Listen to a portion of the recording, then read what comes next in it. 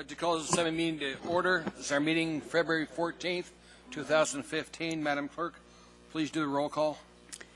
Ms. Domboski. Mr. Steele. Here. Mr. Starr. Here. Mr. Flynn. Present. Mr. Hall. Here. Ms. Gray Jackson. Honored to be here. Ms. Johnston. Here. Mr. Honeman. Here. Mr. Trainee. Here. Mr. Peterson. Present. Mr. Evans. Here. You have a quorum. Thank you, Madam Clerk. Next item is the Pledge of Allegiance. Mr. Honeman, can you lead us in that, sir? My pleasure. I pledge allegiance to the flag of the United States of America and to the republic for which it stands, one nation, under God, indivisible, with liberty and justice for all.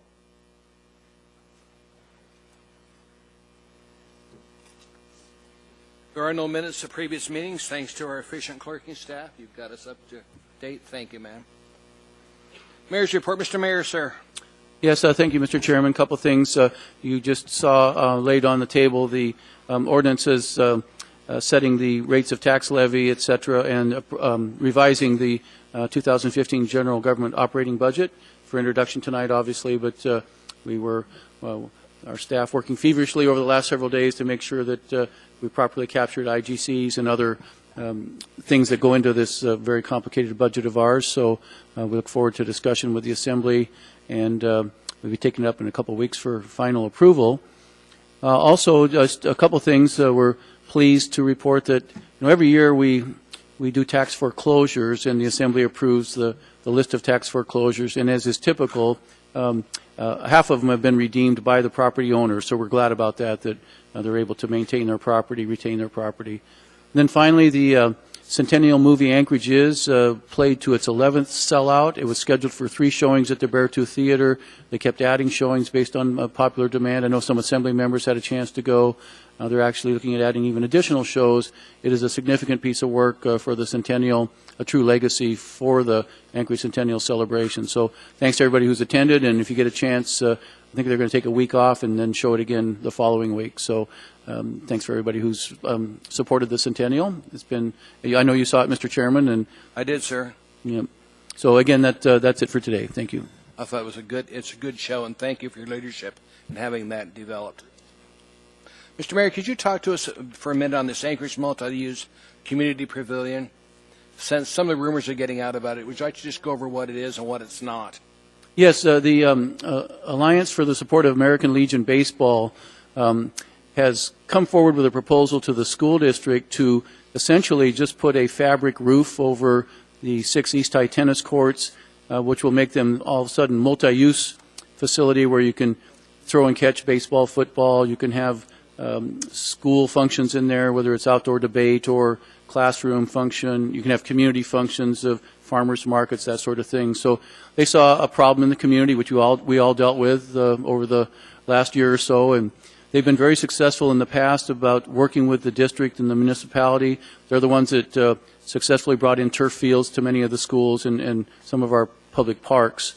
And so they don't ask anything in return. They just like to see, that we always provide opportunities for youth and adults to have these sort of recreational and other opportunities. So that's what they've been proposing, and so far pretty well received. I know one of the community councils, Russian Jack, was very supportive, and so far so good. It's a good idea, Mr. Mayor. Thanks for bringing this to us. Well, it really came from the private sector, which is good. Even more appropriate. So that way it's not your idea or my idea. It's the private sector seeing a problem and solving it. So it's very good. Thank you, Mr. Mayor. One last thing, Mr. Vacalis, how is he doing these days? I see he's not with us. He's doing good. He was in today for just a few hours. He's like a lot of folks. Ms. Guyard and Mr. Wheeler are all suffering from whatever is going around, and Mr. Vacalis has it too. So, but he was in today, and he'll be just fine. Thank you, Mr. Mayor. Thank you for asking. Appreciate it, sir. There's no Assembly Chair's report. We've got a long agenda tonight, so we'll go on from there. We have committee reports. Mr. Honeman, I'll start with you, sir. Thank you, Mr. Chairman. Due to some conflicts in schedules, the Public Safety Committee meeting scheduled for April will be postponed. Normally it would be tomorrow, but just want to make sure everybody's aware it was rescheduled till Wednesday, the 29th of April, It'll be in the conference room. Absolutely, I think it'll be in the chambers because the conference room was not available. Thank you. Thank you. Mr. Starr, sir. Well, those on the audit committee are getting regular reports from BDO every week. That's our financial audit group. And I have no reason to call a meeting yet for performance issues or concerns. So far, they've not alerted us to any change orders or work out of scope yet. So I think we're on track, as the nearest the latest report last Friday indicated they were still moving along just fine on the CAFR reports and the single audit line items. So we're in good shape there audit-wise. Mr. Steele, sir. Yes, Enterprise Committee meeting was canceled this month. We do have scheduled for next month a report from Muirfield and also from an update from MLNP. And we do have a committee of the whole item on solid waste services on the 24th is the schedule. Thank you, sir. Mr. Evans, sir. No report, Mr. Chair. Ms. Ray Jackson.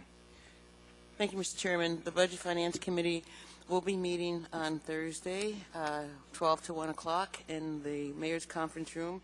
And one of the presentations that we're going to have is a presentation on the fire protection sprinkler exemption. And we talked about looking into that a little bit at our last meeting. And I have someone from Property Appraiser who's going to give us a little presentation and talk to us about that exemption. Thank you, Mr. Chairman. Thank you, ma'am. Mr. Flynn, sir. Ms. Dabowski, I know you've had nothing else going on in your life, but how are your committee assignments doing? Mr. Chair, my committee is about to be finished tonight after we finish the remand issue, but I haven't had a chance to get to the ethics committee. So I would like to do some disclosures, if I might. Go ahead, ma'am. Thank you. Mr. Chair, tonight we have item 9 Charlie 2, which is AFD station number 3. We have item 9 Delta 8, which is regarding AFD radios that are being purchased. Item 14L, which is a general funds transfer to the fire department. I think I may have done a disclosure on that one, but we'll just throw it in for good measure. Revising what was laid on the table tonight, the revision to the general obligation budget, or the general operating budget. And there's a line item in there for AFD. Mr. Chair, all 4 of those items relate to the fire department, of which my husband is an Anchorage firefighter. I don't think I have any conflict. There's no substantial interest of my household specifically of any concern, I don't believe, to those items. And the last item I did notice on the addendum is an appropriation for printing for the ballots for the mayoral runoff. And I do just want to disclose I am a candidate. So. Do you want me to reduce that by 5,000, struck your name off that, or what? No, sir, but you can put it in bold if you want. Just kidding. Thank you, Amy. Amy, none of these disclosures affect your family income at all, any way, shape, manner, or form. I don't, as chairman, I really do not have a conflict of interest. Thank you, Mr. Chair. And I will just, for clarification, next month I will go before the ethics committee. Perfect. Thank you. Okay. I think we need to address it with the ethics board. I think they can give me maybe a blanket one for a year, so that might be a more expeditious way. Okay, thank you. Mr. Peterson, sir. No report this evening. Thank you, Mr. Chairman. Ms. Johnston, ma'am. Yes, there's a Title 21 committee meeting on 4/21 at 11:30 at the Permit Center. And just we'll be discussing all of the changes that we're looking so far at code and where they are timeline with planning and zoning and getting a calendar for going forward. I attended your last meeting. It was you ran a very good meeting. Thank you, ma'am. Mr. Hall, sir. No report. Thank you. Okay. Next item on the agenda is addendum to agenda. If I get a motion on the addendum to the agenda. Moved and seconded. I'll go through it.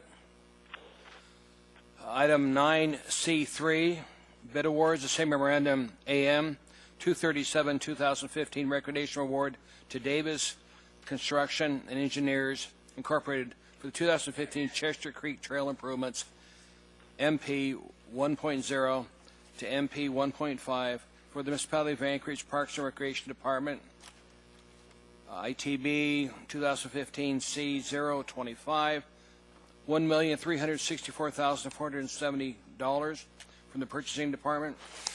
Item 9C4, the same memorandum, AM 243, 2015 recognition of award to Roger Hickle Contract Incorporated for Aspen wastewater primary clarifier number 3 and sludge thickener number 2 upgrades for the municipality of Anchorage, Alaska water and wastewater utility AWW ITB 2015 C018 $1,312,100 purchasing department. Item 9C5 is same memorandum AM 244 2015 recognition of award to M Alaska Construction LLC for Sullivan Arena ice rink replacement, seating replacement, and interior improvements for the municipality of Anchorage, Public Works Department, Maintenance and Operation Division, Capital Projects, ITB 2015 C019, $4,830,000 in Purchasing Department. Item 9C6, the same memorandum AM 215 2015 recognition of award to Pinnacle Construction Incorporated for the Z.J. Lusac Public Library entry and upgrades for the municipality of Anchorage, Public Works Department, Maintenance and Operations Divisions, Capital Projects, ITB 2015 C005, $13,510,000 Purchasing Department.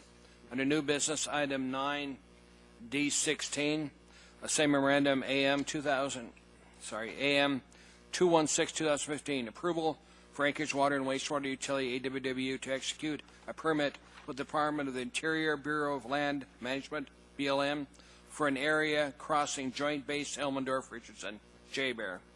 Item 9D17 is same memorandum AM 218 2015 recognition amending the 2015 Assembly meeting schedule for the month of May, certification of the May 5th mayoral runoff election from Assembly Member Training.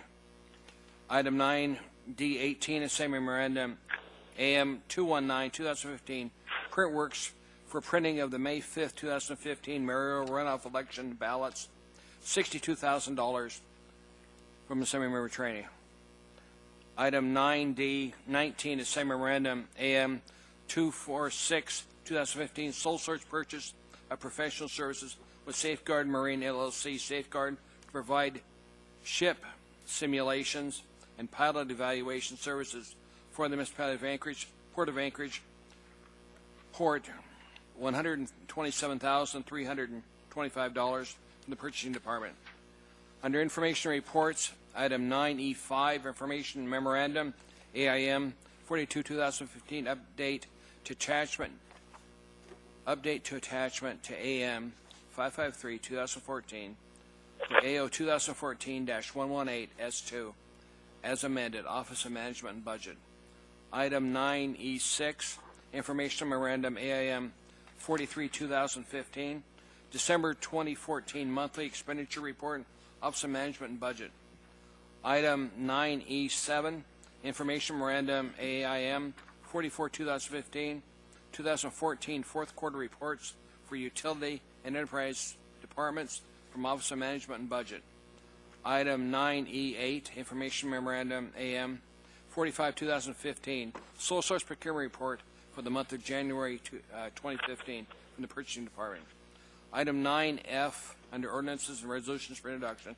Item 9F9, Ordinance AO 2015-40, an ordinance of the Anchorage Municipal Assembly, amending Anchorage Municipal Code Section 12.25.040 to allow flexibility in managing municipal finances from Assembly Member Flynn. Public hearing request is 4/28/2015. There is an Assembly memorandum that comes with it, AM 235/2015 on the back side. There's item 9F10 under Ordinances and Resolutions for Introduction. Ordinance AO 2015-41, an ordinance amending the total amount of the annual operating budget of the Anchorage School District for its fiscal year 2015-2016 and determining and appropriating the portion of the Assembly-approved budget amount to be made available from local sources. Anchorage School District. Public hearing request on 4/28/2015. There's 9F11, Ordinance AO 2015-35, an ordinance setting the date setting the rate of tax levy, approving the amount of municipal property tax, and levying taxes for the Anchorage School District for the tax year 2015. Office of Management and Budget public hearing requested for 2815. There is item 9F11A. There's an accompanying semi-memorandum AM 190-2015. Item 9F12, Resolution AIR 2015-137, a resolution revising and appropriating funds for the 2015 capital improvement budget of the Anchorage Community Development Authority. Office of Management and Budget, public hearing requested for 2815. There is an item 912A. It's a semi-memorandum, AM 215-2015. Item 9F13, Resolution AIR 2015-138, a resolution of the municipality of Anchorage appropriating $5,768,966 to the 2014 Port of Anchorage Enterprise Activities Operating Budget Fund 570, commensurate with the 2014 expenditures. Office of Management and Budget public hearing requested on 2815. There is a memorandum that comes along with it, AM 242-2015. Under item 11, old business, unfinished action on public hearing items, there is item 11E3, second revised floor amendment to AR 2014-193, RID, and AM 411-2014 from Assembly-Member Dabowski. Item 11F4, second revised floor amendment to AR 2014-194, WID, the same memorandum, Dabowski. There's item 11G4, second revised floor amendment to AR 2014-195, LID, from Assembly-Member Dabowski. Under new public hearings, we have item 14N, Resolution R 2015-136, a resolution of the Anchorage Municipal Assembly approving an alcoholic beverages conditional use for a beverage dispensary use and license number 4923 in the L1 Light Industrial District for South Restaurant and Cafe, LLC, doing business as South Restaurant and Coffee House at 11124 Old Seward Highway, within Lowe's Subdivision, Tract A, Plat 2012-010, generally located west of Old Seward Highway, south of O'Malley Road, east of Lang Street, and north of Clatt Road in Anchorage. Bayshore Clatt Community Council. Case number 2015-0002, Community Development Department. And there is an accompanying semi-memorandum, AM 2014-2015. Now that we're done with that, then we have to go on to late on the table items. Is there any objection to the addendum to the agenda? Ask unanimous. Mr. Hall? Mr. Hall? From Curtis, Seminary, is there any objection to that? No objection. Thank you. Now I need a motion to incorporate the late on the table items, and I'll go through these. Second. Thank you. Okay, the first one is item 9F14. You want to give me that one to read, Barbara? Okay. This one's laid on table item 9F14. It's ordinance AO 2015-34. An ordinance setting the rate of tax levy, approving the amount of municipal property tax, and levying taxes for all service areas of the municipality of Anchorage general government for 2015.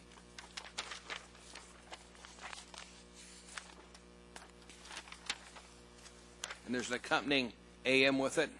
It's AM 189-2015.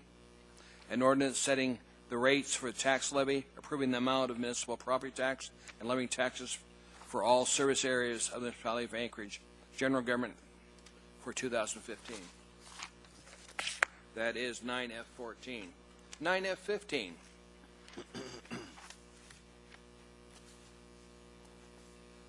Now, F15 is AO 2015-42, an ordinance revising and appropriating funds for the 2015 municipal utilities / enterprise activities operating budgets, waiving certain requirements of AMC 26.10.065 and appropriating $5 million as utility revenue distribution from the Refuge Collection Utility Fund 560 to General Government Area-Wide Fund Balance Fund 101 for tax relief.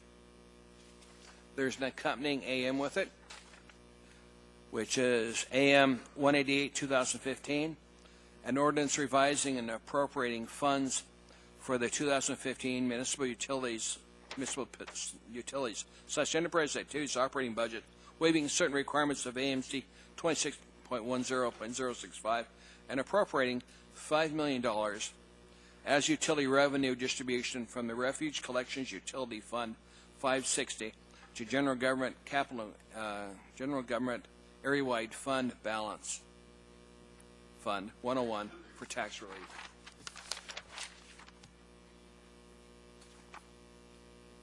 Now that was 9F15. This is 9F16. Now the public hearing requested for all of these is 4/28/2015. Now this one is AR 2015-107, a resolution of the Municipality of Anchorage revising and appropriating funds for the 2015 general government operating budget for the Municipality of Anchorage. And there's an accompanying... No accompanying AM with that one? Okay. Is there any objection to the inclusion of the late on the table items? Mr. Hall? No objection. Ask unanimous in the body. So you know dissent. Those items are added to us.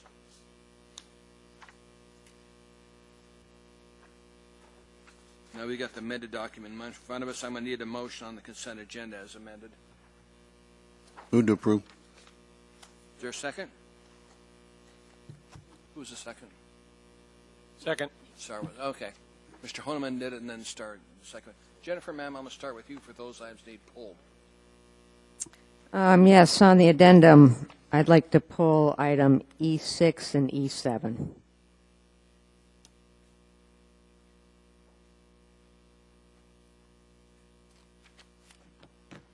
Thank you, ma'am.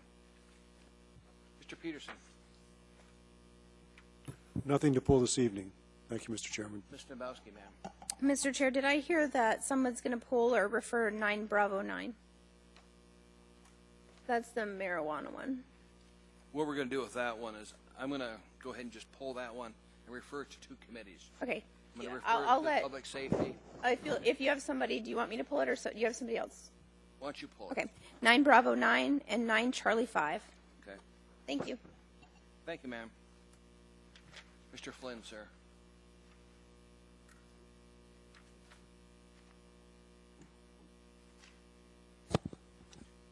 Mr. Chairman, I think we may have an error in our agenda. This may be the right time to raise it up. What do we have, Mr. Flynn? On the addendum, item 14N is somehow scheduled for a public hearing, but I do not believe that was previously on our agenda and therefore couldn't be heard tonight. And even if it could, I have a clear conflict of interest, which I have previously declared. Yes, because I think you will. Madam Clerk?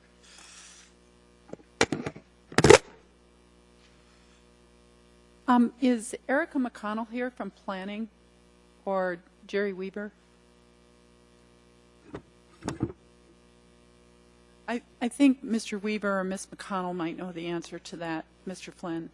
It doesn't matter to me since I will be in the other room when you're here. Going. We'll get to that. But Mr. Weaver?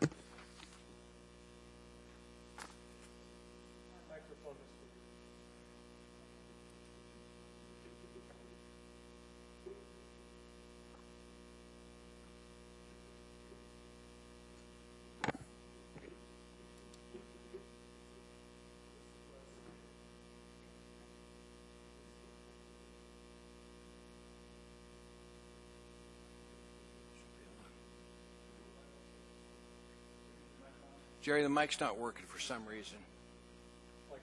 Can you? IT's going to come in, or could?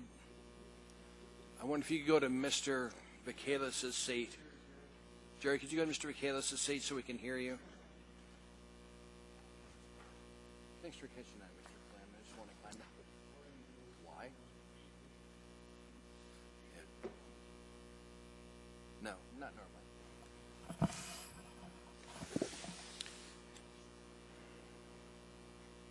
Mr. Chairman, Mr. Flynn, this basically was put into PACE late. It does require a public hearing, and there was a discrepancy with respect to the notice, and I'm pretty sure that we wanted this for the 24th. There is no 24th, sir. Or 28th, I'm sorry. 28th? So that should have been in F section. So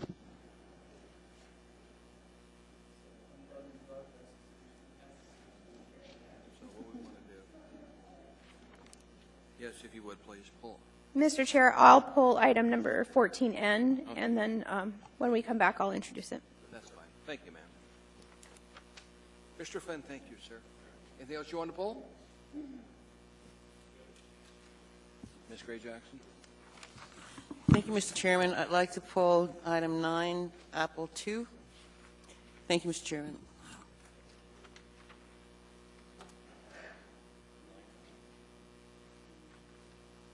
She's going to read it. He's going to present that thing. Mr. Evans, sir? Thank you, Mr. Chair. This is 9 Alpha 3.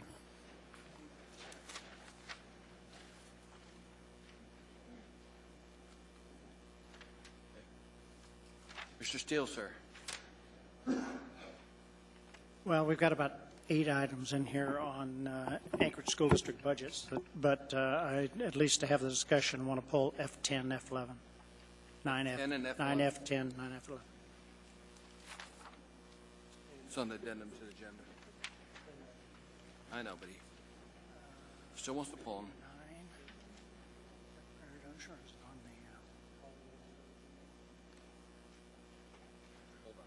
9A, what did I say? 9F10, yeah, okay, those are great.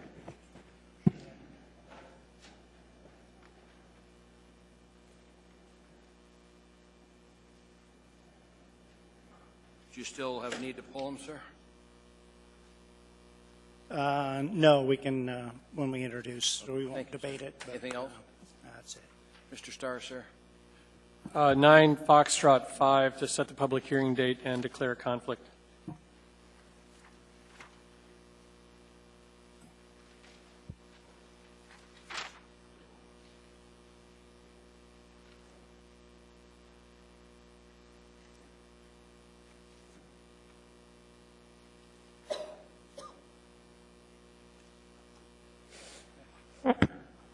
Mr. Honeman? 9 Alpha 1, I'll be presenting, and also 9 Alpha 4, I believe, I'll be reading.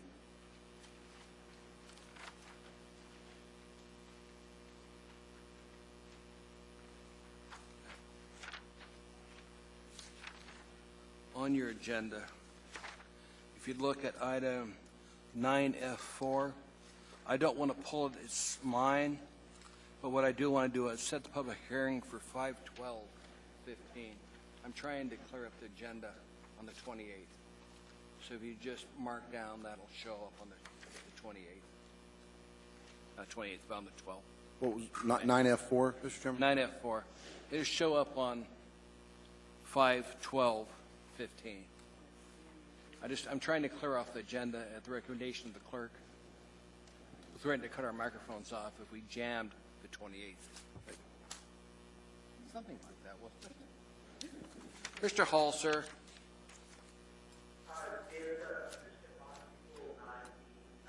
Yeah, she did.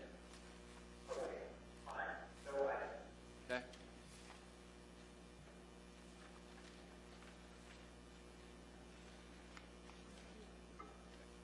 The administration agreed to change some public hearing dates. On item 9F1, the Title 21 issue, they agreed to change the public hearing to 5/12/2015. Ms. Johnson, I think that was one of yours. Do you have a problem with that, ma'am? Okay. And on item 9F5, that's yours, Mr. Starr. Yeah, well, when we get down to there. Okay. Let's go through those items that were pulled for a little further discussion. Item 9A1, pulled by Mr. Honeman. 9A2, pulled by Ms. Gray Jackson. 9A3, pulled by Mr. Evans. 9A4, pulled by Mr. Honeman. Let's see. 9B9 was pulled by Ms. Dabowski.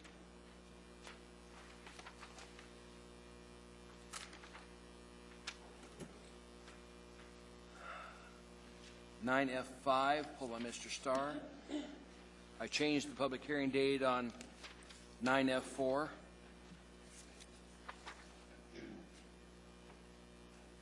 And Ms. Dombrowski was nice enough to pull item 14N. I missed that one? Mr. Chairman, I did find another one I'd like to pull, if I may. 5. Pulled 9 Charlie 5, huh? Sorry, what? And Jennifer pulled 96 and 97. What else did you want to pull, sir? Yes, I'd like to pull 9B10, please. 9B10? Yes. No, he didn't. B as in B Bravo. as in Bravo.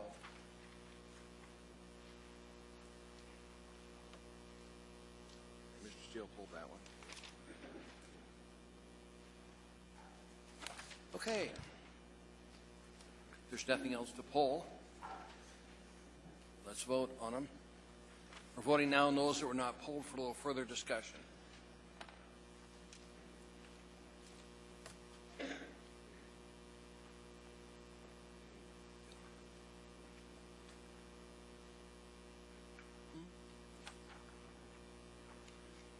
Mr. Hall, sir, we need your vote. Thank you, sir. Those items were pulled. Was there anybody who was appointed to Board of Commission tonight that's here? You are, come on down. Tell us which Board of Commission you're appointed to, sir.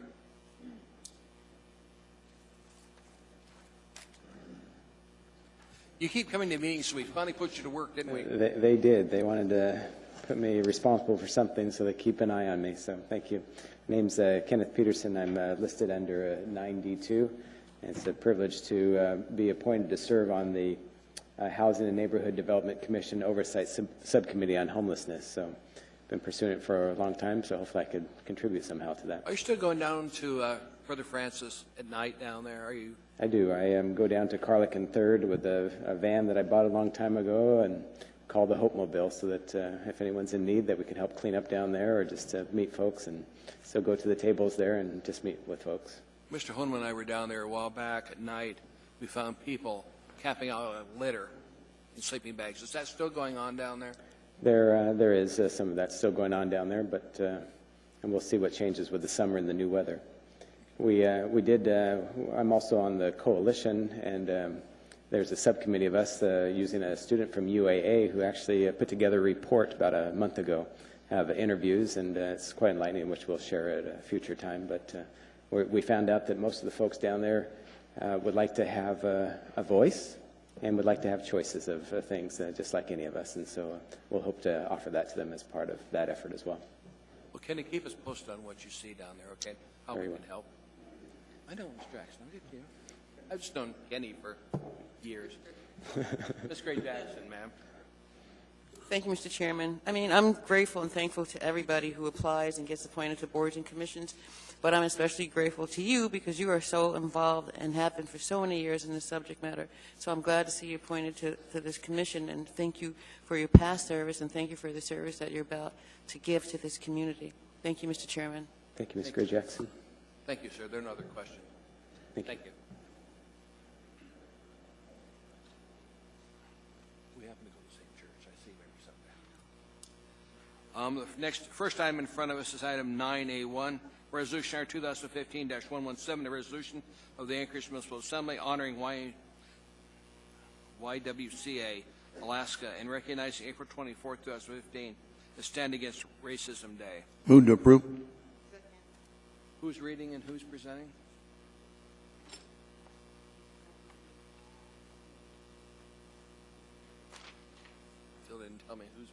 Who's reading? You're reading? Okay.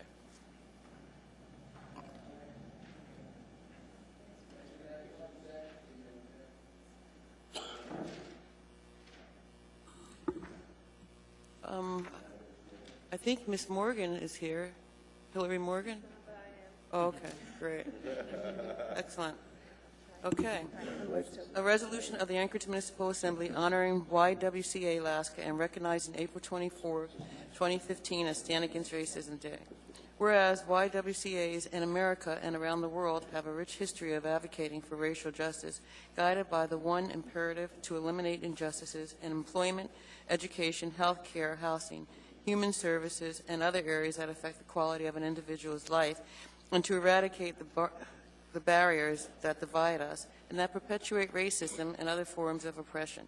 And whereas the YWCA is dedicated to eliminating racism, empowering women, and promoting peace, justice, freedom, and dignity for all, and in 2008 initiated the Stand Against Racism movement in order to raise awareness that racism still exists in our communities and can no longer be ignored or tolerated. And whereas since 1989, YWCA Alaska has been part of the international YWCA movement, serving more than 25 million women and girls in more than 100 nations. And whereas over 2,200 organizations and an estimated 300,000 participants nationwide will share in activities designed to raise awareness on Stand Against Racism Day. And whereas YWCA Alaska has participated in the National Stand Against Racism event since 2010 and will sponsor the 8th annual Stand Against Racism Day on April 24, 2015 in the Anchorage community. And whereas YWCA Alaska will collaborate with organizations and individuals throughout Alaska to host a variety of Stand Against Racism events and invites the community to participate in Stand Against Racism activities. And whereas the effectiveness of our American society, the strength of the state of Alaska, and the vitality of our Alaska communities, like Anchorage, depend on the success of organizations such as YWCA Alaska.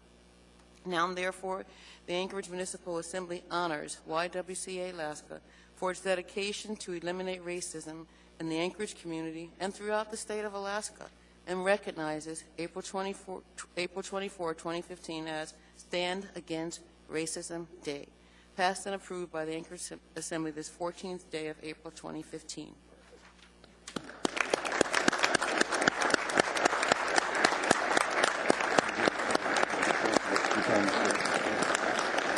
Go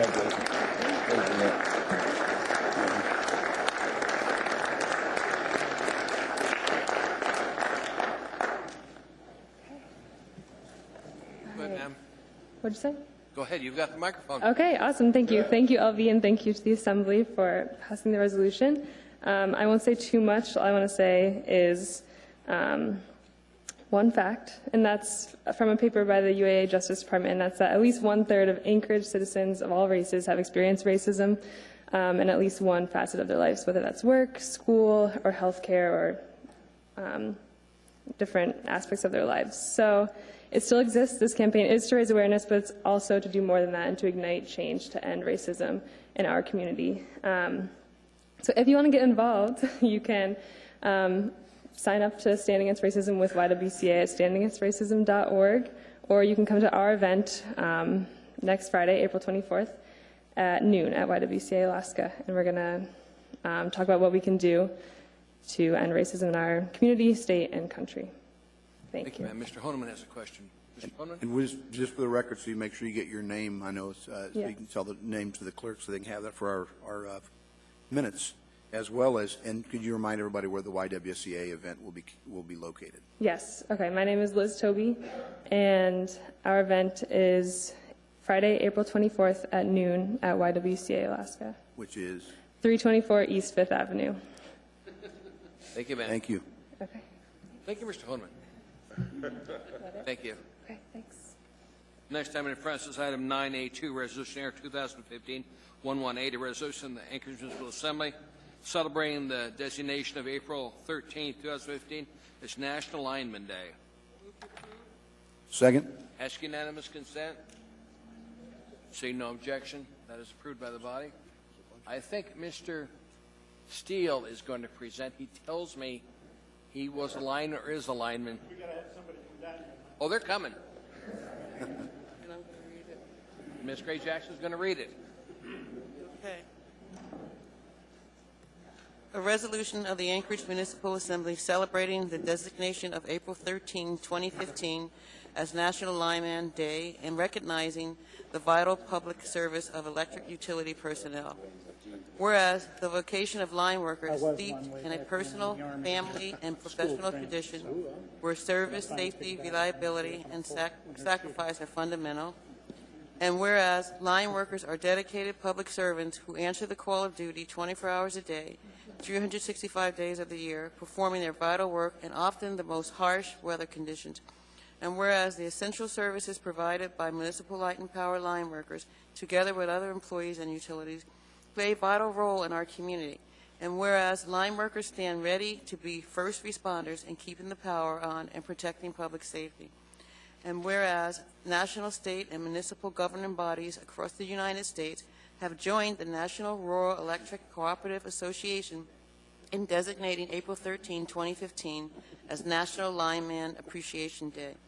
Now, therefore, be it resolved that the Anchorage Assembly thanks and recognizes all electric utility employees, but particularly line workers, in celebrating National Lineman Day. Passed and approved by the Anchorage Assembly this 14th day of April 2015.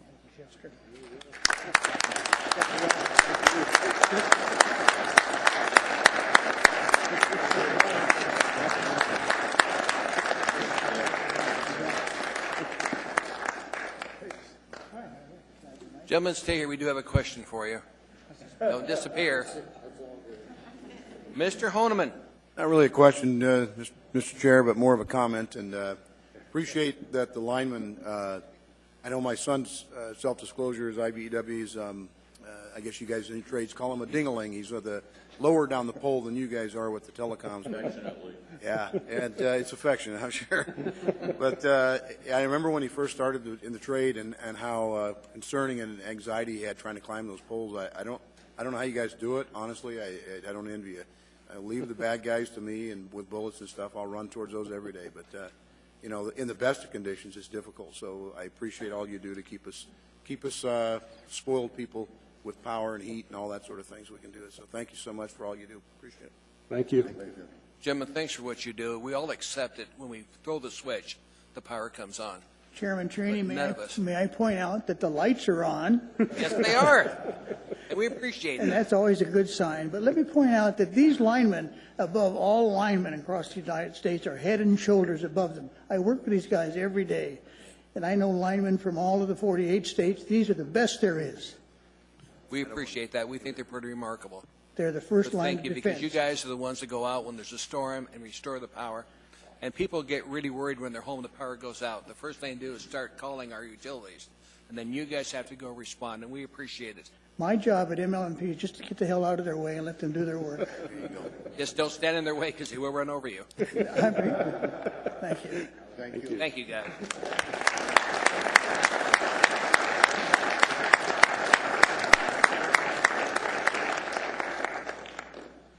Next one in front of us is item 9A3, Resolution Air 2015-126, a resolution of the Municipal Assembly honoring and congratulating the West High School boys basketball team for winning Alaska Class 4A State Basketball Championship. Mr. Evans, you pulled that, sir. Sure. Move to approve. Second. Ask unanimous.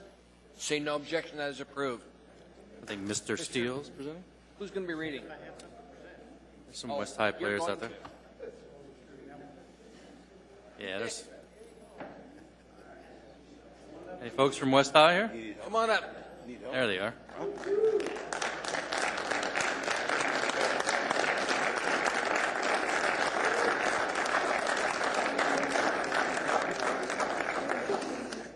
Whereas West High's basketball head coach Antonio White and assistant coaches Michael Wynn, Joe Kuster, and Cleveland Zachary agree the team trained together all year for this season's end game. And whereas in the playoff game, the score lead bounced wildly back and forth between the two teams, with West trailing East as much as 18 points in the third quarter. but a solid comeback was led by West Dejan Weish, Brandon Huffman, Devontae Dutrieve. Together scored 52 of West's game points. With East on top in the fourth quarter, Dutrieve tied it up 62-62 with 16 seconds left in regulation play. And whereas East scored 2 more points with only 6 seconds remaining, in the final seconds, Dejan raced down the length of the court and shot the game-tying point with 1.2 seconds left, forcing the game into overtime, with East fouling Weish, putting West ahead 76-72. Freshman Dutrieve blocked a three-pointer to preserve the win, clinching the state championship title on March 21st, 2015.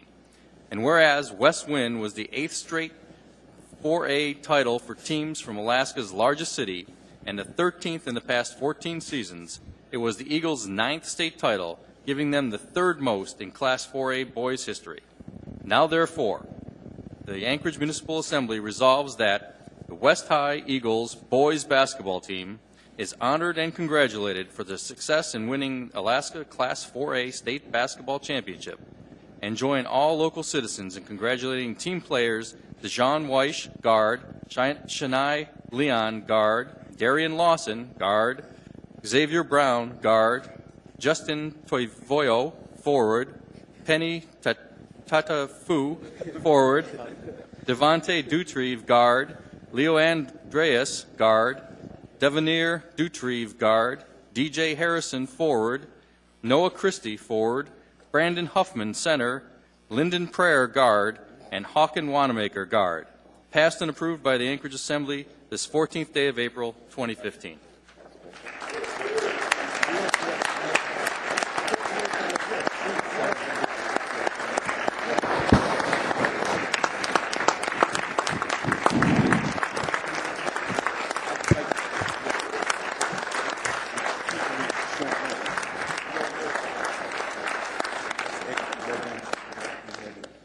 Good. Thank you, guys.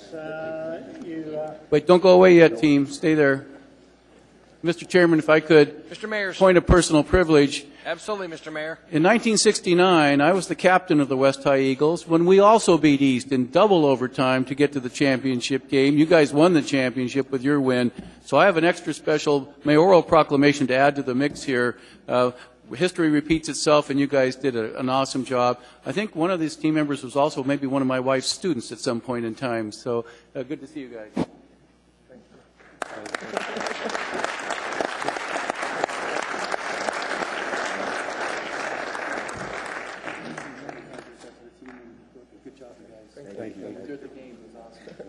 Don't go anywhere. Mr. Flynn has a question.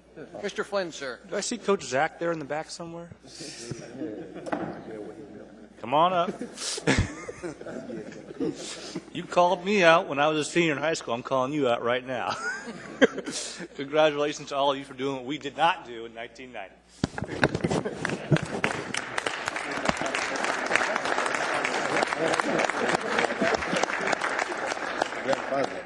Mr. Chairman, I'll add one more note there. Mr. Mayor? Zachary and myself spent many an hour in the old city gym beating up on each other in the City League for many years. So, great memories. Great accomplishment. Thank you, guys. I do have 2 graduates of West. One of them a cheerleader, basketball cheerleader as well. So, go West. Next item in front of us is item 9A4, resolution 2015-134, resolution of the Anchorage Municipal Assembly recognizing April 2015 as Sexual Assault Awareness Month. Mr. Honeman, you pulled that, sir. Move to approve. Ask unanimous consent from assembly members. See no objection, that is approved. Are you ready, Mr. Honeman? I am. Ms. Greg Jackson is going to present.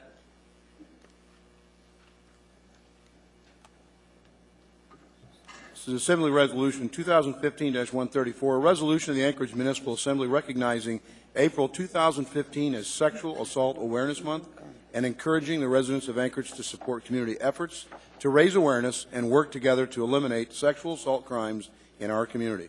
Whereas sexual assault endangers critical societal structures and its cost in terms of lost contributions, achievements, and income cannot be fully measured.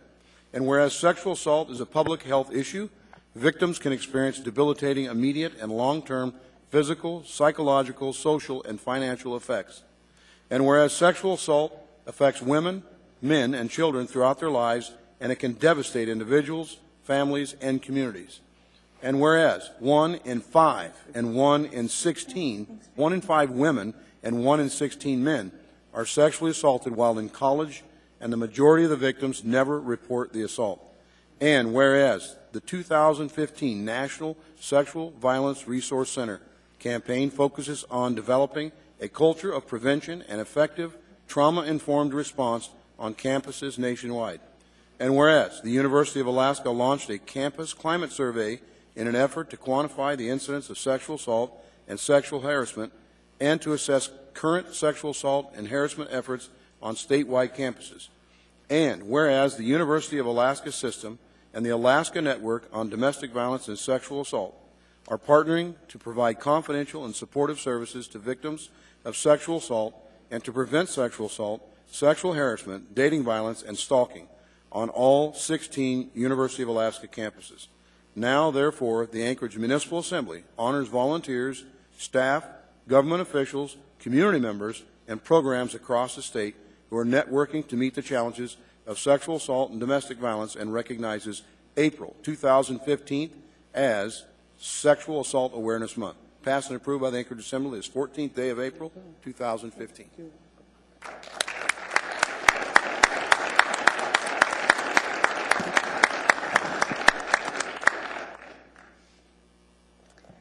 Hello, thank you. My name is Keely Olson. I'm the interim acting executive director for Standing Together Against Rape here in Anchorage. We've been providing services for the last 35 years, and I'd like to thank the Assembly. Thank you, Mr. Chair, for having me here to accept this proclamation. I appreciate it, and on behalf of all of our hardworking and dedicated staff and our volunteers, I just wanted to let you know that Sexual Assault Awareness Month is a very busy and active time of the year for STAR, and we have just graduated 20 new community members as volunteers to work on our crisis line and respond to any questions or needs of support that people may have in the community or statewide. And so they just graduated on Saturday, and they're starting taking the line right now. I would note that there are a couple of dedicated volunteers here in the audience. Mr. Ed Graff from the Anchorage School District, and Mr. Vikalis is not here, but he represents us on our board. Also very active volunteers leading kind of the strategic direction of the agency and assisting in all regards. We like to say that all of our job descriptions have other duties as assigned in bold. Thank you very much. Ma'am, Mr. Holman has a question for you. Mr. Holman? Would you just please pass along our gratitude, our thanks for the people who are willing to stand up? And this is not an easy thing to do, is trying to go out in the middle of the night on a weekend or just be available to be that ear when someone calls. And actually, we do know that the incidents per capita are shameful in Alaska and in Anchorage, and we certainly hope that those numbers go down in the future and perhaps eliminate this. So we thank you for your efforts. Thank you very much. You know, I just had one thing to add in regards to the proclamation. I just returned from a national conference called Ending Violence Against Women International, and found that the statistics are always changing, and unfortunately the statistics are not heading in our favor. You noted that 1 in 5 young ladies will be a victim of sexual assault on a college campus, and I would note that that number has recently increased to 1 in 4. So it is a shameful statistic, and we are working diligently to try and provide resources, and I'd like to thank you very much for those staff who are currently responding and do respond 24 hours a day, 365 days a year. Thank you on their behalf. Thanks for all you do, ma'am. Thank you.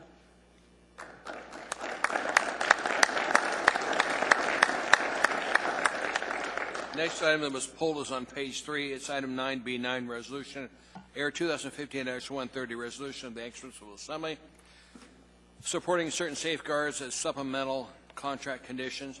That was pulled by you, Ms. Dombrowski. Move to approve.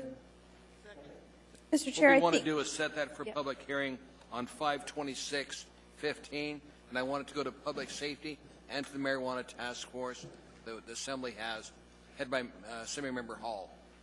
Mr. Hall? Yes. Do you agree to that? I agree to that. Thank you, sir. Mr. Flynn, sir. Yeah, thank you, Mr. Chairman. In the committee process, I think it would be worthwhile to look at a way that we can allow for legal consumption at these events. We had the specific issue of a trade show that would wish to utilize the Denina Center, which features an outdoor deck and has catering permits so that people can consume alcohol, which they theoretically can't do on public streets. So if this is going to be a legal substance, it seems to me that if you had a tent on the deck that shielded people from public view, it might be a reasonable way to accommodate this, but it's something that needs a little bit of analysis and thought. So if those committees could take a look at that possibility, I think that would be appropriate. I appreciate those comments. And Mr. Holman, can you make sure your committee meets on this? My question, Mr. Chair, was, we have our meeting scheduled for the 29th. Are there any persons from the community, the vendors groups that might be willing to come present their... I think Ms. Gray Jackson can set you up with them because her and I both met with a couple from this group. So the 29th? Yeah. 29th of April. But I want it back from the Assembly on May 26th for action. Thank you. Okay? Ask unanimous consent on that. See no objection. That's approved. Thank you, Mr. Hall. Next item in front of us is Resolution 2015-132, a resolution of the Anchorage Assembly requesting the Anchorage School Board to prepare an alternative 2015-2016 budget proposal that was pulled by you, Mr. Steele. I have a motion to approve. Mr. Steele. Yes, basically I just have an issue with that. It seems to me that we every year the school board comes to us on the appointed time. We approve the budget as the charter says, or during the time frame. Mr. Chair, Yes. would you accept a motion to approve? I did accept I had the motion to approve. I've got it on there. Oh, okay. It said- didn't show up here. Thank I'm you. sorry, ma'am. Mr. Steele made the motion to approve. Ms. Gray Jackson seconded it. I just have an issue. We do this all the time. The school district does this all the time, in that they do a budget in a timely fashion, and then when they know what the state has done, they come back for adjustments on that. And the process has been working for a lot of years, and I don't see the need for all the alternatives. If you just take this year, for example, how many alternatives we had, basically, with regards to educational funding. So I don't think it's a necessary item, arguing against it. Thank you. Ms. Gray Jackson, on the issue in front of us. Thank you, Mr. Chairman. I'd like to echo Mr. Steele's comment. Basically, he's correct. Every single year after the election, and we find out whether or not bonds pass, and we set the mill levy, school district comes forward with a revised budget. But considering the fact, when I read the document, I read some other information, and it looked like Mr. Flynn and Ms. Johnson had worked with the school district on drafting this resolution, and they seem to be okay with it. So with that said, so am I at this point. Thank you, Mr. Chairman. Thank you, ma'am. Mr. Honeman, you're next, then Ms. Johnston. Well, thank you, Mr. Chair. And I agree with Mr. Steele's comment. I've been through the municipality when different administrations had A budget and B budget proposals, and it was very confusing. It was very difficult to follow and track.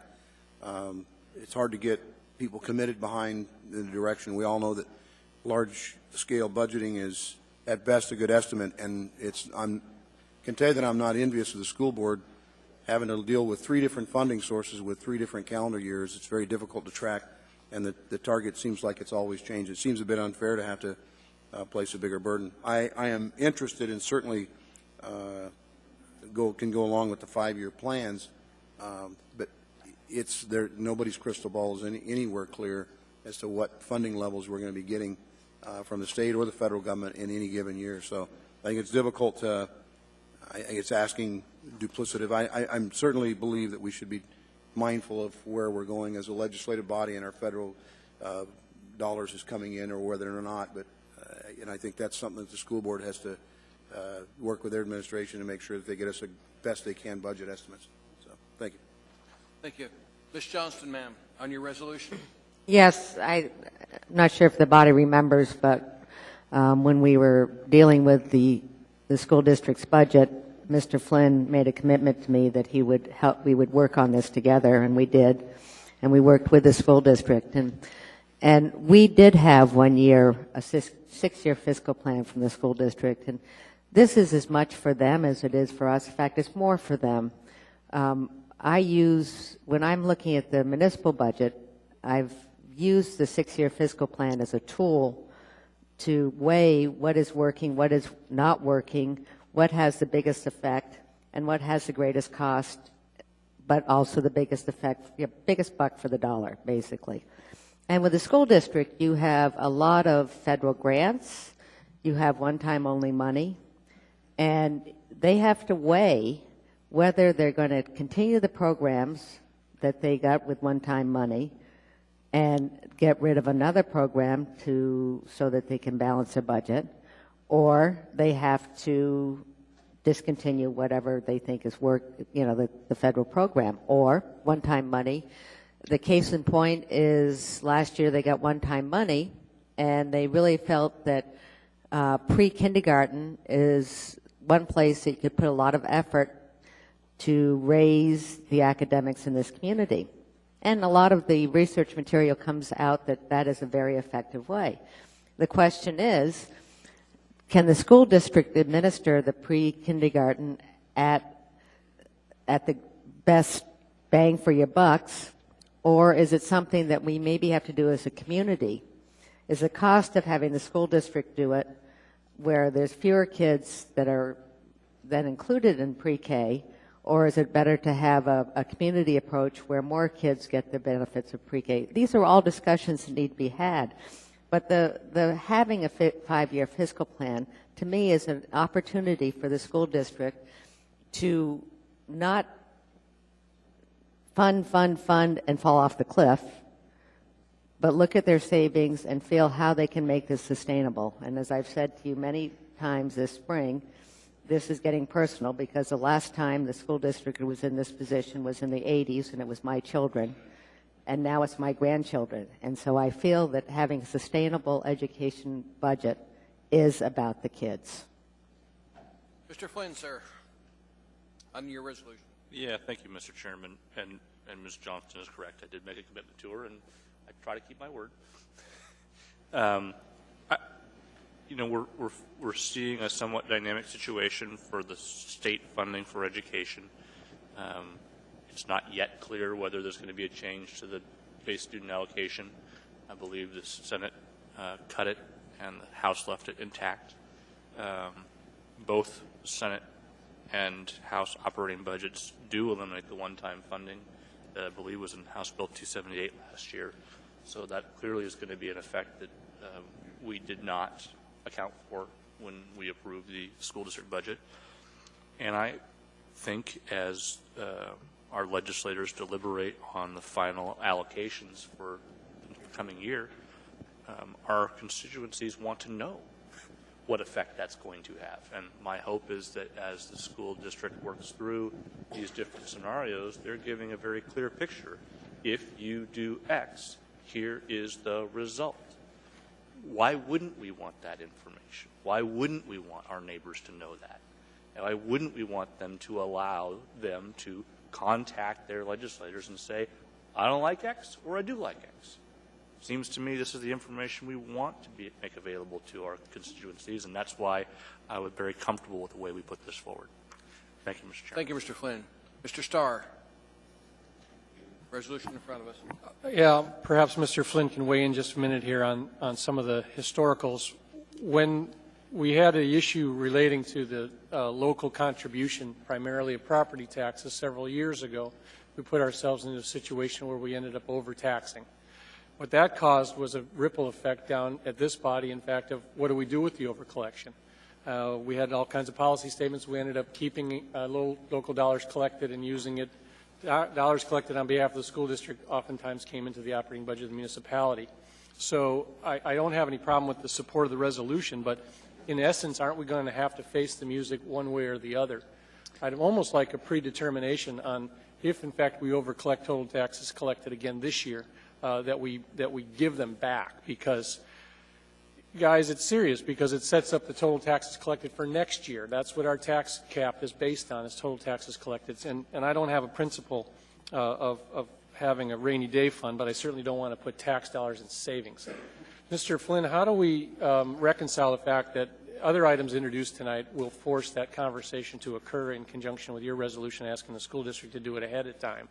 What do you see in terms of how do we get the answers on some of the stuff I talked about? Sure. I'm not going to spend any time debating the ordinance I introduced tonight. I understand. Speaks to that. But I think you cite a very real risk that we're going to be sitting here in 2 weeks trying to set the mill levy with incomplete information, which was the situation we were in 2012. If you recall, in 2012, we declined to fund a shortfall in the public works budget. Yep, I know. And the overcollection from the school district became the plug that filled that hole the following year. I think it's dangerous to make a commitment here or this month as to what happens if we accidentally overcollect this year, but it's the purpose of the legislation that I propose is to give us the flexibility to figure out how exactly we want to handle that capacity going forward. Yeah, and I don't want to debate it either. Certainly, it has to also do with the revenue sharing conversation as well. But right. I think you just need to remind the body that we pass this resolution or not, I think we're going to be faced with those conversations after the public hearing of the budgets, and we get closer to setting the mill rate. We need to do that because it's a lot of money, $241 million. We better get it right. Taxpayers expect us to. So I'll be supporting the resolution tonight, but the urging that we really need to get it correct here in a couple weeks. Mr. Steele, sir. I'm sorry to get a second bite, but a couple of things need to be addressed. One is that there's no guarantees that what they gin up are going to be any better than they're not going to be necessarily accurate either, because there's too many variables. And the other point to Ms. Johnson's point about the city can do it, why can't they? Well, the city has taxing authority, and the school district does not. The school district asks for what they need, and if they don't get it, they have to suffer the consequences. And each year, they have to make adjustments, and so they will do that. I'm kind of surprised that members of the body are questioning the seriousness with which the school board takes their responsibilities and the administration. They put a lot of time and effort into it. They do the best they can, but invariably, when the dust settles, since they're getting money from all kinds of different sources, when the dust settles, they're going to have to make adjustments. And that's just the way it is, and that's the way the school year is, and that's the way the budget cycle is with the state. And so there are a lot of unknowns, but to lay on a bunch of additional work on an already taxed staff is not a good idea either. So I will be voting yes. Final comment, Ms. Johnston. Just a follow-up to Mr. Starr's. The budget that this body approved at our last meeting for the school district, if we had set the mill rate on that budget, we would have over-collected taxes, because it looks like the one-time funding isn't going to be there. And so because the state has dropped the tax cap, the education tax cap, we would have overtaxed. And so we would have been just in the exact same position that Mr. Starr was bringing up. Thank you. Thank you for bringing that up, Mr. Starr. One question before we vote is, did you talk to the school district? Who'd you work with over there? So we kept Mr. Graff and Mr. Croft in the loop. Okay. That's what I wanted to know. Please vote. Mr. Hall first, sir. Okay.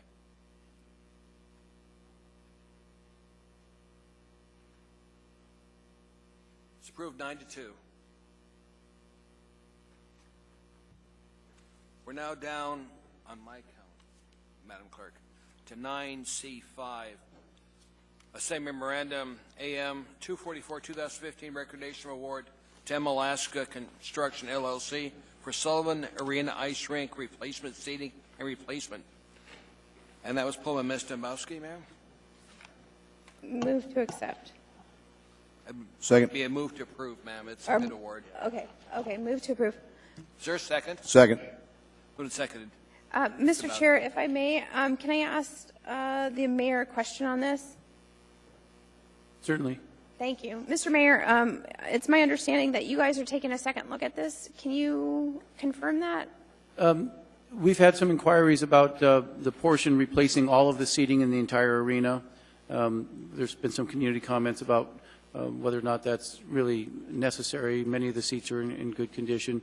We do know that some of the, because of the age of them, that parts aren't available to replace. But given the state's financial situation, we just had that inquiry. So if the body would indulge a postponement till the next meeting, that would give us a chance to get more information. Perfect. Mr. Chair, I move to postpone this item till the 28th. Be the 28th. Show up. Do you want to put it Hold past on. it? Clerk is, Madam Clerk.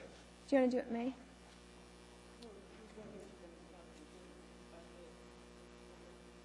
Do you want to do? Let's find out from the administration. Is there a problem if we postpone this Yes. to May, Mr. Mayor? Till when? To May, be 5/12? This would be a really quick item on the 28th. I mean, this should not take much time. I'm more comfortable in carrying it to the 28th.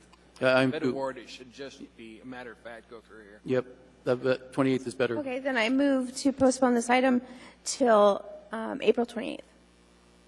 Is there a second? Second. Discussion on that, Mr. Starr? Well, not only are the interior systems, but I believe it's also some of the ice systems. Are we talking about that?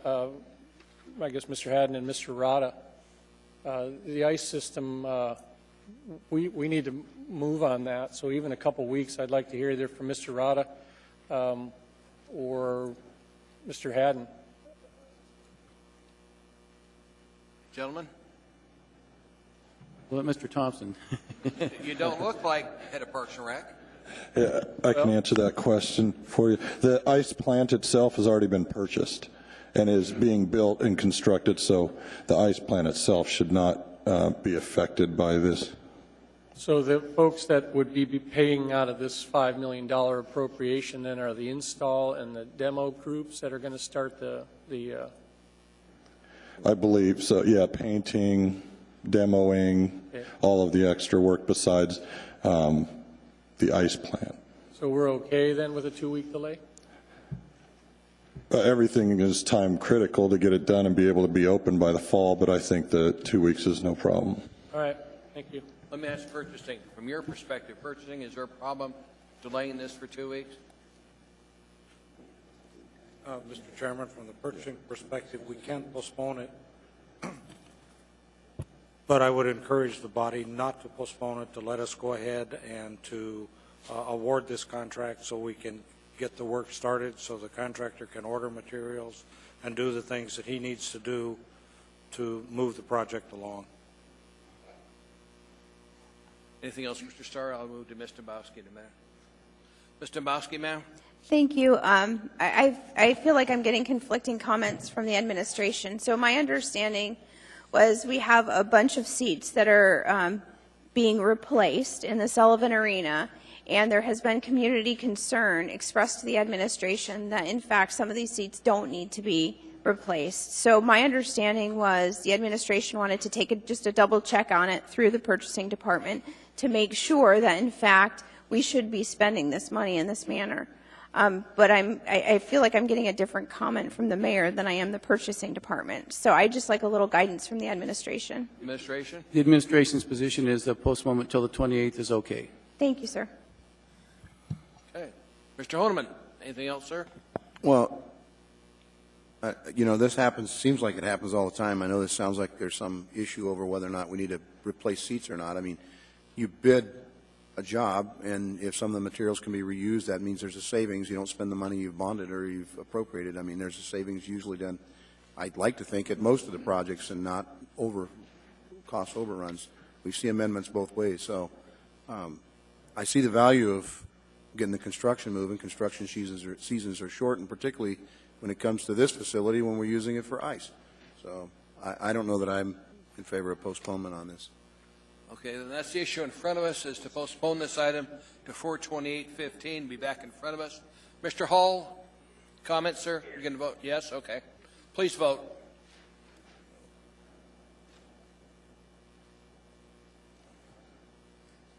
That was approved 9-2. That'll be back in front of us on 4/28/15. Next item in front of us is item E6, Information Memorandum AIM 43-2015, December 2014 Monthly Expenditure Report. Ms. Johnston, you pulled. Move to accept. Second.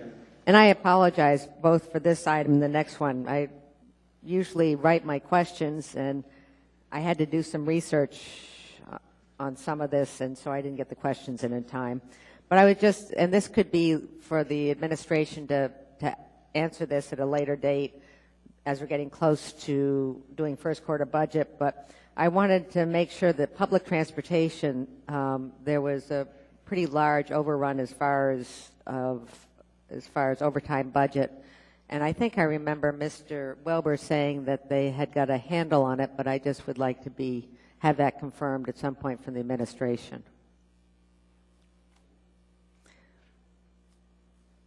From the administration? Yeah. Okay. So they can do this in writing, it'd be fine. Okay, thank you. Any other questions or comments? Any objection to approval of this item? Not seeing that item is approved. Next item in front of us is item E7. Move to accept. Ms. Johnston. And this is on as far as the port and the capitalization of the port intermodal expansion project. And I remember us doing something similar as far as the 2013 budget. And so I was kind of surprised to see this come up again in the 2014 budget. If we fixed it this time, have we fixed the system so that we don't need to do this again in 2015? And again, this is a question that you can answer later on the week, but before we do first quarter budget revisions. Ask unanimous consent on this item. Not seeing objection. That item is approved. Thank you, Ms. Johnson. Appreciate that. Next item in front of us would be on page 6. I already moved the hearing on 9F4 to 5/12/15 at the request of the clerk. It would be 9F5, Resolution Air 2015-119, a resolution confirming levying special assessment for Special Assessment District 04-25 for sediment removal of Campbell Lake. Mr. Starr, you pulled that? Move to introduce due to possible conflict. Okay. Is there a second? Ask a third. Okay. And the requested public hearing date is 5/12/2015 on this item. Mr. Starr, sir. Mr. Chairman, I'd like to have a conversation disclosure about a personal conflict on the item, partly because I'd like to know if I'm either conflicted out or not. I've been active in the process of this, and I want to disclose that so that if there's challenges with the assessment roles or that, I can either continue to weigh in on the conversation or be conflicted out. The nature of my conflict on the first side of it is that there's a property owner that I've listed on my APOC Close Association report that I actually work for. I've been in communication with about that. He owns a home, several homes actually on Campbell Lake, and will be assessed several times for that. That was one potential conflict I feel duly noted, that I did put that close association out there, as he is a client for my companies. And then also secondarily, I would indicate that I've had conversations, facilitating conversations with the homeowners association on that to get the project restarted again, which, without debating the conversation, resulted in them contributing another $150,000 to it. Knowing full well what Ms. Demboski is going through with this whole other thing, I don't feel that the project and programs are mismanaged, but it certainly may require a little bit more delicate handling, and I'm more than able and interested in continuing on the conversation, but I'd like a ruling on the close association conflict and then the direct communications I've had with the board of owners there. Okay. Ms. Demboski, you want to lead this discussion? I know you've got your goldenrod sheet in front of you. Sheets. While she does that, may I ask a question, sir? Sir, go ahead. Mr. Starr, we had the conversation regarding the Eberhard matter. My recollection was it was difficult for you to sort of separate yourself from the work that you had done and the opinions you had formed from the issues going forward, and that's why you basically asked to be excused. Is this a similar scenario in your mind? No, I don't think so. As it relates to perhaps there's $150,000 of additional contribution that the owners group decided to put into the discussion, as well as the municipality took the opportunity to expand the work scope based on that. And I believe, just my best interest, that the entire homeowners group over there was aware that that was all going to occur. So to answer your question, I haven't heard that that's the case. However, when these assessments hit, they're going to go, perhaps, well, where did that come from? And I can certainly provide the historical data, the emails and the discussions, along with Mr. Vikalis on the conversations that we had to get this thing jump-started again after it was approved in 2011. No, the answer is no. I don't believe so. In the case of the Eberhard matter, I had gone house to house with a lot of homeowners. We thought we had a solution and ended up going to court, and I felt that my opinion wouldn't be changed on that, and I felt conflicted in that matter. This one here, not so much. Ms. Demboski, ma'am. Thank you, Mr. Chair. As many are aware, I always pull out my yellow sheet. Well, we have to go back to code, determining a financial or private interest, whether it's substantial. For members of the body that may be newer, when we determine whether a financial or private interest is substantial, there are factors appropriate for consideration by the body, and it could include one or more of the following. So, Mr. Starr, if I may, I'm just going to ask you a couple of questions. So obviously you have disclosed the person involved is your essentially client. Correct. Okay. Is this a substantial portion of your do you have a financial interest? I mean, how big of a client? Not in this direct association. I didn't bill for my services and consultation on the assessment, so my exposure is limited to work outside of this project and somewhere else. It's just a personal relationship with the homeowners that are affected. Okay. Does the financial or private interest vary directly and substantially with the outcome of the official action?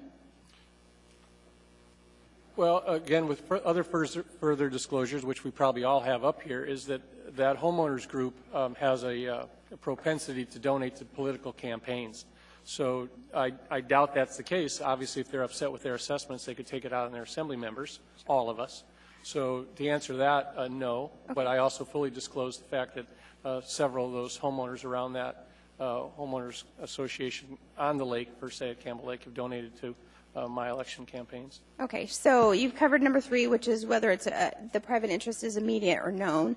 Let's skip to specifically stating whether the financial or private interest is significant monetarily. No. Okay, and the last is whether the financial or private interest is a type of which that is generally possessed by the public or a large class of persons which the elected official or household member belongs.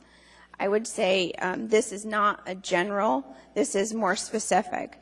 For that reason... But I would note that I'm not a property owner on the lake, so it's somewhat different in the context that you said it, is that I'm not directly impacted by that financial decision of assessing. Okay. So that would be my response to the question. You might want to phrase the question at the beginning of the goldenrod sheet. Does the assembly member Starr have a substantial interest, or so we can vote on that? Right. Yeah, and I think that's what it comes down to. I guess maybe I was only half listening, but could you please, I didn't mean to do that, could you please restate your specific financial interest in regards to the property owner? There is a gentleman that I work for. He's listed as a close association. He owns several corporations as well as several homes. I work for him individually as well as I work for him on the corporation levels for consulting, development work, other lease writing work that I do. That's, again, been fully disclosed prior to this on multiple APOC reports. It's already public knowledge. As it relates to the action item in front of us, I didn't charge him for any of those services, nor did I charge for any of that. It's mostly to disclose the close association and also to make sure the body is aware of that I was active along with Mr. Vacalis in making sure the project stayed on track. Okay. And that's kind of my job as an assembly member, I believe. But it does start to cross over the line when you know these people personally and they pay me for things. So Sure. I don't feel like I meet the criteria to be exempted out under that criterion. Okay. But if your body so moves to, it will just limit my conversations from here on forward if, in fact, those homeowners come back to me and say, you know, is it $7,000 or $8,000 assessment, and why? Sure. I can help. This one's a little challenging for me. I'm looking at the one lawyer on our body to see if he has any comments. Mr. Chairman, What do we I was going to see, we're going to have to go to the board, I think, and ask if Assemblymember Starr has a conflict. But I'd like to hear if Assemblymember Evans has any comments. Mr. Evans, you're our resident attorney. And you can't charge us for this legal service. Right. On the surface, it doesn't appear to me that Mr. Starr would have a conflict. This hasn't risen to the level of the Everhard matter where there's a quasi-judicial proceeding. And if somebody was challenging this and challenging their individual assessment, then I would think that it would be a much closer call. But, you know, since the assessment is established and all we're doing is either approving it or not approving it, I wouldn't think that Mr. Starr has a conflict that would preclude him from participating in that. But I'm not an expert in that. Mr. Mowski, let's get this on the record so the clerk she can look at it. Okay. The question should be, does Assemblymember Starr have a substantial financial or private interest in the issue in front of the Assembly? And then we do want to make the motion. We'll get a second. We'll get the body to vote on it. I'll make it. What? I'll make it. Because I can't make the motion. I'll make the motion that Mr. Starr has no conflict in this matter before the body. Is there a second on that? Okay. And Mr. Chairman? Sir? I might add for caveat, I know that I had declared as being a member of the medical, Police and Fire Medical Trust, and Mr. Starr gave some kind advice at the time, and I thought it was very learned, and I'd say the same, that, you know, perhaps while this motion, while this is proceeding through the course of the Assembly, that there not be any direct contact with the party that he has close association with regarding one way or the other as to how he might vote.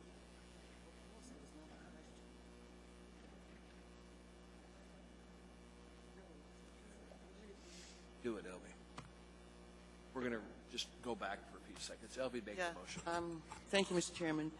Simply put to the body, does Assemblymember Starr have a substantial financial or private interest in the matter before the Assembly? And he's already disclosed what that matter is. So I believe that's the motion. I don't believe that's the motion, and that's what we need to vote on. And do I have a second? Thank you, Mr. Chairman. It's moved and seconded. Mr. Hall, you're leading the vote. Please vote.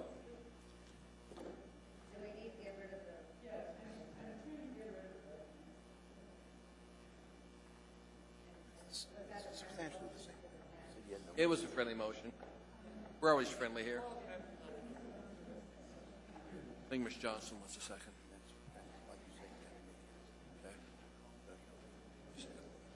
Okay.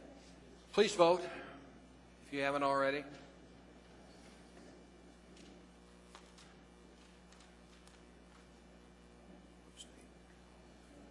He was a no. He voted yes first. The vote is 10-1. Mr. Starr abstained. Mr. Starr, you did not have a conflict of interest on this item. Thanks for that clarity, and I'll be available if it's necessary. Okay. Appreciate that on the record. Now this item will come back in front of the body on 5/12/2015.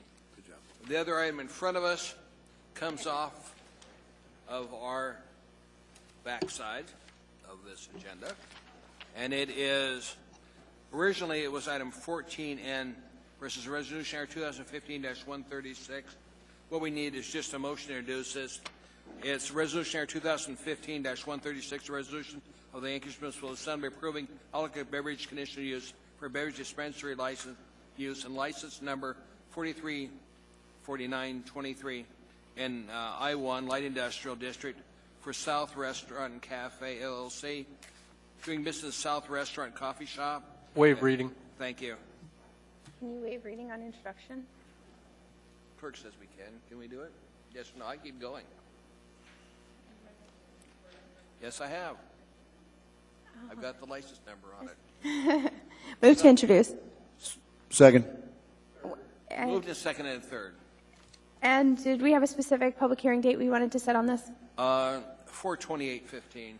Okay, and I think Mr. Flynn wants to declare conflict. Yes, he probably does, and he does have a conflict. Done. Okay?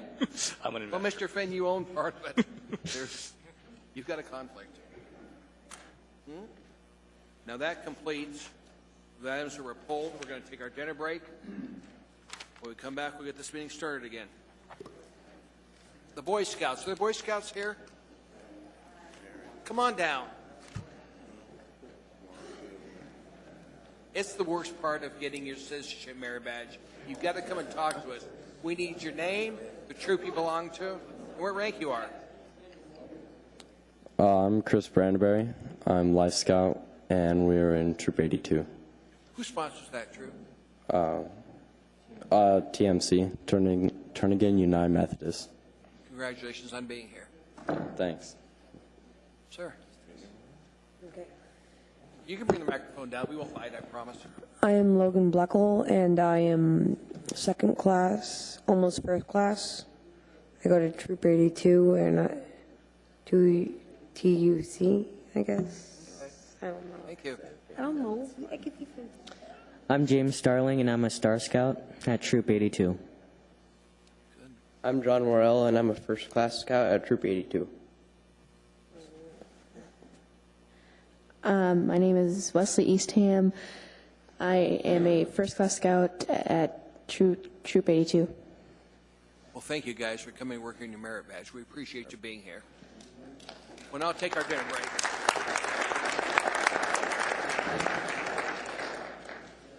We're taking a dinner break. We'll be back. It's frozen.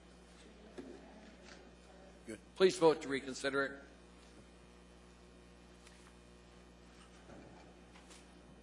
Urge a yes vote. We did 2 weeks. Yes vote's been urged. Mr. Holland, you on the line? Yes. Okay. That was your yes vote or yes, you're online?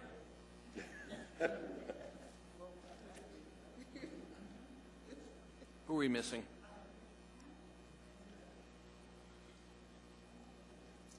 Okay. There we go.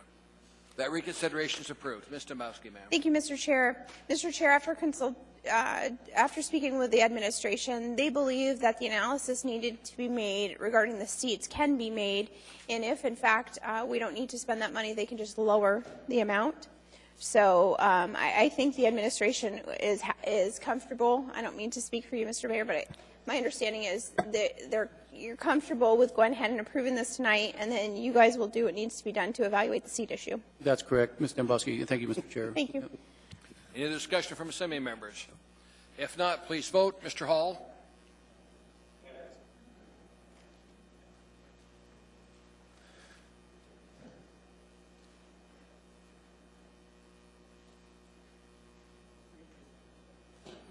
We should be. This was to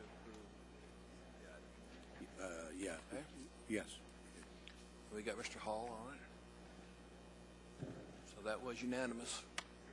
Item is approved. Thank you, Mr. Bowser, for taking the time to go back and clean that up. We want to make sure this project goes forward.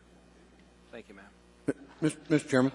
Yes, sir. I was speaking to some students in the audience here at the break, and if it personal privilege, could we have them come to the microphone and Absolutely. and introduce themselves, where they're from, and I also mentioned this particular motion. We need their names and what school they go to. There you go.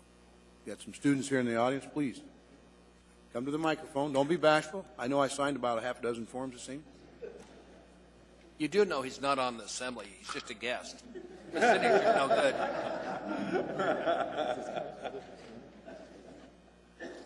Okay, hi, I'm Monica, and I'm from Family Partnership Charter School.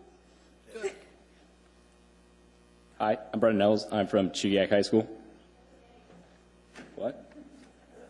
It's in her area. I'm Kyle Kemke. I go to Chugiak High School. I'm Samuel Gebber, and I'm from Polaris K-12. Very good.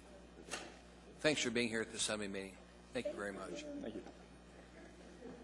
Thank you, Mr. Honeman.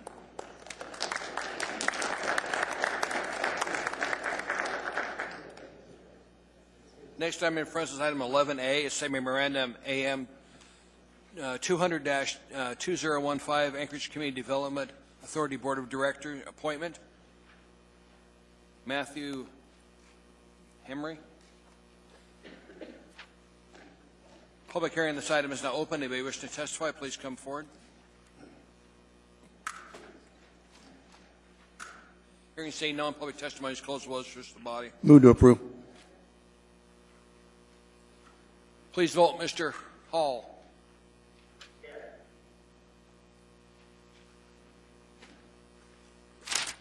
Mr. Chairman, could I ask the mayor a question? Go ahead. I've already voted. Item Mayor, is approved by the body. Mr. Lottie Michael, is he wore out, or did we decide to utilize his skills somewhere else? No, it's a she, and I understand that. yeah, there was a attendance requirement that wasn't met. I see. Thank you. But you'll usually send certificates of participation and thank you for. We do. service. We send a letter Yeah. thanking him for serving. And I got it. Yep. Thank you. Mr. Mayor, Lottie's been around for a long time. We really appreciate her service to this town. So in your letter, if you'd say the assembly told you that we really appreciate her service, we'd appreciate that. that would take a separate letter, but we could send a second one. If you would. I mean, she's been around here for a long time, and she's done invaluable public service to this town. Next item in front of us is item 11B, same memorandum, AM 157, 2015, recommendation of award to Western Peterbilt for 2 refuge collection front loading garbage trucks. Before we hold a public hearing on this item, I understand the administration wants to delay this to the next meeting. Can I ask why? Okay, I'm told by the clerk 5/12 is the date that they want. So public hearing on this item is now open. Anybody wishing to testify, please come forward. Keep in mind, this will be back in front of us on 5/12/15. If you testify once, you can't testify again. Hearing and seeing no one, what we move to do is continue the public hearing to 5/12/15. I get a Mr. motion Chairman? on that? Can I ask why we want to postpone this any further? Because when I talked to purchasing, they just had, the bid review board hasn't evaluated it yet. Remember, it had to go to the bid review board? Yes. Because somebody complained about the fact it required Peterbilt, and their argument was their trucks are just as good as Peterbilt. So let the bid review board deal with it.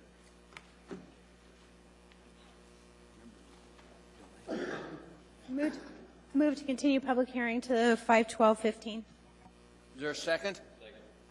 Ask unanimous. Mr. Hall? Yes. See no objection. That will come back in front of us on 5/12/15. Thank you, Ms. Dombrowski. Next item in front of us is item 11C, Resolution Air 2015-114, resolution of the Anchorage Municipal Assembly for consideration relating to House Bill 9 of the 29th Legislature, first session on licensing and regulation of private investigators. Public hearing on this item is now open. Anybody wish to testify, please come forward. Anyone at all? Hearing and seeing no one, public testimony is closed. What's the wish of the body? An approval from Ms. Gray Jackson, a second from Mr. Peterson. Mr. Honeman. Yes, I just, for the record, I hold a current state license for security for my contract consulting firm. I don't have a major client, but it's not a substantial part of my income. I just wanted to declare I have that. It's really a chair you didn't have a conflict, sir. Thank you.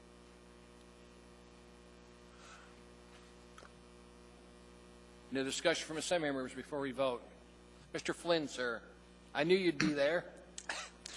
You already know what I'm going to say, Mr. Chairman. I really know, sir. don't like the way this is structured. I really appreciate, on the next item, how Mr. Peterson has restructured his to address my concern, whereas we do not name a specific legislative number, bill number, when we recommend support of a particular ordinance or a particular statute, just because, in my experience, a bill can go into committee looking real good and come out looking real ugly, and we don't necessarily want to be on record supporting it.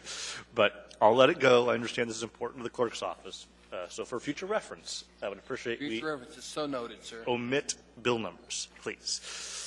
Whoever's got their phone on, if you could take your bird outside, would appreciate it. Ms. Johnston. Well, and I agree with Mr. Flynn. I was just looking at this, and I think we could actually amend this and take the bill number out.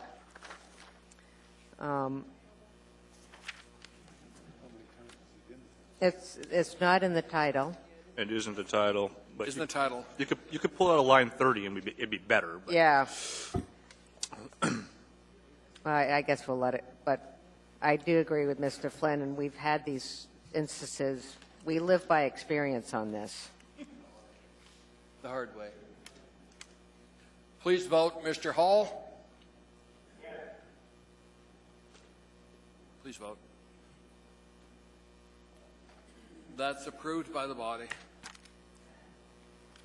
Next item in front of us is item 11D, Resolution Air 2015-115, a resolution of the Anchorage Municipal Assembly supporting House Bill 147, the 29th Alaska State Legislature, first session relating to the protection, release, and custody of pets. Public Waive hearing reading. on this item, and there is another one that's with it. Anyway, item 11D1. Public hearing on this item is now open. Anybody wish to testify, please come forward, state your name for the record, and spell your last name if you would, please. Hearing saying no, public testimony is closed. What's the wish of the body? To clarify, you mean The amended. the amended The version? amended one that Mr. Flynn says is a good document. 11D1, move to approve. Second. Okay. Let's move to second discussion from assembly members. Mr. Owenman. Yeah, Mr. Chairman, I talked with Mr. Grunberg over the Representative Grunberg over the phone at one of my community council meetings, and I explained to him some of our reservations about, identifying by numbers. He was aware of it already. The feedback was getting back to the legislature. He said it has not changed. The actual bill has not changed in number, and it had some issues. There were some concerns, but they'd gone to committee and worked those out. It seemed like it was moving along. I know that some people may put a different value on animals versus human beings, but in some people's cases, it's like they're their own children. And so in this particular case, I think what's intriguing to me is it actually allows for the local jurisdictions to receive money, for the care of animals that may be housed and treated at the animal control and care facility, which, as we all know, can be a burden on our municipal resources. So I'd urge support. Thank you, sir. Any discussion from assembly members? If not, please vote. Mr. Hall. Yes.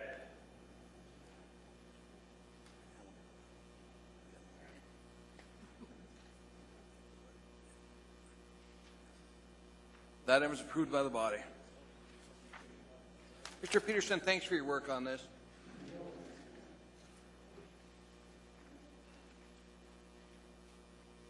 Item 11E is now in front of us, Resolution AR 2014-193, resolution reconciling and levying special assessments for Special Assessment District 1P03, which constructed road improvements. Mr. Chairman? Sir? I apologize for interrupting, sir. I'd like to make a motion to combine the public hearing on items. That has been closed. That's right. So we don't need to have that. My apologies. So we don't need a public hearing on that. Yeah. Thank you. Go ahead, ma'am. Make your motion. Mr. Chair, I think from the last meeting we already had a motion to approve on the floor, if I recall. Madam Clerk? Okay. There is a motion on the floor. And for the record, Mr. Starr has been excused from participation in this item. Mr. Chair, if I may, I'd like to go ahead and move amendments. Everyone has been handed out. It's the second revised floor amendment to AR 2014-193 RID and AM 411-2014. Everyone have that in front of them? I'd like to move amendments 1 through 4. Essentially, these are housekeeping amendments to insert, to correct dates. Initially, we had this scheduled for September and October, and obviously we had the hearing in December and March.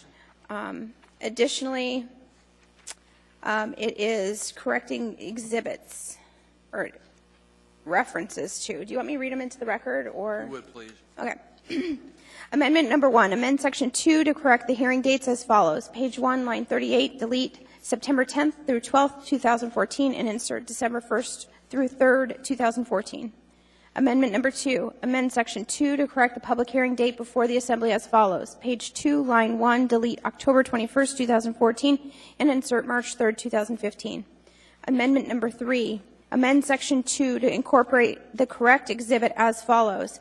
Page 2, line 5, delete Exhibit A and replace it with Exhibit A as corrected, and substitute the attachment labeled Exhibit A as corrected for Exhibit A. Amendment number 4, amend Section 3 to insert the due date for the first installment and the date from which insert begins to accrue, interest, I need stronger glasses, and the date from which interest begins to accrue as follows. The first installment is due by July 31st, 2015.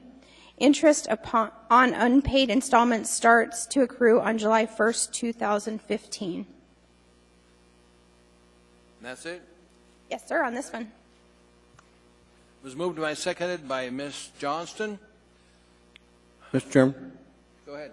I just can clarify the dates on my amended floor amendment. I had different dates on it. I'm sorry. So the first installment is due on what date?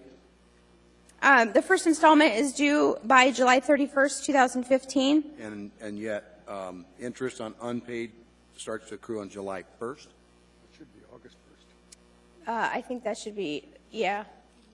Hang on one second. If I could have someone from the administration clarify this. This was given to us. Through the chair, Bob Owens from our office is here, and he can speak to that. Okay. And I do, the clerk's asked me to read on the bottom of the amendment, which is substitute AM 411-2014A for AM 411-2014. You're welcome. Mr. Owens, can you rectify these two dates for us? Yes, to the chair. The interest begins to accrue on the first day of the month after the notices are issued. The invoices are printed the last day of the month. They give 30 days notice of when the first payment is due, and interest begins to accrue as soon as they are issued. So the interest begins on the first of the month, and payments are due at the end of the month. Perfect. Does that answer your question, Mr. Honeman? Yes. Okay. Are there any questions on any of the amendments? Mr. Peterson, you have a comment on the amendment? No, thanks. Okay. Any other comments or questions? Mr. Bowski, I don't think there are any. You ready to vote now? Okay. Mr. Hall? Yes. Okay. Please vote.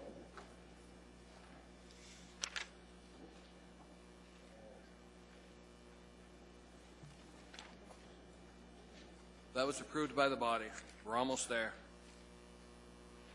Thank you, Ms. Dabowski. Next item in front of us, item 11F. I believe we need to vote on the underlying legislation, You may be item right. 11E. Mr. Hall? Yes. Please vote. Underline one. After all this. This would be We still got some that are out. Ms. Gray Jackson? Now we've got it done, I hope. Okay. Thank you. Mm-hmm. Actually, there's three. Yeah, look. How long have we been dealing with this now? Many, many, many moons, Mr. Chairman. I tell you, it gets crazy. Okay. Next item in front of us is item 11F, Resolution AR 2014-194, resolution reconciling assessments for the Turnagain Heights Water Improvement District 1416, and establishing the date of payment, interest on unpaid assessments, providing for penalties and interest in the event of delinquency. Move to approve. Second. I think we had. Did we this one? Yep. Okay. Well, then I move to amend. And I second. Would you like me to read those, Mr. Chair? If you would, ma'am. Okay. It's the second revised floor amendment to AR 2014-194 WID. Amendment number 1, amend section 2 to correct the hearing dates as follows. Page 2, line 2, delete September 10th through 12th, 2014, and add December 1st through 3rd, 2014. Amendment number 2, amend section 2 to correct the public hearing date before the assembly as follows. Page 2, line 3, delete October 21st, 2014, and add March 3rd, 2015. Amendment number 3, amend section 3 to insert the due date for the first installment and the date from which interest begins to accrue as follows. The first installment is due by July 31st, 2015. Interest on unpaid installments starts to accrue on July 1st, 2015. Okay. Is there a motion on that? I move to. Yeah, one. Okay. Didn't see on the screen. Do you want me to read Okay. the button? Let's vote on this one then. Mr. Hall? Yes. Okay, please vote.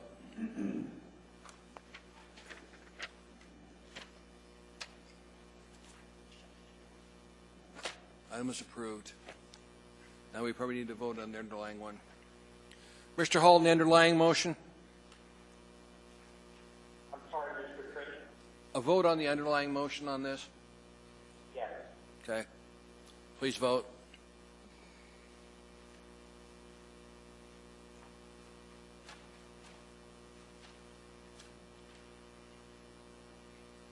Ms. Gray Jackson.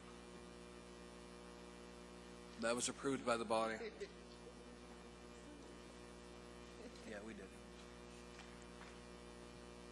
did. Next one should be item 11G. Yep. Take a motion on that one. Move to amend. Go ahead, ma'am. Mr. Chairman, I have the second revised floor amendment to AR 2014-195 LID. Amendment number 1, amend section 2 to correct the hearing dates as follows. Page 2, line 3, delete September 10th through 12th, 2014, and insert December 1st through 3rd, 2014. Amendment number 2, amend section 2 to correct the public hearing date before the assembly as follows. Page 2, line 4, delete October 21st, 2014, and insert March 3rd, 2015. Amendment number 3, amend section 3 to insert the due date for the first installment and the date from which the interest begins to accrue as follows. The first installment is due by July 31st, 2015. Interest on unpaid installments starts to accrue on July 1st, 2015. We've got a motion, a second on that. Let's vote. Mr. Hall? Yes. Ms. Gray Jackson? Who else? Okay. Item is approved. Now on the underlying motion. Mr. Hall? Yes. Please vote.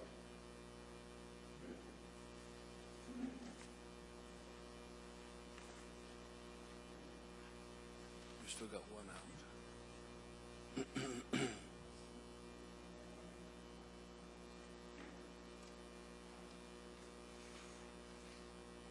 There. That's approved by the body. Mr. Chair. Ma'am. Mr. Chair, thank you for just a moment. I just want to especially thank Mr. Levesque for all of his help. Our special counsel to the Assembly is sitting out in the audience there. I just want to thank him for all of his help in guiding us through this process. Though at times it seemed to drag on forever, I do want to thank you. It was you did make the process as painless as possible, and the opportunity to guide us through this process to ensure that the public and that the complainants in this case, the appellants in this case, felt that they were heard and they had the opportunity to present all of the information from both sides. I just really appreciate that.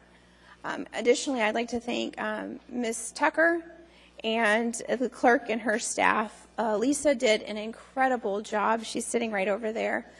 There was thousands and thousands of documents that had to be cataloged and kept track of. And I know how many hours the hearing panel took, but I can only imagine how many hours it took you to go through all of that. And there's no question this wouldn't have been as smooth or gone as well if we didn't have all of the staff that made us look good. So I just want to say thank you very much. It was an incredible process, a great learning opportunity. But for the public, it really meant everything to us to make sure that the public had a fair hearing and they had the opportunity to be heard. Mr. Honeman?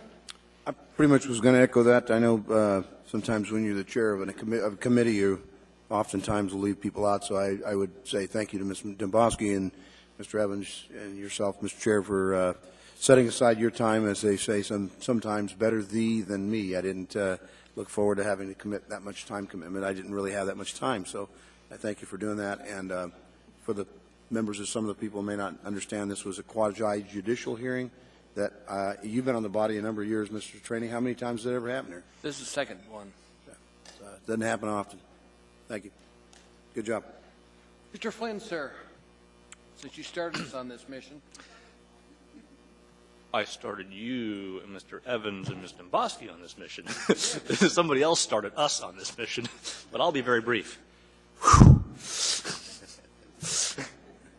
You know, I really like the comments from my colleague sitting next to me. She said she never wanted to be donated to do this again, so she's to be off the list if we do it again. Is that true, Ms. Ray Jackson? Amen, brother.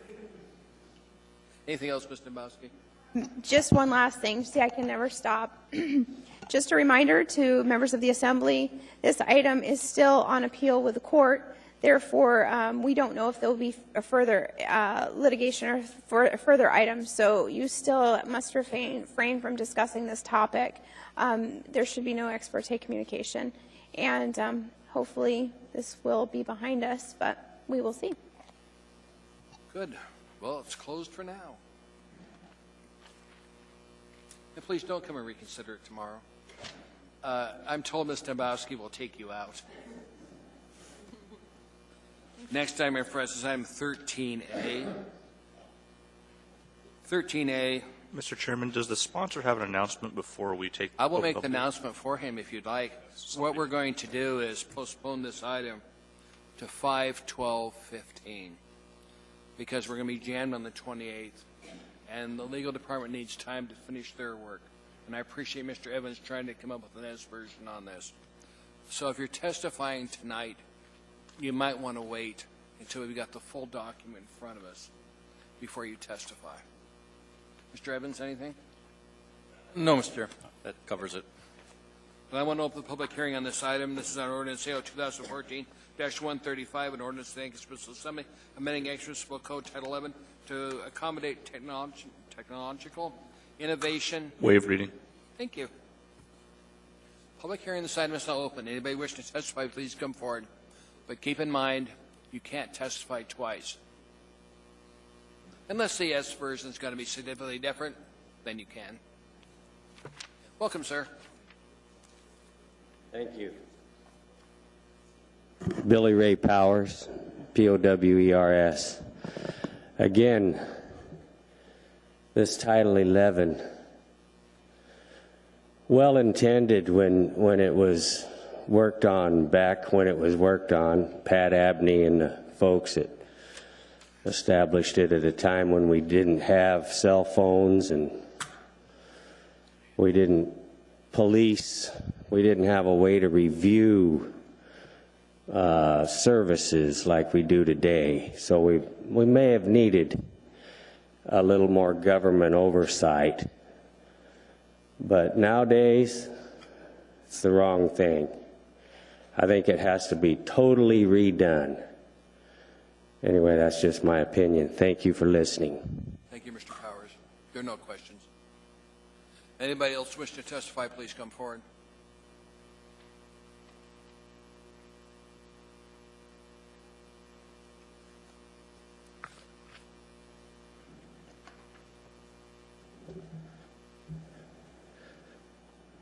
Mark Marion, former Alaska Yellow Cab dispatcher and a member of the Anchorage's 12th Man. What I can tell you is, as somebody that had been in the industry, we definitely need to loosen the Title 11 regulations. And the other thing is the Anchorage Taxi Cab Permit Owners Association, if they had it their way, there would be no people mover. There would be no anchor rides. They want to do everything. That's exactly what they want to do. So we need to allow as much competition as possible. It makes the environment much better, and it makes the and as far as safety goes, everything is safety. The only problem is we have a transportation inspector that refuses to sign on the dotted line. And that's exactly where we're at on this. We also need to make it so that Anchorage Cab dispatchers should be required to be certified by the Anchorage Fire Department or Police Department, because we've had situations where we've had cab drivers who have been hit by drunk drivers, and we've had inexperienced dispatchers not knowing what to do.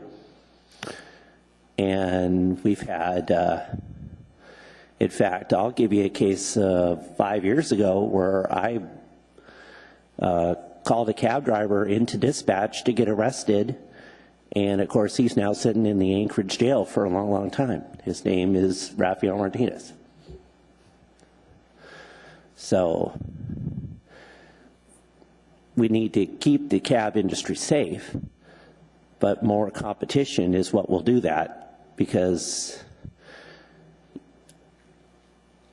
I believe the cab industry will continue to be able to pick up its people, and Uber will have a complete different type of clientele. I mean, it's obvious that somebody who's at Red Apple, they're not going to pick up an Uber app, and they're going to call a cab. Okay, so there's no competition there when it comes to that. So basically, that's all I got to say on it. Mr. Flynn has a question, sir. Mr. Yes. Flynn. Yeah, Mr. Mayor, I'm just curious, do the bylaws of the Anchorage 12th Man Club allow you to wear an Eagles jersey? We're still in development. Okay, just curious. Thanks for the comments. Appreciate it. You're very observant, aren't you? That's all, sir. Thank you. Anybody else wish to testify, please come forward. Anyone at all? Hearing say no one, Mr. Evans, sir? Yeah, I'd like to Move to continue. move to continue this matter till the May 12th meeting. Any objection from assembly members? Mr. Hall? No.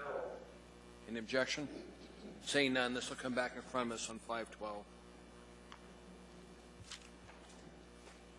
Next item in front of us is item 13B, Ordinance AO 2015-29, Ordinance of the Anchorage Municipal Assembly, amending Anchorage Municipal Code Title III to clarify and provide authority to the Board of Trustees in the exercise of trust administration of fiduciary responsibilities under the Retiring Medical Funding Program Trust for police officers and firefighters.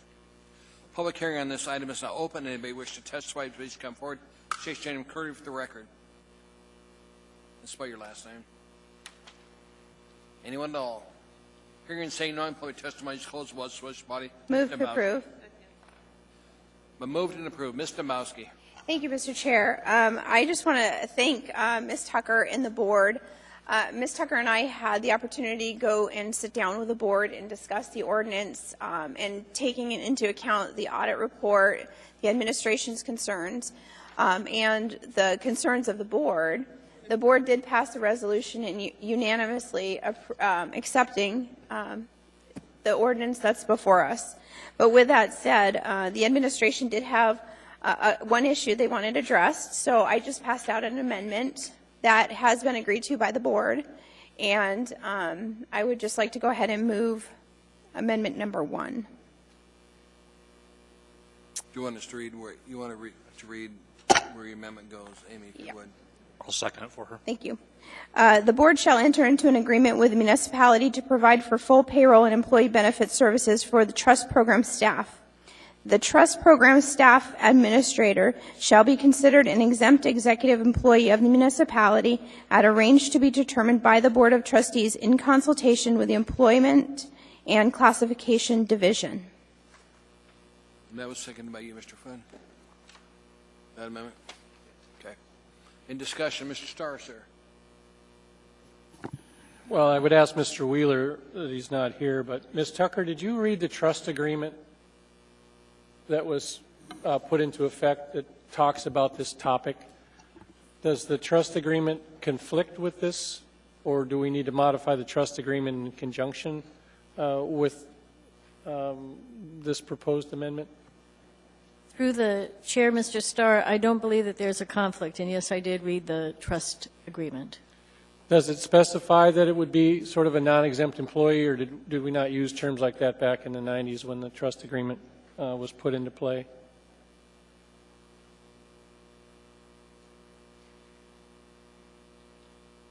From memory, and I'd have to look it up exactly, I don't think that this is in conflict with the trust agreement, but beyond that, I can't. Yeah, I guess then I didn't bring the trust agreement with. I've read it, so I'm just not sure. Is there anybody on the administration that would have the answer as to how the general topic of the employment or the dollars assigned to manage the trust are worded inside the trust agreement? Does anybody know that?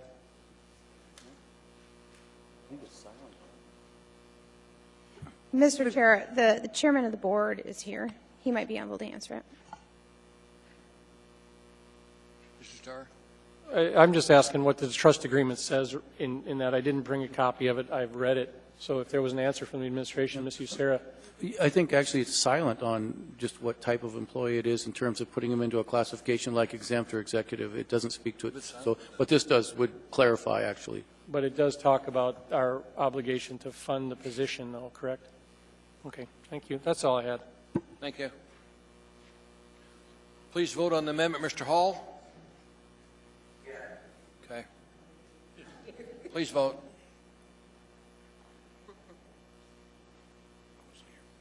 That was approved. Now in the document in front of us, as amended. Mr. Hall, in the document as in front of us as amended, sir, your vote? Okay. Please vote.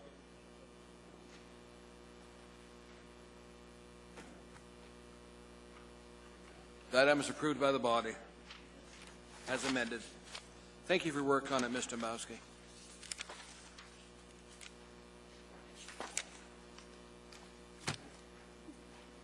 Now, on the next item in front of us, 13C, Ordinance 2015-28, it is going to be the intention of Mr. Hall to make an amendment to move this item. You can testify if you want now, but it doesn't mean there may be an S version coming out. Mr. Hall, when he's done, will make an amendment to move this thing to 5/12/15. So with that, public hearing is now open on AO 2015-28, ordinance of the Anchorage Municipal Assembly, amending Anchorage Municipal Code Section 3.20.070B to provide for the reorganization of the Public Works Department and Department of Community Development. Anybody wish to testify, please come forward, state your name clearly for the record, and spell your last name.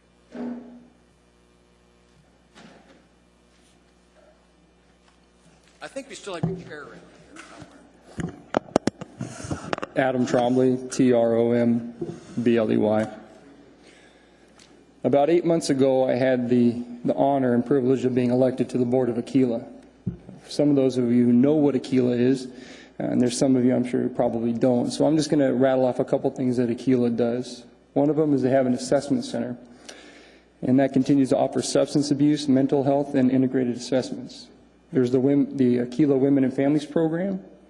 There's the transitional housing. There's the Aquila Family Mental Health. There's the Aquila House. And there's Stepping Stones, which currently offer services to about 15 women 13 of those have children, and many of those children are involved in mental health assessments themselves and mental health services. And at the end of the day, I didn't come here to promote Aquila as great as the organization is. I came here to support the reorganization because at some point in time, these individuals are going to transition out. And one component that everybody here knows is that there is housing. If these people don't have a place to go, they will recycle. And the system continues and the cycle continues. Now, one of the things that everybody here likes to talk about is affordable housing. And we can talk about the rate of property taxes, and that's a component. But one thing that this body, which has a tremendous amount of power to influence, is the regulatory environment at which our industry functions and operates. The more expensive, the more delays, the more regulations that industry has to endure. And I'm not talking about whether they're good or bad regulations. You have to look at regulation equals cost. And at the end of the day, the end consumer, you, me, all of us, pay for that, whether it's in the price of the home or the goods and services that we purchase from the individual or the organization that had to buy or build that structure. Is this reorganization the end-all, be-all to affordable housing? The answer is no, but it's a component. It's a component to making sure that people like Dean Widener can build huge apartment homes at a reasonable rate, get a reasonable rate of return, and ensure that people can afford to live there. Or else the programs that Aquila provides will continue to cycle through the same people, and not just the same people, but those children and those children's children, and the cycle will continue. Housing is extremely important, and I think the reorganization plan, while I understand it's controversial, is a cog in the wheel to ensure that we have more affordable housing in the city. Thanks. Questions from the Assembly members? Ms. Gray-Jackson, Ms. Johnston. Thank you, Mr. Chairman. Thank you, Mr. Chalmers, for being here. And I don't have a question, but... It was you. And I don't have a question. I get it. My 3 minutes is up. I get it. But you said something, and it just made me think, okay? And you talked about, Aquila House and folks when they're done with the program and not having resources. And a couple of weeks ago, I was at Highland Correctional Center speaking to about 30 women. And there are about 450 women there. And one of the biggest complaints they had was, when they get out and do want to make a change in their lives, there's not enough resources in this community. And a big one is not having a place to live. So thank you for making that statement, because it is a true one. Thank you, Mr. Chairman. Ms. Johnston? Just wanted to thank you for coming out tonight. It's nice to see you. I hope you stay engaged with our Title 21 process. We're trying to actually, and I think we're making headway. It always takes a lot longer than I wish it would, about changing some of the regulations. I'm glad to see you supporting this, and I hope you come back. Thank you. Mr. Honeman. Just wanted to say hello to my former colleague on the East Acreage. I haven't seen you seen around the neighborhood much, but I've That's because I live in West Anchorage now. Oh, is that right? Yeah. Apparently East Anchorage didn't like me very much. They prefer Mr. Peterson, so well, earlier I got the hint. I was going to tell you, you missed the presentation with the West High basketball team. They won the championships this year. They brought us a ball here, game ball and everything. So, yeah, so anyway, good to see you again. And you too. For coming out. Thanks. Ms. Dembowski. I just want to say it's nice to see you, Adam. Thanks. You always put things in perspective, and I appreciate that. Yeah, thanks. Mr. Flynn.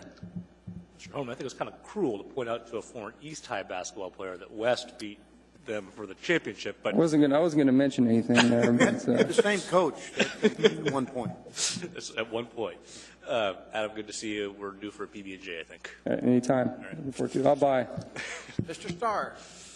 Well, back to the topic of which Mr. Trombley speaks, one of the aspects, and there are a lot of educated speakers that come our way, but Mr. Trombley has sat up here and invested in it. So I think when he reads the ordinance, he brings perhaps a level that even some of us up here didn't research, didn't meet with the user groups as extensively. And Mr. Trumbull, I think you heard we're going to do a work session on the 24th, so hopefully that allows some dialogue, historical perspectives of what you analyzed, and we worked together a little bit on those topics, so certainly continue to contribute, even though it's not an elected position. We take those opinions of yours pretty seriously.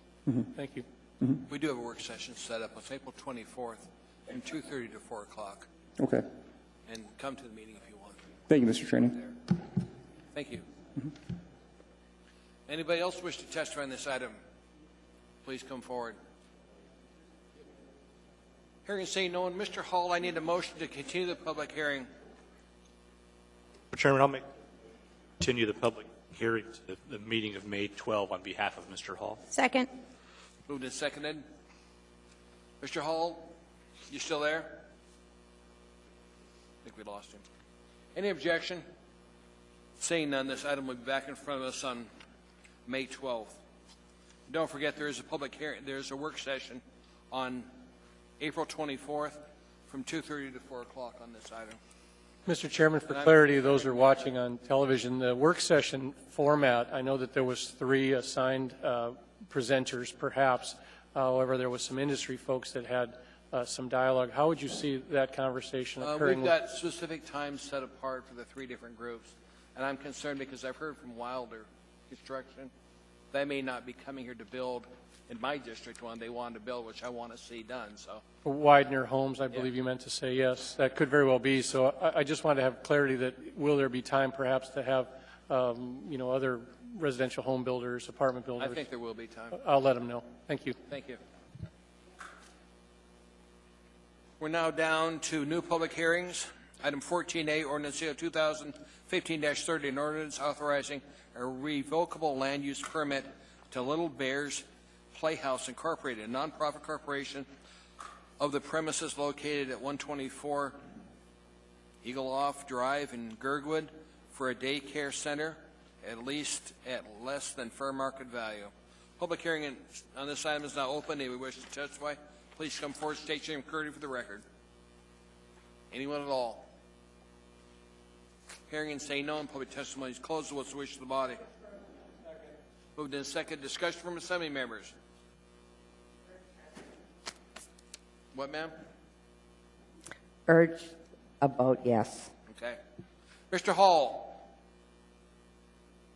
I think we lost him. Please vote.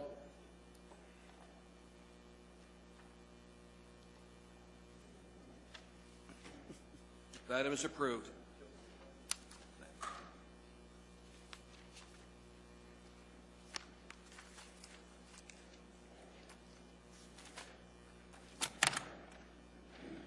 Next item in front of us is item 14B, Ordinance 2015-31, an ordinance amending the Anchorage Municipal Code, Section 16.60.290 and 16.60.320 regarding the scoring of food establishment inspection. And there's a semi-memorandum that comes along with it, AM 173, 2015. Public hearing on this item is now open. Anybody wish to testify, please come forward. State your name and courtesy for the record. Spell your last name. Hearing and seeing none, public testimony is closed. What's the wish of the body? Move to approve. Discussion from assembly members. Mr. Honeman. Yes, there was a group of the Visit Anchorage Board that are in business, particularly in the food service business, and they were initially concerned, HHS initial proposal had some issues, and they feel fairly comfortable that those have been addressed. So I thank the Health Department and legal for looking into it. So thank you very much. Mr. Starr.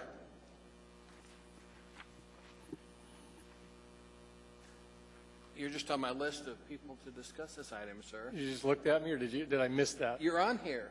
Okay. I just had a question for the administration.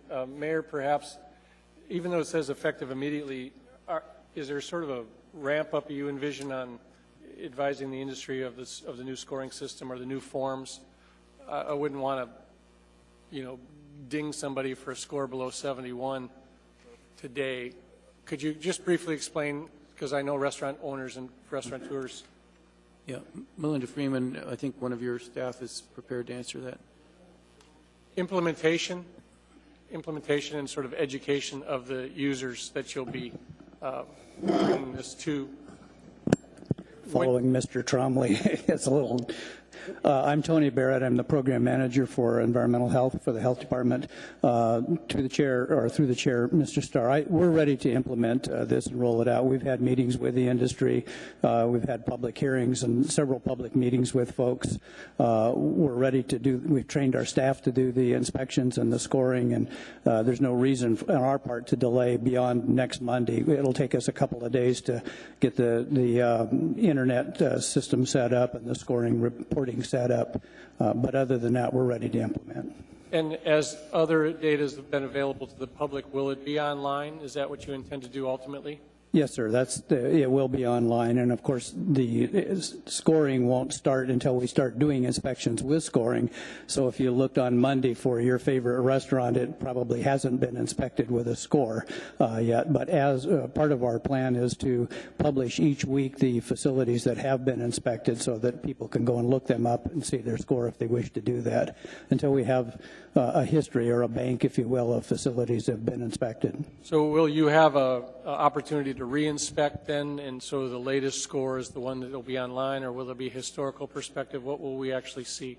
You'll see the historical perspective as well as the most recent. So for any facility now, you can look and see for a long period of history since I think it's 2000, all of the inspections that have occurred for that facility, if it's currently active.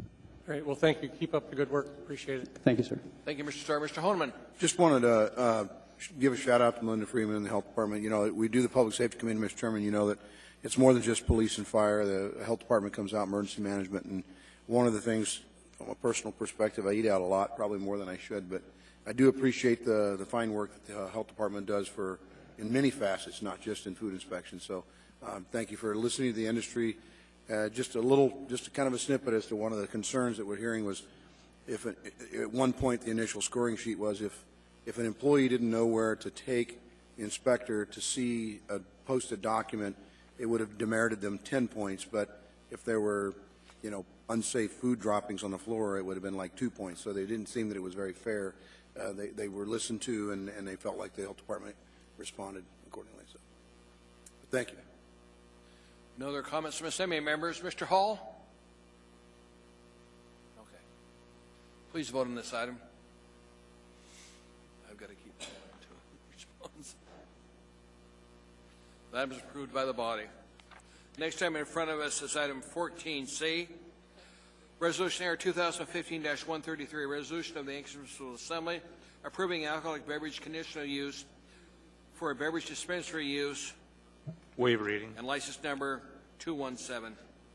Public hearing on this item is now open. Anybody wish to testify, please come forward. It's going to be known as Willowa, Steam Dot, and Blue Central.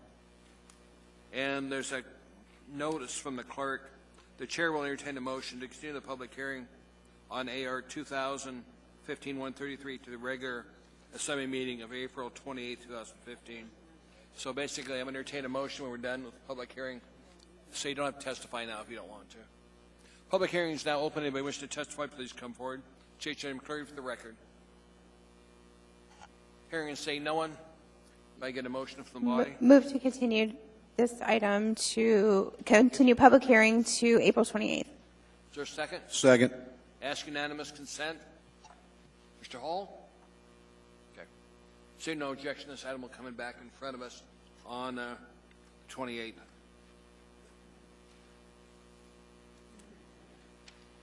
Next item in front of us is item 14D, Ordinance 2015-32, an ordinance amending the zoning map and approving the rezoning from R6 S1 Suburban Residential Large Lot District with special limitations to R10 Residential Alpine Slope District to R6 S1 Suburban Residential Large Lot District with special limitations for Cherise Subdivision, Tract A3C per Plat 2004-23, containing approximately 3.4 acres, 3.46 acres, generally located south of White Spruce Drive and northeast of Eagle River Road in Eagle River Valley Community Council, Planning and Zoning Commission, case number 2014-0194 from Community Development Department.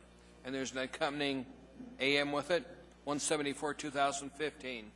Public hearing on this item is now open. Anybody wish to testify, please come forward, state your name, including for the record, and spell your last name. Welcome, sir. Good evening. That was a mouthful. My name is William Kent Devine. I'm the petitioner in this particular case, and I would like to request delay and comment until the end. Late to what? Wait till the end to make comments after any other. That's fine, sir. All right. Take a seat. All right. Thank you. Anybody wishing to testify, please come forward.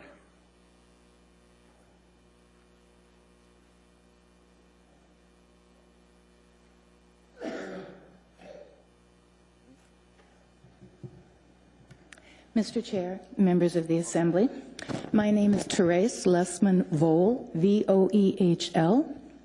My husband and I are owners of the parcel directly below the Devines petition parcel. We started building a house there over 40 years ago, 40 years ago.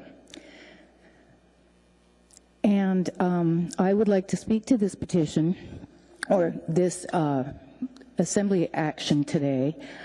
I have some very serious concerns about how this has occurred and what could possibly happen. There's a lot of documents to go through, but I would just identify a couple of them. On page 17 of your lovely big packet G1, you'll notice in the first paragraph, the original when this parcel was originally subdivided, and it's part of a homestead, the petitioner's desire and intent was to only create 3 lots. That was Mr. Jim Lee in 2002. He could have done as many as, I believe it was 7 lots. And then if you go over to page 24, you will notice that the Municipality of Anchorage, the long-range planning section, supports maintaining the R6SL limitation, the special limitations, which, as it is in your ordinance, would not allow this parcel to be subdivided. It would keep it as one entire parcel. And then I just wanted to point out one, it's actually an error, and I don't know if it is critical. On page 105, the well log that is showed there is not the well log for this parcel. We own more than one piece of land on this homestead, and you'll notice the well log on that is dated 07. The well log on our house, we've had trouble finding it with the Muni. I think the folks over at Water just found it for us this summer. But our well was drilled in the late 70s, and it's almost 400 feet deep. And we have to be very conservative with our use of water on this parcel of land that is directly below the Devines parcel. And this is again part of my concern why I wish to keep the special limitation with the Assembly ordinance that says this parcel will not be subdivided. Thank you. Thank you. A question from Assembly members?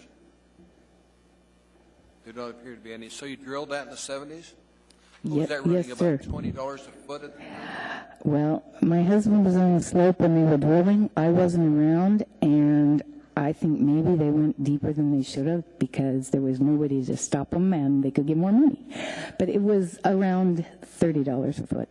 No, I had property out there, and we were never sure when we were drilling as to some of us would hit at about 83 feet, and some went 400.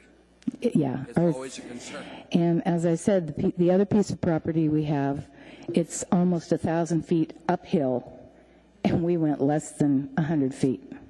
And it's an incredible flow rate. It's 30 gallons a minute. So you never know. 3 feet, so we were considered fortunate. You never know what you're going to get. Thank you for your testimony. Thank you. Anybody else wish to testify, please come forward.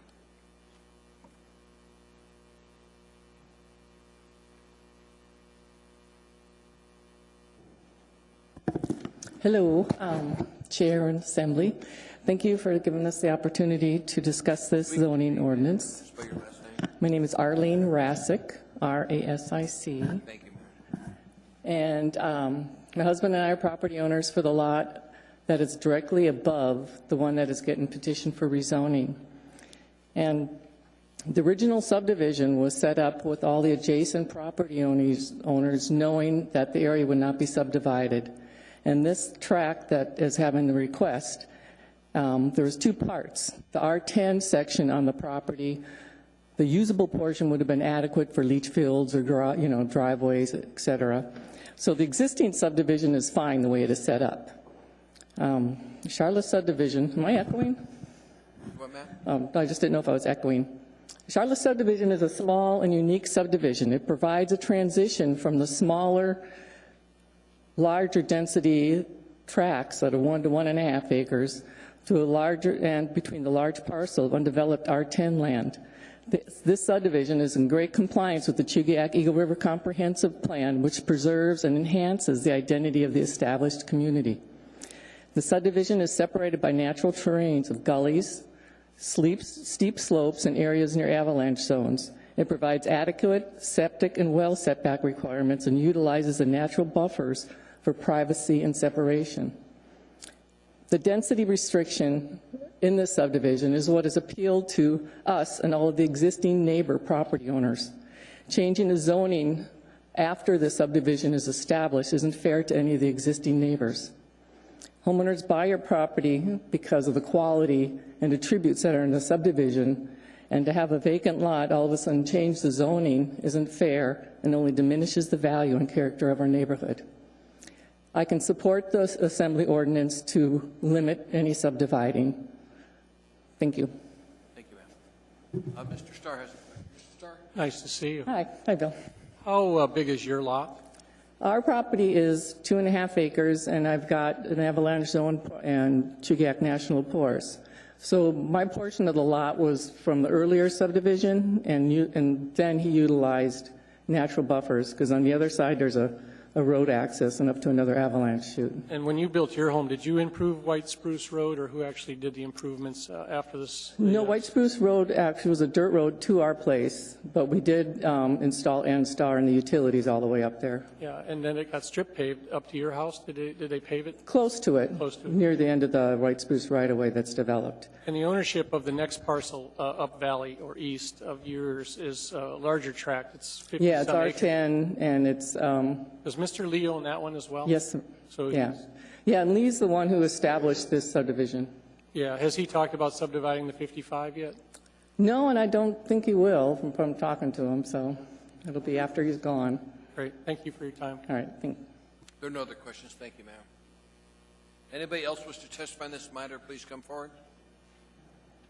I guess you're back. I guess I'm back. You brought reinforcements. Yeah. My name is William Kent Devine. This is my wife, Monica. And we're here to talk about our views of how this subdivision is put together. I will mention right off the bat that not all the adjacent owners to this lot are opposed to our action here or our request.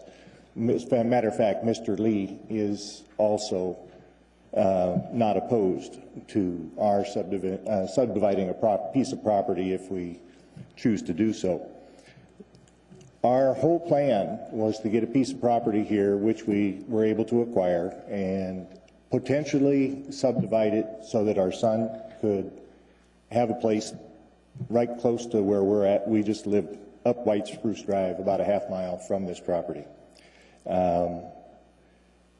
And we are looking at subdividing this thing, if we did, into two 1.7 acre or 1.7 acre parcels, which is about 3/10 less than the smallest lot in Charlie's subdivision right now.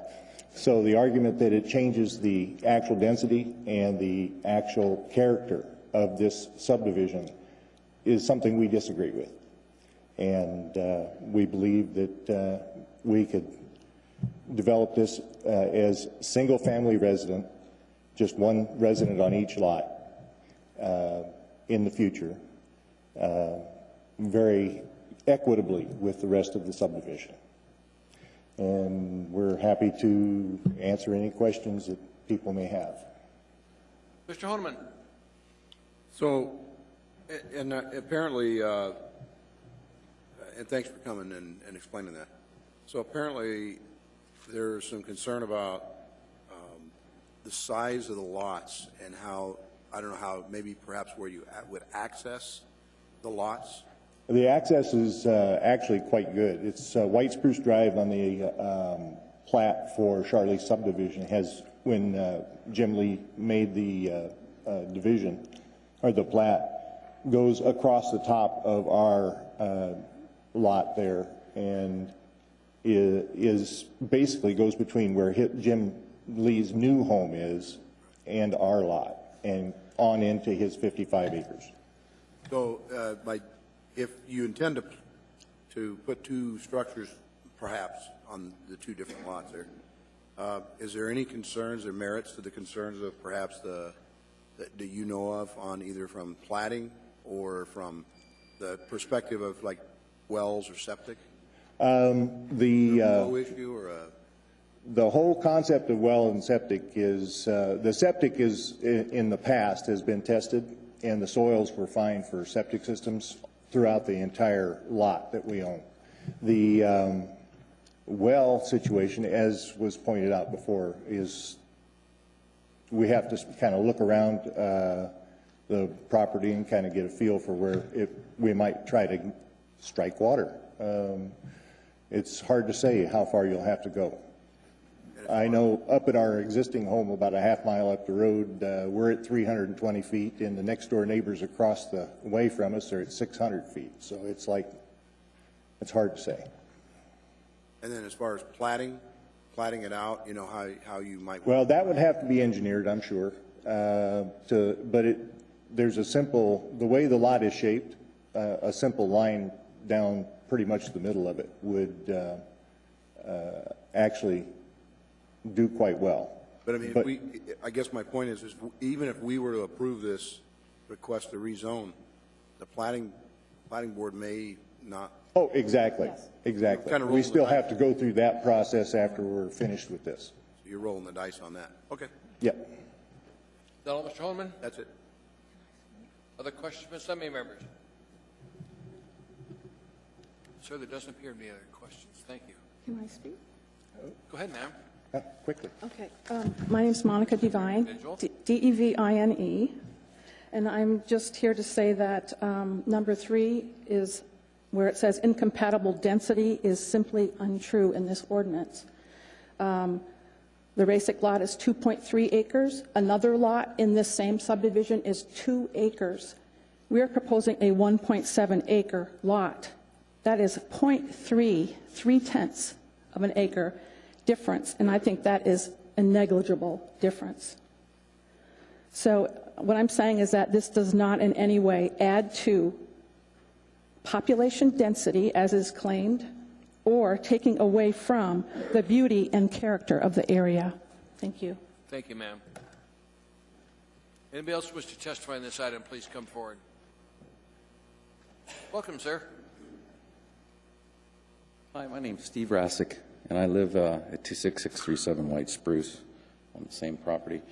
I just wanted to make note here that the Commission did recommend approval of the rezone to R6 with special limitations, period, and it shall not be subdivided, is what they said.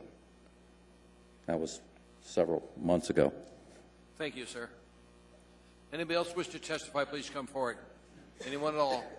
Hearing and seeing no one, public testimony is closed. What's the wish of the body? Mr. Starr? Move to approve. We'll need a second. Ms. Dombowski. Mr. Starr? Yes, I have an amendment on, we're talking about on page 457, the front page of our packet on line 24, I'd like to add on that line, the parcel shall not be subdivided into more than 2 lots. Second. Moved and seconded, and discussion on that? Yeah, and I'm not going to elaborate big. There's several points if you spent the time to read the packet, which was very well done. Staff does their homework and does their research and goes all the way back to an interesting time for me, 2002. I was actually on planning and zoning and have voted on this tract, not this particular tract, but it was of a larger tract that was subdivided from a number of acres. I believe 8.5 went into 3 other parcels. This is a balanced parcel that has still been there. So I'm actually pretty cognizant and comfortable having conversations about it. The other 2 larger parcels, as was noted, could have been divided into upwards of 7 lots, or the entire 8 acres could have gone into 7 lots with a high-density allotment. And the reason for that, folks, is because right now the R6 zoning under Old Code Title 21 specifies that you have to have 56,000 square feet dedicated to an R6 zone. These folks have lots that are larger than that, but they're certainly in compliance. The 1.7 acre would comply with Old Code. Jennifer Johnson knows this, that the new code will actually move R6 zoning compliance downwards to densities less of that. It'll be 43,000 square feet will comply with an R6 zoning. So the fact that these folks are presenting 2 lots at 75,000 square feet easily meets both standards. So I feel comfortable in promoting the amendment from several of the compliance requirements. In terms of the discussions that we had back in the day at planning and zoning, and it was 2002, but the note packet's pretty specific.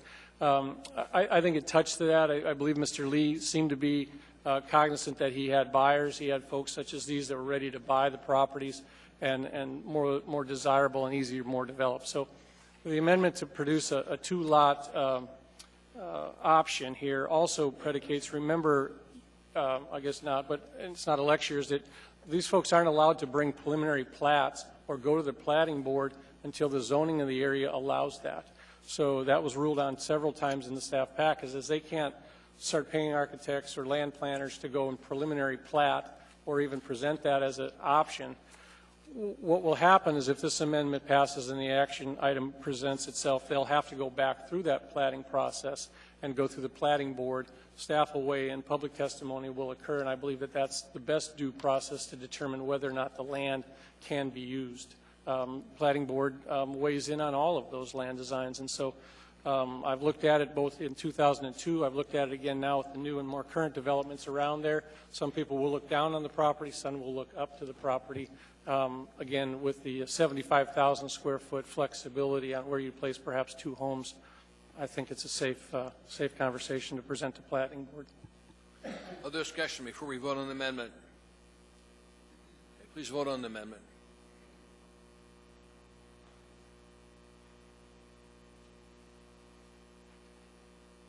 That amendment is approved. We now have in front of us the main document, and we've got a first and a second on that one. Discussion, Mr. Starr? It's just to close the conversation with my community. We're seeing land planning and land encroachments at record levels in Chugach Eagle River. This will continue to present itself with that. I've always been a proponent of good development. I'm also a proponent of neighbor relations and the ability to sort of make something work.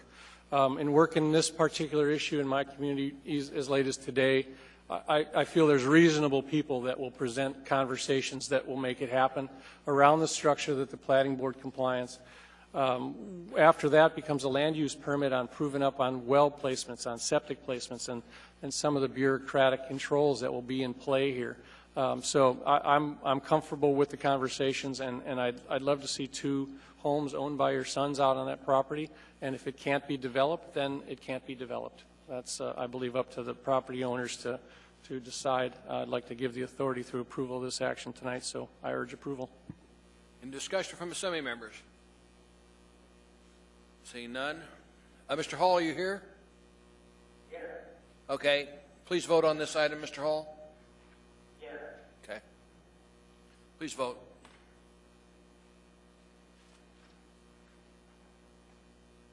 That item was approved by the body.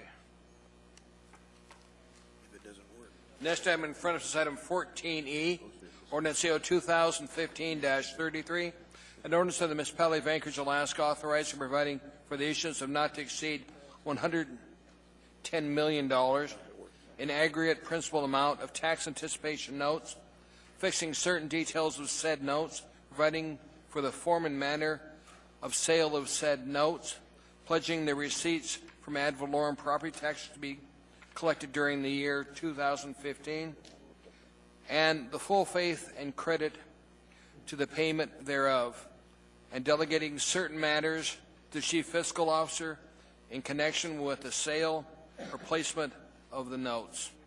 Finance Department. There's a semi-memorandum with it, AM 178, 2015. Good job. Public hearing on this item is now open. Anybody wish to testify, please come forward, state your name for the record, and spell your last name if you would, please. Anyone at all? Hearing and saying no, public testimony is closed. What's the wish of the body? Move to approve. Second. Move discussion. Mr. Flynn, sir. Yeah, and I'm sorry, I should have sent this question in earlier, but I noted that we don't have any revenues associated with this in the summary of economic effects. In the past, we have realized some gain by arbitraging the low rate we get on this and investments in the very safe securities. Is that an omission by accident, or do we not anticipate being able to do that this year?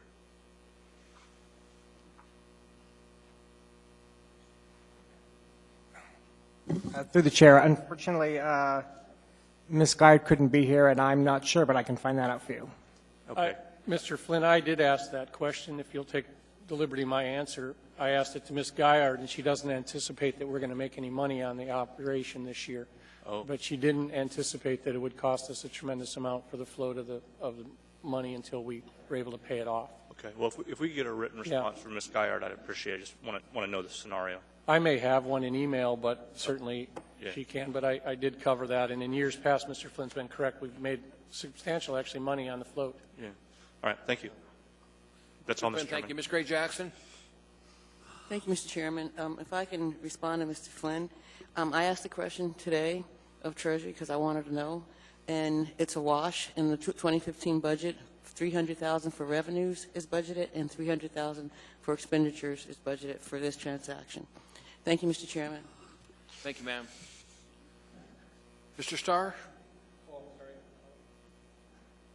Okay. Any other comments from assembly members? We'll vote on it now. Mr. Hall? Okay.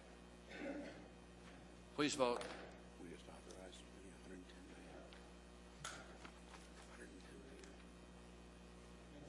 That item was approved by the body. Next item in front of us is item 14F, Resolution AR 2015-74, a resolution of the municipality of Anchorage appropriating $290,613 from the State of Alaska Department of Transportation and Public Facilities to the State Direct Federal Pass-Through Grants Fund 231 for the Air Quality Public and Business Awareness Education Campaign in the Department of Health and Human Services. There's an AM with it, 152-2015. Anybody wishing to testify, please come forward, state your name clearly for the record, and spell your last name if you would, please. Hearing say non-public testimony is closed. What's the wish of the body? Move to approve. Move to discuss. Second, any discussion from assembly members? If not, we'll vote. Mr. Hall.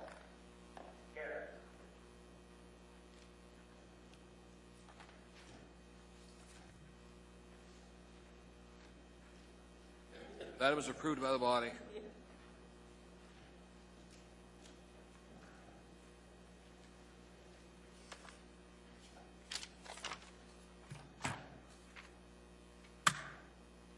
We're now down to item 14G, Resolution AR 2015-75, a resolution of the municipality of Anchorage appropriating $175,682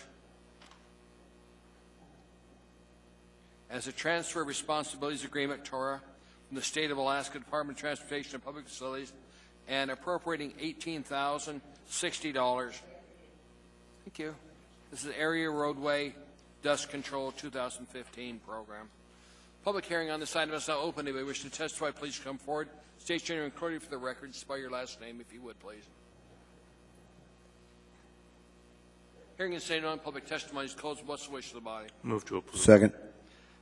And Mr. Chairman, I must have gone through my packet too quickly Friday, but my standard question, just reassurance from the administration that TORA covers our cost. Somebody?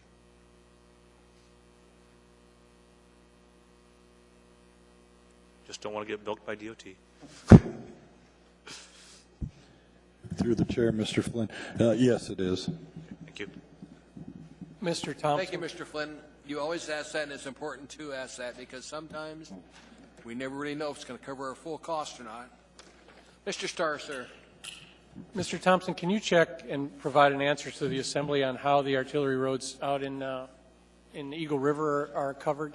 Our downtown Old Glen Highway and some of the other loop roads are also part of the state program on cleanup. So I had thought in years past that we allocated and appropriated some of the dollars. They weren't all ARDSA in the state pass-through dollars for the dust mitigation program.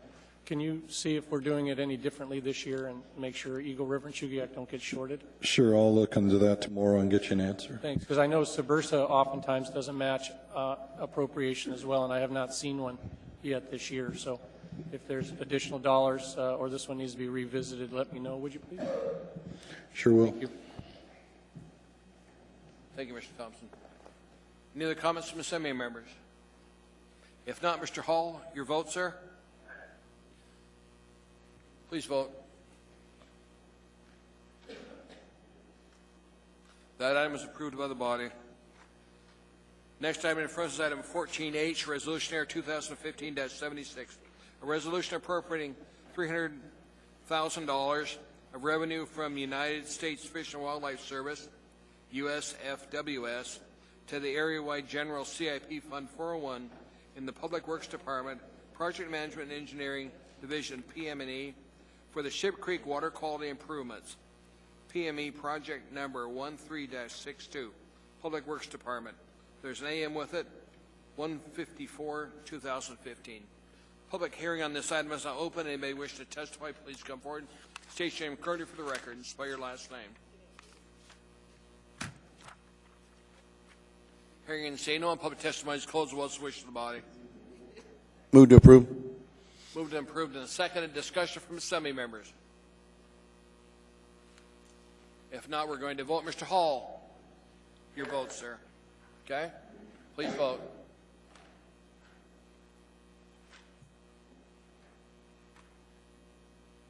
The item is approved by the body.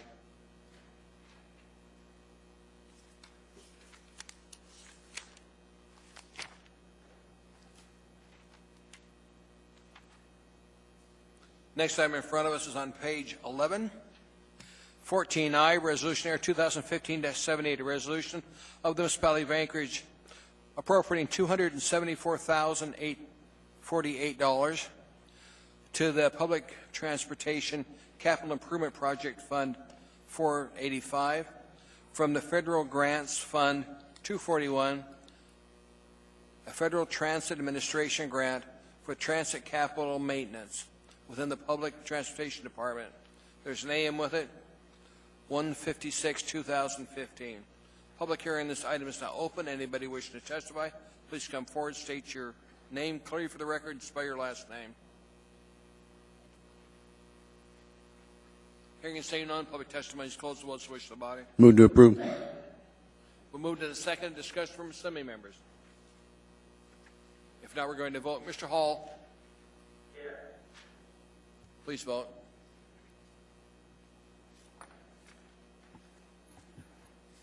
That item was approved by the body. Just a note to Mr. Wilbur, thanks for being here for the entire meeting and listening in for your energies. They're appreciated and how you manage the money.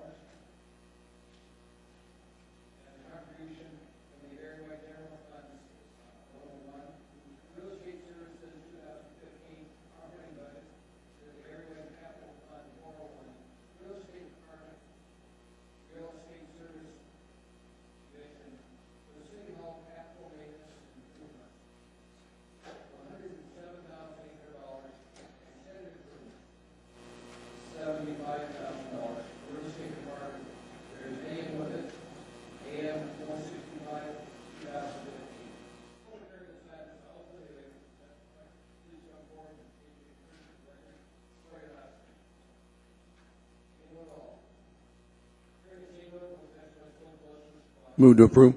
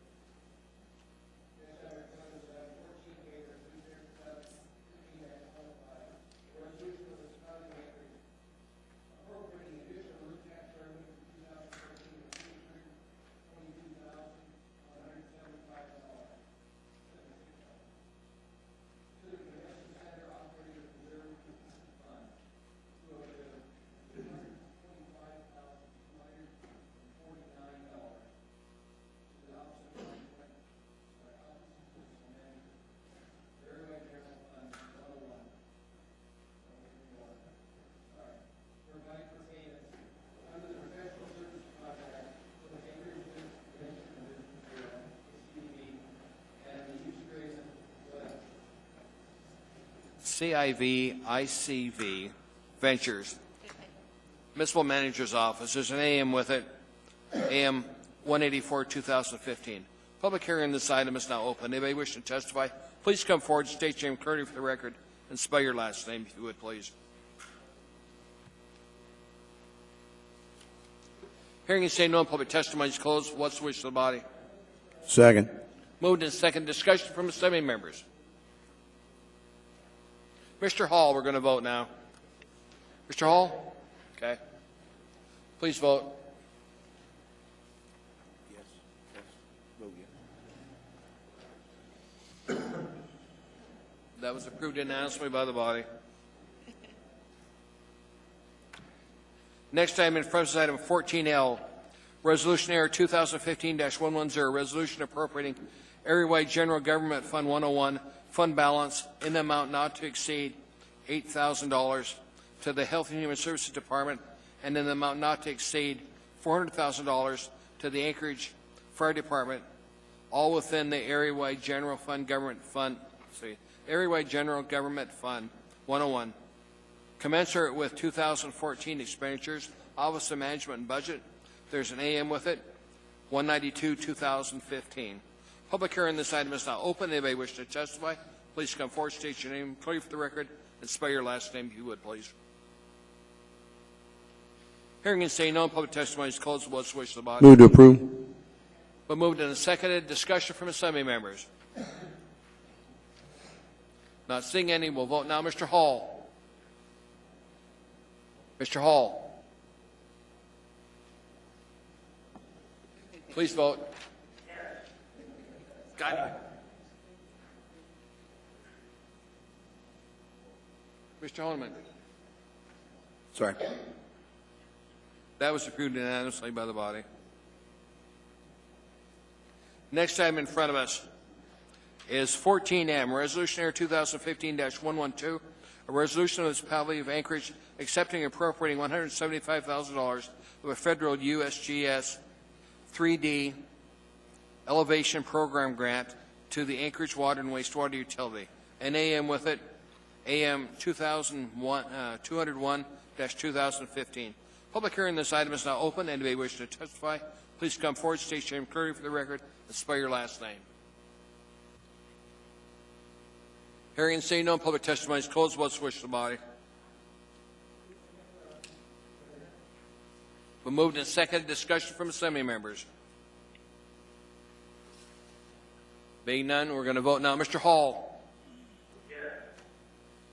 Please vote.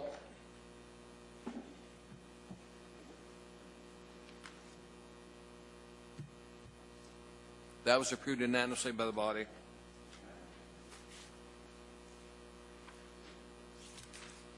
Now we're going to get to special orders. But I think before we get on further, we're going to take about a 10-minute break. And then we're going to go on and finish 15. Mr. Chairman, before we take that break, would it be appropriate to read the procedural direction that we've been given by the clerk's office? I would be happy to do that on your behalf. If you'd like to, go ahead.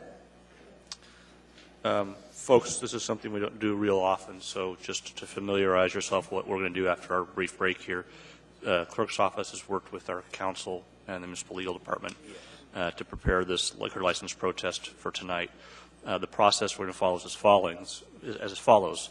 The business license official, Ms. Jamie Hines, will have 15 minutes to review the file before us, and will include 5 minutes for the police department and 5 minutes for the community council to present. After the business license official's presentation, members of the public may testify as they normally would at any legislative public hearing. Each of those persons will have 3 minutes to testify. The licensee or representative will have 20 minutes to testify or present witnesses to testify. The applicant may be represented by an attorney. The applicant cannot be compelled to testify should the applicant choose not to do so.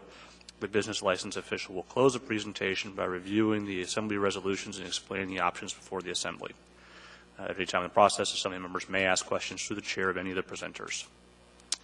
That's all. That should be enough. Okay. We're going to take about a 10-minute break, and right at 10 minutes, we'll get started again.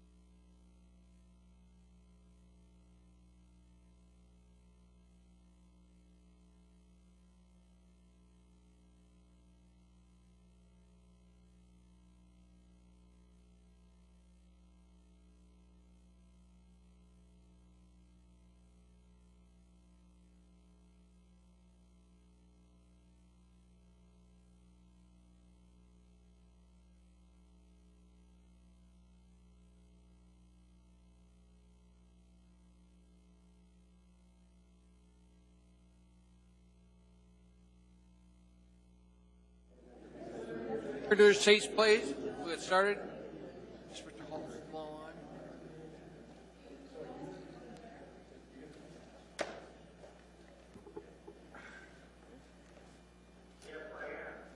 Good. What's the weather like down there? He quit. Should ask him a question. Okay. Mr. Flynn read you our new procedures for doing this. So let's see how this procedure works. What I want is a motion to combine the hearing on 15A and 15B. Move. Ask unanimous consent. And 15C, I'm sorry. Yes. The 15C.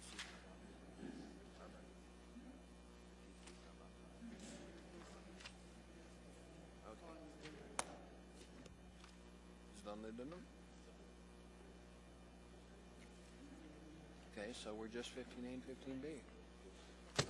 Okay. We're fine. We're fine. 15A and 15B, we're fine. Ask unanimous consent, so no objection. We've combined the public hearing. Now what we're going to do is turn this over now to Jamie Hines, our business licensing official. She'll have 15 minutes. Jamie? Good evening. She's over there. Thank you, Mr. Chair. Okay. My name is Jamie Hines. I'm the business license official with the Municipal Clerk's Office.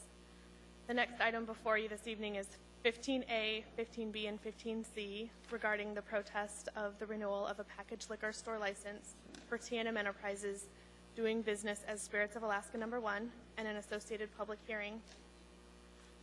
Jamie, I don't see a 15C, ma'am. I see 15A, 15B. Laid on the table.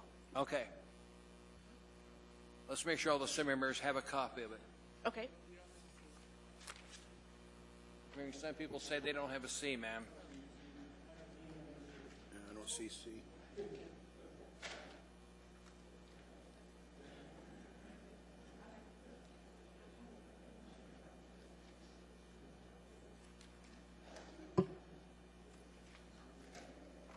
We're getting there. The clerk says we can go ahead and get started. Jamie, you can go ahead and get started according to the clerk.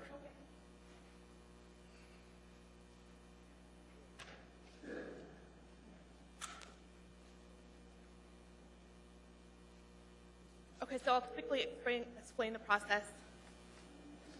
Jamie, can you speak into the microphone? We're going to be... In a few moments, I will be taking 15 minutes to present the exhibits as outlined in AIM 139, 2015, A-1. During that time, I'll defer to the Community Council and also APD to present the exhibits that they have provided. After I'm done, the public may testify, and each person testifying would have 3 minutes as they normally would during a public hearing. Once the public has testified, the licensee's representative will have 20 minutes to testify or present witnesses to testify. The licensee may be represented by an attorney. The licensee cannot be compelled to testify should the licensee choose not to do so. And upon completion of the licensee's testimony, I'll close the presentation by reviewing the options before the Assembly. At any time during this process, the Assembly members may ask questions. Right in front of me, okay. Through the chair of the presenters. Are there any questions about the process? There don't appear to be any, Jamie. Okay. Before I review the exhibits, I'll briefly mention the standards governing the Assembly protests to the ABC Board in the Anchorage Municipal Code. The standards include land use considerations. The Assembly is to consider whether there are permanent negative impacts greater than that anticipated from permitted development on pedestrian and vehicular traffic circulation and safety, among others. Training. The Assembly is to consider whether the applicant demonstrates prospective compliance with TAMS, the Program for Techniques in Alcohol Management. Operations procedures. The Assembly is to consider whether the applicant demonstrates compliance with operations procedures for licensed premises described in Anchorage Municipal Code. Public safety considerations. the Assembly is to consider whether the applicant demonstrates the ability to maintain order and prevent unlawful conduct in licensed premises, including any adjacent area under control or management of the licensee. Public health. The Assembly is to consider whether the operator is engaged in a pattern of practices injurious to public health or safety or other actions within the knowledge and control of the operator which place public health or safety at risk. Those are the standards, and we can come back to those during debate and deliberation.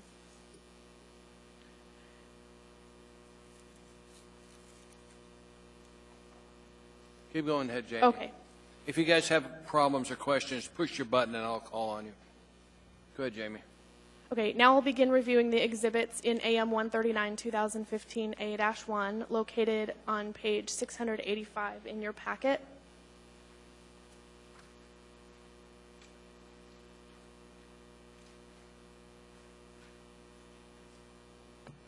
Everybody with me? Okay. Exhibit A is the ABC Board renewal application for renewal of package store liquor license number 3556. This renewal application identifies that this liquor license is in fact in the renewal process and that the Assembly has the authority to do a protest. The next exhibit is Exhibit B. It is the conditional use permit that was adopted by the Assembly on September 12, 1995. The conditional use permit associated with this property shows that special measures were put in place to accomplish at this location compatibility with the local community as well as public safety considerations requiring compliance with conditions such as operating hours, no sell lists, the hiring of staff to pick up litter around the store and across the street, requiring 2 employees to be on duty during hours that alcohol is sold, that a security person be on duty from 8 p.m. to closing to patrol certain areas, surveillance cameras, and that the owner is on the premises a minimum of 20 hours per week, among other conditions. Exhibit C is the next exhibit, and it is on page 690 of your packet.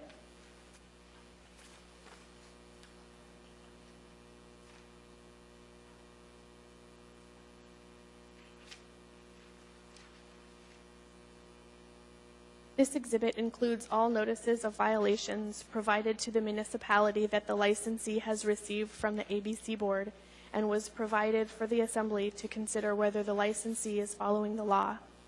All 3 violations include Spirits of Alaska employees selling alcoholic beverages to persons under the age of 21, which is against the state law.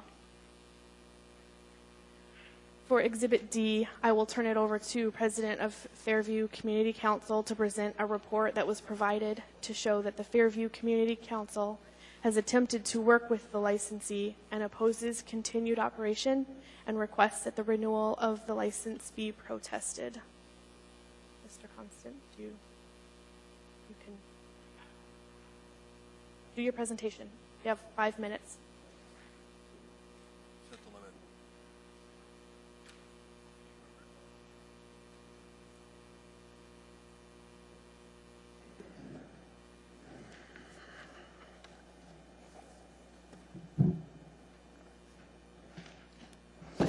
Good evening. My name is Christopher Constant, C-O-N-S-T-A-N-T, and I'm speaking as the president of the Fairview Community Council tonight.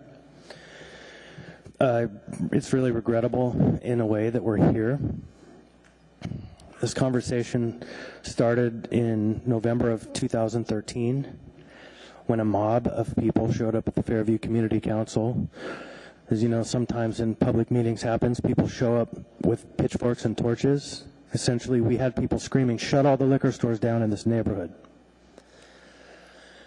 Being reasonable and being members of a community council that has a real process and a method and a tradition, we said, hold on a minute. The people you're protesting have as much right to be here and speak as you do. Instead of moving to shut them down today because of these issues that we all recognize, let's have a process where we try to help both of these stores be better at what they do. Because we support a healthy and thriving community, and a healthy and thriving community has a place where our 8,000 or so neighbors can walk and buy a beverage. We're the most pedestrian neighborhood in town. We didn't feel it was right to sever the right of 8,000 people to walk to the store and get an adult beverage because a few hundred people couldn't manage themselves, or worse, because an operator couldn't manage their operation.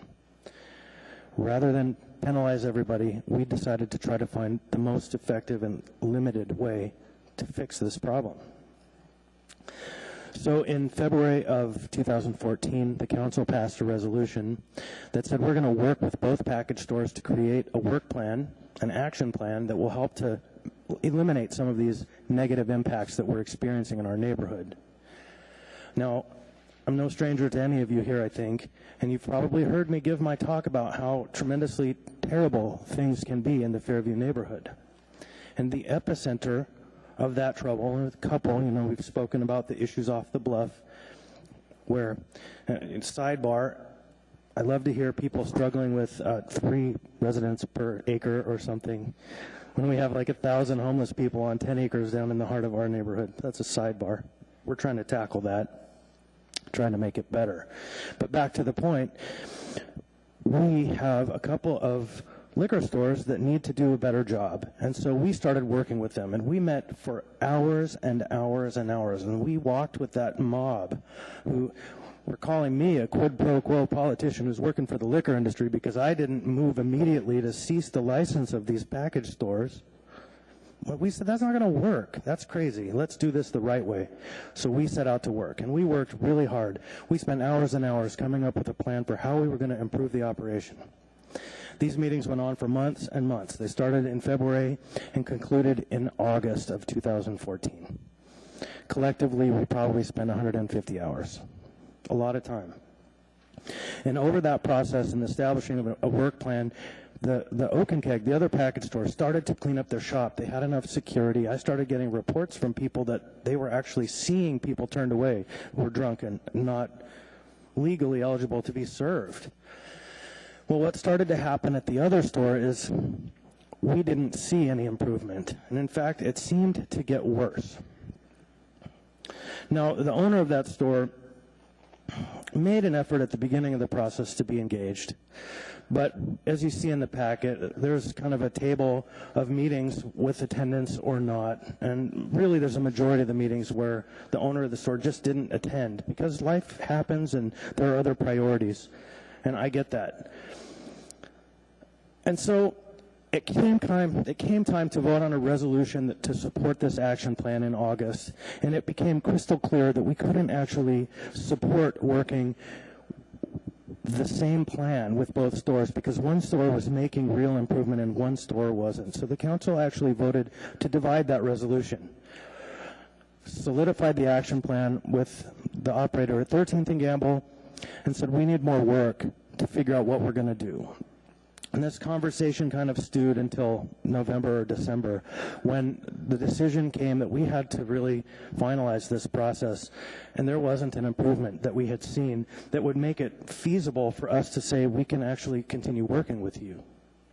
So we kind of flipped the deck. We decided instead of charging forward and saying, please help us shut these folks down, we want to help improve the quality of their business and our neighborhood at the same time. Let's try to find a common vision. And that didn't happen.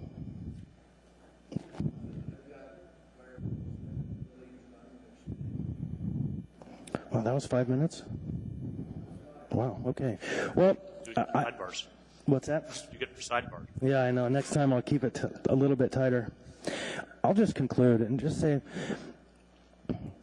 you all have a picture of what's going on in Fairview. Some of you I've spent an inordinate amount of time with over the last year talking about this problem and what we're going to do. And everybody is hamstrung. We don't have the money. We don't have a way forward. What are we going to do? Now, no one, you might hear people claim, but no one here believes that this package store is the source of our problem. Nobody really believes that eliminating this conditional use, this license, is going to solve all of our problems. But it can be the very first step forward that this body takes to show that this is a real problem that needs a real solution. You have ample record before you to identify that this is a problem that you need to tackle. And I have seen and read all three of your ordinances that are before you. You know, one says close it down. One says let them continue, but maybe try to improve. And one says let's let her sell the license.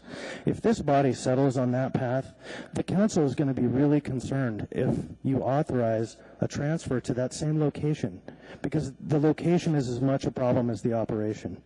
It's a nest there right now. It's a terrible place. There are stabbings and shootings. There are crowds of people in the middle of the night. It's not a safe and healthy place to operate a package store, and we ask that you close this store. Thank you. Appreciate your energy on the conversation. I oftentimes engage in a mass, but I wasn't equipped for the conversation what you just said that says remove their conditional use opportunity to sell at that location, because that's not what's in front of us. You're aware of how to remove a conditional use permit through the administrative review process and the complaint process and all that stuff that's in code? Have you checked that I out? actually don't have that method, and I would offer that we would like to see this license terminated, protested, ended. That's step number one that's before us. But if the decision was made to transfer a conditional use, we would like to see that it not happen at that location. That's a separate issue.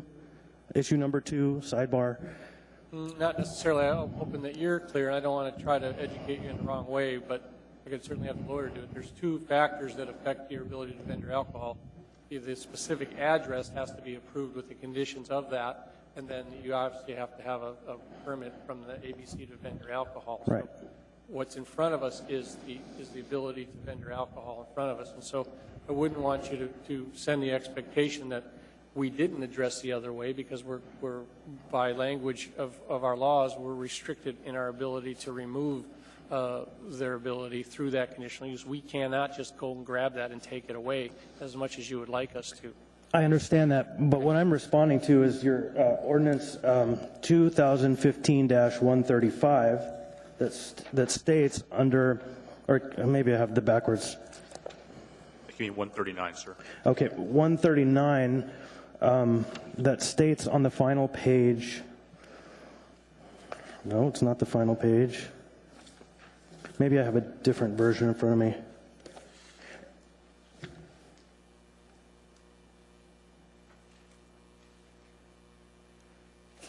And while he finds that, Mr. Starr, just when we get to the end, Ms. Hines will explain our options. But this is 15C, and you just got it. So.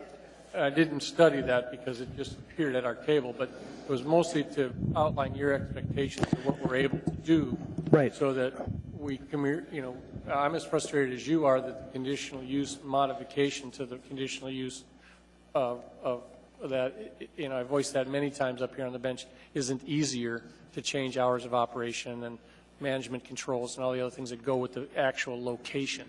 But I'm hoping that you understand that the distinct difference. It's not necessarily a nuance. There's, you obviously can't have one without the other. Right. But we have to follow the law on the books. And so your expectation that we're going to do something with the conditional use, that is just not in front of us right now. Right, and I do understand that. Again, one of these talks about moving allowing the non-objection one, so it's 139. Well, let's let the hearing continue. As Mr. Flynn says, it'll probably be up, and I'll focus in on that. But I wanted to provide clarity to what we can do. Right. And I don't know that I've missed it entirely. Right, and so here it is. Within 60 calendar days, T&M shall cause a notification of transfer of ownership of package store license number be submitted to the municipality. And my point is speaking that if this one passes, then it becomes a concern of the council that the conditional use process be very thoroughly vetted. That was why I brought that up. Yeah, and I'm not to say, we try to do that. Absolutely, we try to do that. And, there's locations that, in an effort to preserve the businessman's investment in their liquor permit, we oftentimes allow liquor permits to be without an address. Obviously, you can't sell out of the back of your car or your house, but we allow that float to occur where there's a liquor license in force with no location, anticipating that Walmart will come in and buy one or somebody else will come in and do that. And personally, I can't speak to the council's position on this, I would be fine. I don't want to see anybody harmed in this, or the least harm possible, that we can move towards a better community, a more healthy community. That is a very reasonable approach. I have another question, if you will, Mr. Chairman, on specifics to the critiques or the criticism of your comments, both in here. Is that it appears in your packet, for mine out, but your council did a very nice job of providing what you felt were the measuring criterion of a good operator, or what I'm trying to say is that you spelled out these are the things that are important to us with an intention to monitor them, and here's where the responsible party. Very nice approach. Was that obviously didn't need to be agreed to because you guys were going to do it anyhow? Spirit of Alaska's response to that is what I'm asking you for. Right. So I mentioned in my comments that we had a process through August. Now, those conditions and all of that table was developed in partnership with the package stores at the table. In fact, the other operator had 3 members of their staff at every meeting and have sent 2 members to every meeting. She saw this and agreed to it, kind of, as you're saying. Everybody nodded their head and said yes, but then when the time came to actually formalize the process, the changes had been started at one store and conditions had gotten worse at the other. And that's where the process broke. Because the comments in the packet somewhere, and I don't have them, and I won't bore you with them, the response was, I wish you had told me earlier that we were having trouble. That was some of the response. And I can attest with the record that we started this process in November of 2013, and we met every single month and had this discussion on the agenda until it was finalized in February of 2015 that came before you. It never left the agenda, and we talked about it every single month. And so because someone didn't come to a meeting that agreed to be at these meetings isn't really a good reason. Was there any other mechanism to communicate the deficiencies and what your expectations were to the owner of the store? Yeah, we had a committee that had been established, an ad hoc committee for public safety, and it worked all the way through August, and then the chair of that committee had been communicating even after that. I have communications in November and December. I mean, there was an effort made. Thank you very much. That's all I have. Thank you. Thank you, Mr. Chairman, and thank you, Mr. Thompson, for being here tonight. Just so everyone's crystal clear here, I want to make sure we understand the preference of the Fairview Community Council. First preference is the conditional use permit be denied or revoked so that the license has to move somewhere else. The council has voted to protest this license. That's the official action of the council, and then to protest the conditional use, to ask the assembly to not allow the conditional use. So we have no authority over the license. We only have authority over the conditional use permit. So right. So what you're asking us to do is to revoke the conditional use permit. I'm asking you to protest the license in your ordinance number 2015-67. It's pretty clear, and that's agreeable, and that's what the council essentially voted on. If I had to bring it before them, that would be, in my opinion, the document. They would say, that's what we talked about. But again, if we're moving into an alternate universe in which we're going to allow a transfer of that license, then we need to ensure that that location is no longer viable for a liquor store. So if we're going to allow this license to be transferred, then it is the community council's desire that not be at that same location. It has to be a geographic change. Yes, and to begin the conditional use process, if anyone has a dream about putting it at that location, to begin the conditional use process from the beginning, not a transfer. Start over clean. Okay. Thank you, Mr. Thompson. Thank you all for making a good decision. I do, yes.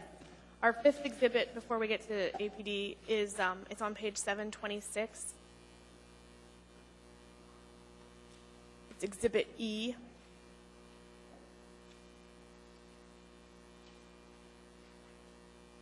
Exhibit E is written comments received from the public related to the renewal of the liquor license. And all 8 comments were written, were opposed to continued operation. The next exhibit is Exhibit G, and it's a DVD, which is a compilation of surveillance photos and videos taken by APD of the licensed premises and the immediate adjacent area. This was provided to the Assembly to further consider whether the licensee's implementation of policies and conditions listed in the conditional use permit are sufficient for public health and safety. At this point, I will turn the presentation over to APD Lieutenant Gary Gillum to present this exhibit. Thank you.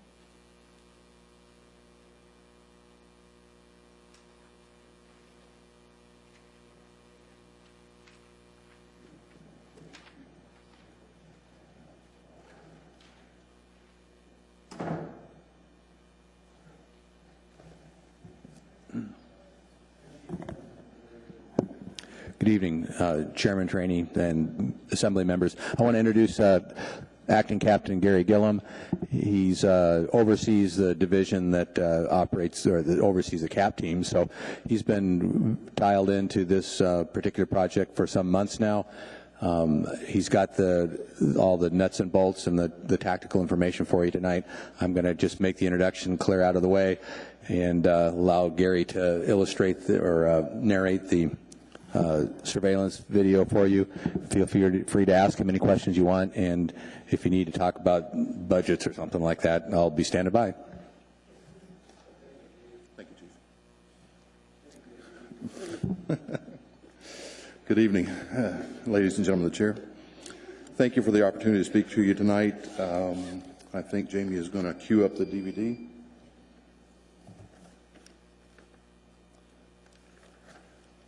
Part of the problem-solving effort that you heard Mr. Constant talk about a few minutes ago involved our Community Action Policing team. And as part of the Community Action Policing team, they do problem-solving, and part of that is problem identification. And what you're seeing now is the front of the Spirits of Alaska. These are our at least two of our well-known public inebriates. And what I'm going to ask Jamie to do is she's queued up a few things. She's going to fast forward because this is really 20 minutes. I don't think you really need to see 20 minutes of this. This is during the daytime, same location. You're starting to see evening.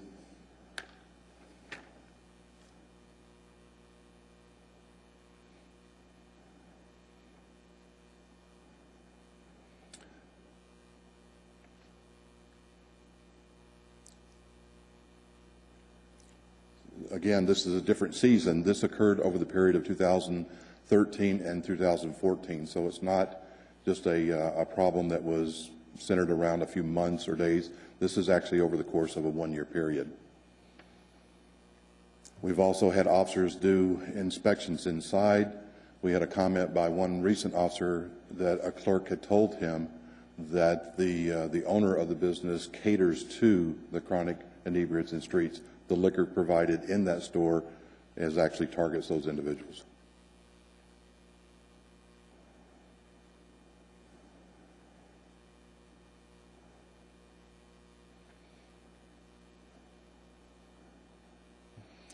Okay, what you're seeing now are some still photographs from surveillance, and some video. You're going to see a known drug user and seller. And in a few minutes, you're going to see, or a few moments, you're going to actually see a clerk leave with a known drug dealer. She leaves the store, they enter into a vehicle, drive into the alleyway, and then after a few minutes, she comes back and gets out and goes back into work inside there. The known drug dealer is actually the one with the hat inside there, and he stays in that location day in and day out. You can drive by there, probably on your way home, and you'll see him there. Well, interestingly, we actually received a report that he was sort of quasi working out of there selling cocaine.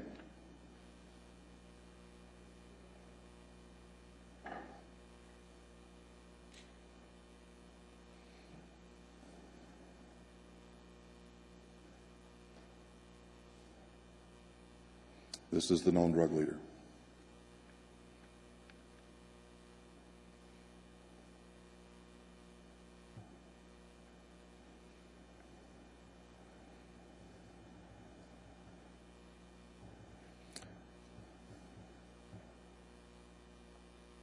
Okay, this is what's called a straw purchase. This is an individual. The gentleman to the far left there that's holding a bag, he's actually gone inside the store, purchased, And the guy that was just shoved down, he's the buyer. And the other young lady there, she wants the alcohol. He's trying to give the alcohol to the guy that actually purchased it, but the guy that purchased it is too drunk to purchase, so this is a straw purchase.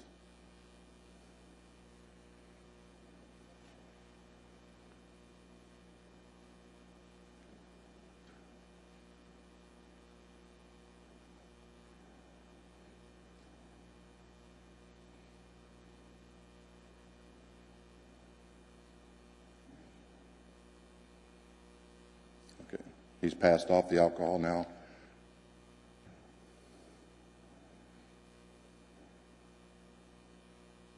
And he's on his way.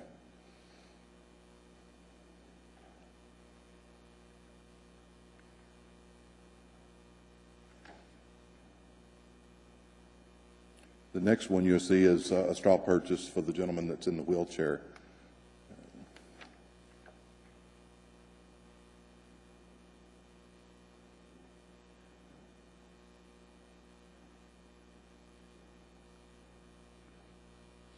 And I don't know if you noticed the one bottle that's on the ground, he's already been drinking. And this is in public view.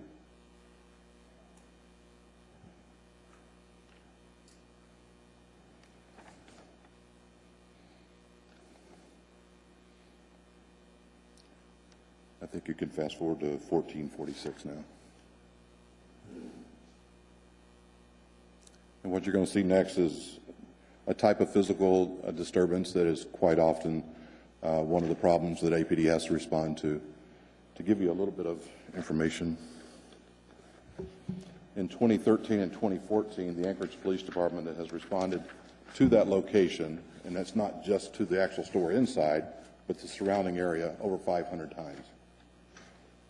Predominantly the calls for services are disturbances, assaults, drunk problems, drunk transports. There's a few suspicious activities, trespassing, but that constitutes the majority of the calls for service. I think we're good there. Captain Gillum? Yes, ma'am. Where, Through the chair. in relation to Spirits of Alaska, was that last seen? Was that last seen the red wall there? Pardon? Was that the red wall? Okay, No, was that Alexander's to the right? That's the south wall of the Spirits of Alaska. So it's off of their property or on their property? Well, when they step up onto the sidewalk and they're right next to that building, that's their property. Okay, thank you. Yes, ma'am. Mr. Steele, sir. Yes, my question is, whose cameras, whose surveillance is that? Through the chair, Mr. Steele, that is from our community action policing team. Yes, sir. Anything else, Chief? I'm sorry, I didn't hear. Anything else, sir? Oh, and nothing for me. Thank you. Thank you. I'm sorry. Mr. Flynn? Yeah, Captain Gillum, I may. I'm sorry. Excuse me. I know the CAP team has a lot of irons in the fire. About how much of your team's time has been taken on this particular location in the past year or two? You can give it a percentage or something, whatever figure works best for you. Through the chair, we've actually been engaged with the Fairview Community Council since 2008. And chronic inebriates and open-air drug sales and prostitutions has been a fairly constant problem since then, although the drug sales and the prostitution has really been diminished. The problem with the chronic inebriates, we've been tied, mainly because it's not illegal to be drunk in public. It is illegal to drink in public. The sheer volume of individuals that's there is very problematic. But if you're asking for the time, the CAP team is a problem-solving unit. We do have to do other projects, but chronic inebriates, if I had to just throw out a number, has been a significant part. I would say it's the majority of the issue. Thank you. Thank you, sir. Yes. Mr. Honeman? So have you had contact with the owners of T&M Spirits of Alaska? Have you had the actual owners? I believe it's Ms. Johnson, I believe it. Ms. Thompson? Ms. Thompson? Through the chair, Mr. Holman, I have not personally had it. It was Sergeant Ryan and the CAP team that had the direct contact with the owners. Had they seen any of this video up to this point? Have they been privy to information that you've gathered as far as the investigation, or have they seen the video and some of the problems? Yes, sir. Actually, there was 2 video surveillances going on, one for cars and one for spirits. Both owners and both businesses were able to see the activity. And have you given the notice under 8.80 under the municipal code? Is this business under a warning notice for 8.80 violation at all? They have not risen to that level yet, mainly because they get 100 free calls for service. You said there was over 500 though, right? Well, remember, some of it is surrounding the problem. The problem with AMC 880 is you have to tie the specific call to the specific location. So there might be an incident where somebody has been sold alcohol, they create a problem outside, and if we don't have that information prior to it, we can't tie that call to the business. So in every one of those cases we saw in the video, I saw white plastic sacks. Could that alcohol have been purchased from another store nearby, or was it observed them coming out of those Spirits of Alaska store? The way it was relayed to me was the surveillance, they only videotaped on this film the ones coming out of and going into the Spirits. Okay. Thank you. Okay, you're. Mr. Evans, sir. Thank you. Kevin Gilliam, do you see the same problems we witnessed on this video with the chronic inebriates in that area on the property of other businesses? Through the chair, I believe if the question is do these chronic inebriates affect other businesses as well as spirits, and the answer is yes. They do create problems for legitimate businesses in the area. Can I follow up on that? Go ahead, sir. Yeah, and I guess I'm just trying to get my head around where we are saying that the problem resides. Is it that this Spirits of Alaska is providing the alcohol to these people in such a manner that's causing them or allowing them to engage in these behaviors in that general area? Or are we saying that they're not sufficiently controlling their property and allowing these activities to go on? Through the chair, Mr. Evans, I think that's a complex question in the fact that they are a source for a specific type of alcohol that is cheap. It gives them the high of it, and it is sold specifically for them. So it is a known source location. These individuals are going to be attracted to whichever location that they can get that source. We've had a similar problem near the Walmart at A Street, and we're working with them about providing those types of alcohol to the individuals. So wherever the alcohol is available, they're going to try to attempt to buy from there. But if the owners, like cars, if they cooperate with the businesses and the action plan, which means pay attention to who comes in. I mean, clearly, when you see these straw purchases, these are all visible clearly from the owner or the business. They could look out and see that this is a straw purchase and somebody's coming in to do it. If they would say, no, you're doing straw purchases. I mean, how many people go 4, 5, 6 times into a store within a few minutes to buy 1 or 2 bottles of alcohol and go back out? So that's the type of business practices that if the owner would cease doing that, the problem would be diminished. I'm under no illusion that we're going to solve this problem, but let's do what we can. Thank you. Okay. Mr. Starr, sir, and then Ms. Nabowski. I've got 2 questions. Ms. Tucker, in the specification of the conditional use that limits types of products to be sold, who's the required party to enforce that? Who checks for violations of the inventory that's banned by the conditional use?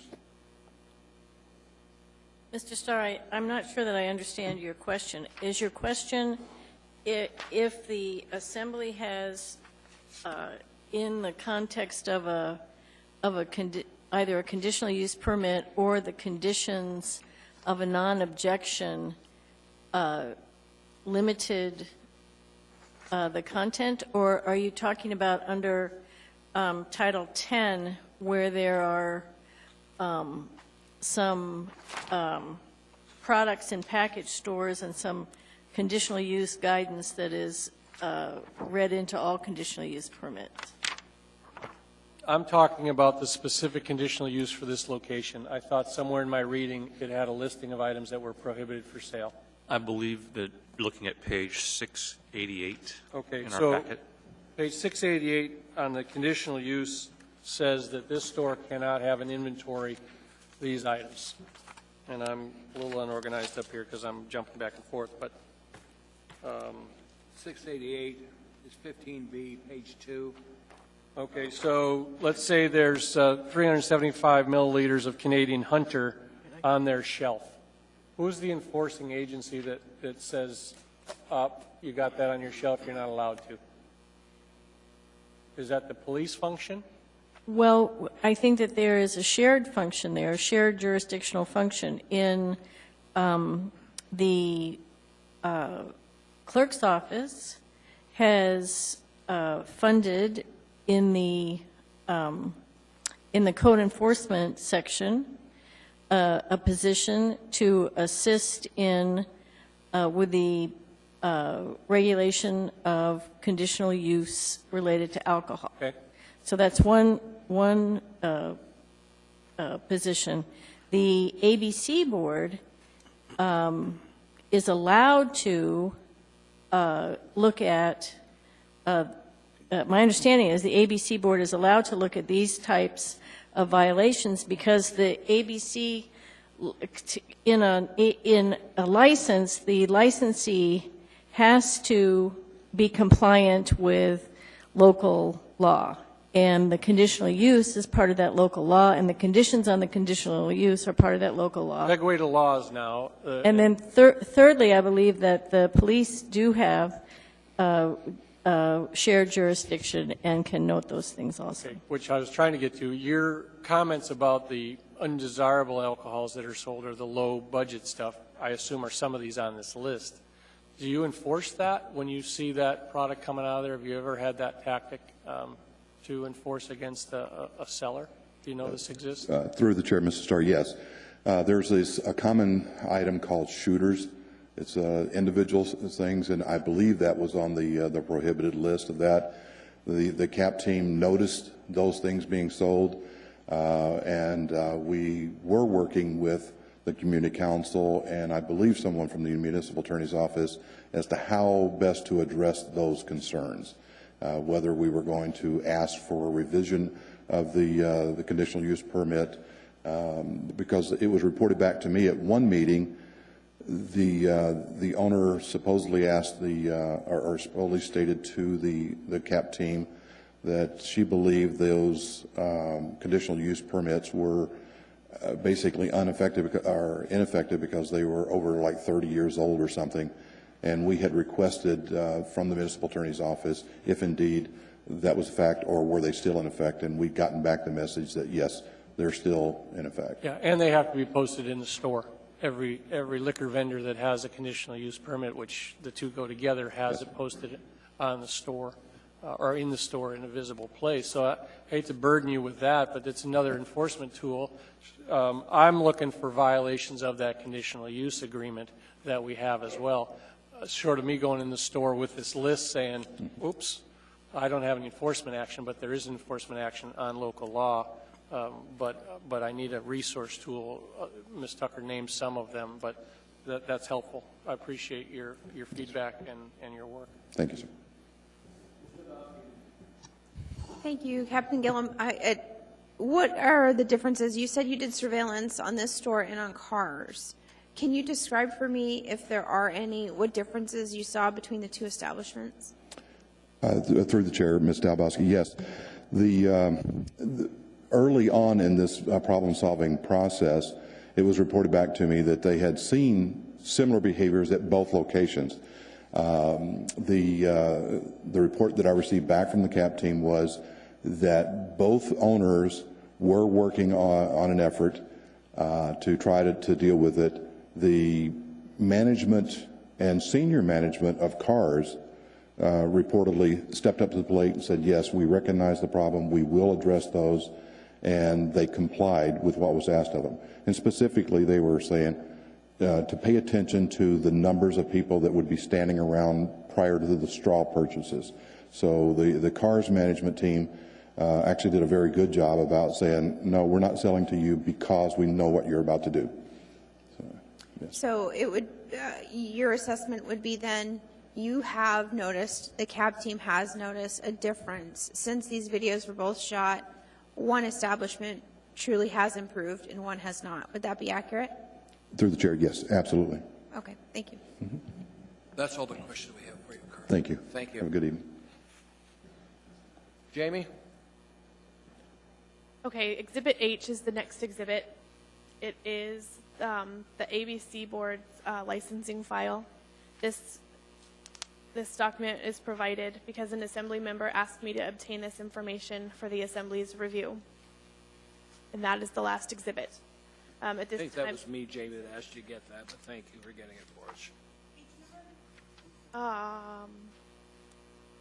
You said I was the one that asked you to get the file from the ABC Board. Let's see.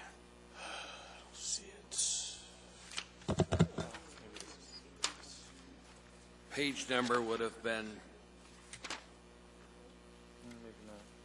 probably started at 600 because it was all the ABC violations, Amy. it's on page number 766. Yeah. I just wanted to get the document the ABC Board is working off of. Okay, we're now going to go, Jamie, I think, to the portion where we're going to let people testify for 3 minutes. Correct, yeah. Okay. So anybody who wants to testify in front of the Assembly on this issue, please come forward. Spell both your first and I'll spell your last name, and we'll go from there. 3 minutes. My Please name's speak to this issue, okay?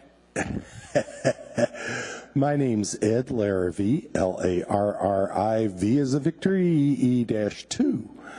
From what I can see, maybe the old way is the best way. Didn't they used to have beat cops that would walk around and the old-fashioned whistle system?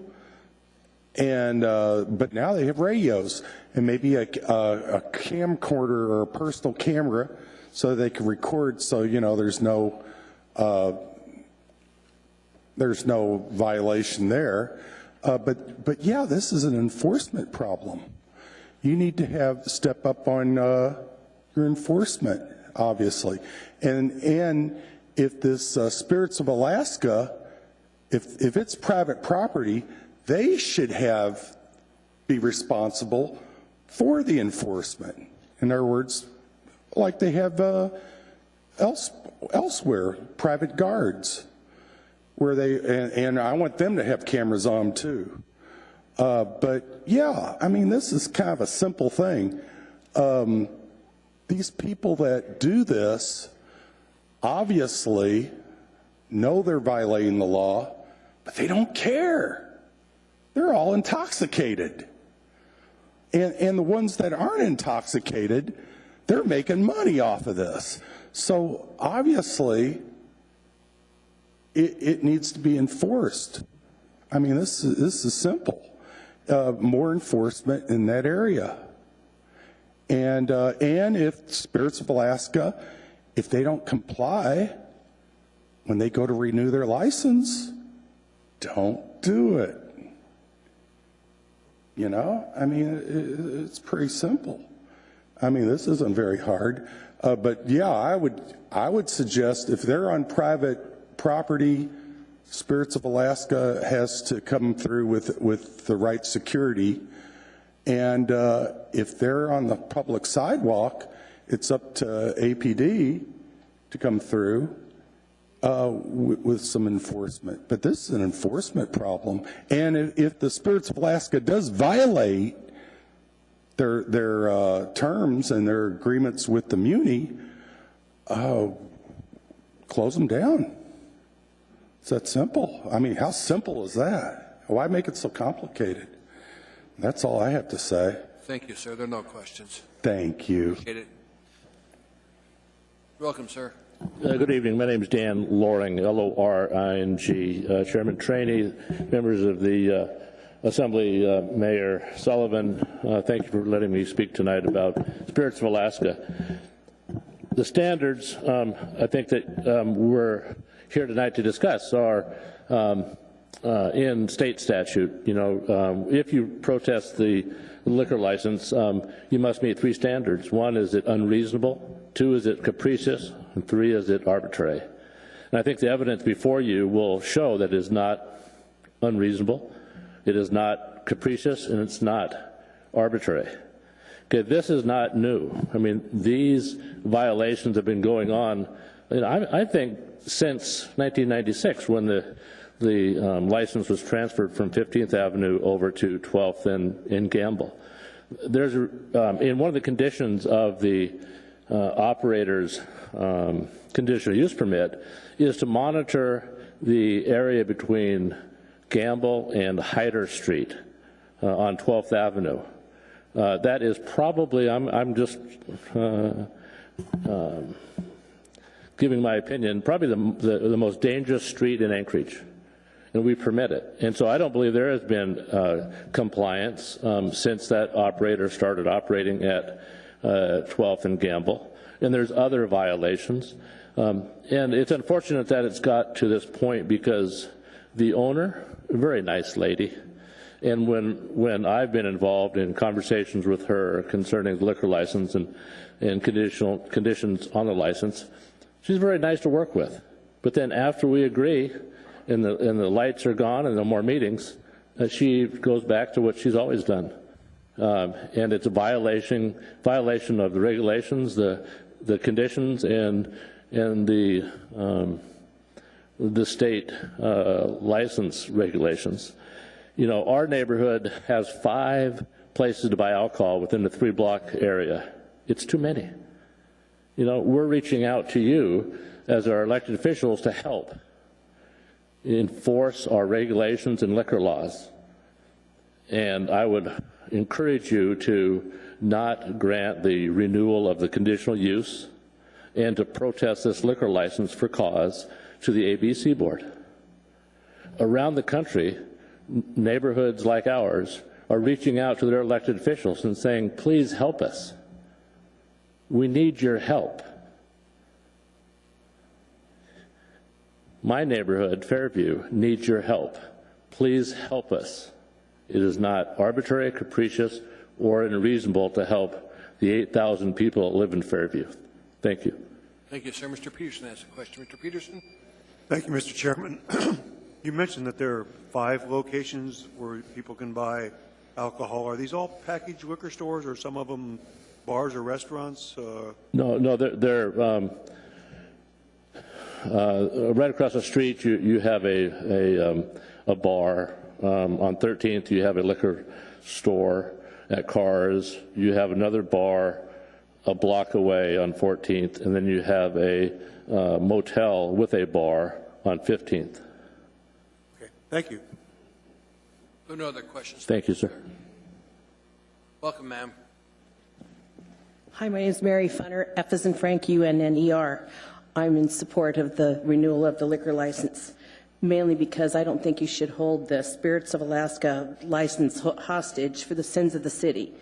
The homeless inebriate problem has been ongoing, and nobody seems to know the answers, and I don't think they should be held accountable for that. The other thing is I don't believe that, oh gosh, I'm so nervous, I'm sorry. I don't guess I understand why they should be held responsible for all these problems. I think that there should be added police security to help them with this. And I think if you do that, that's going to cause all the problems to go away. Thank you. Thank you, ma'am. There are no questions. Appreciate your testimony. Welcome, ma'am.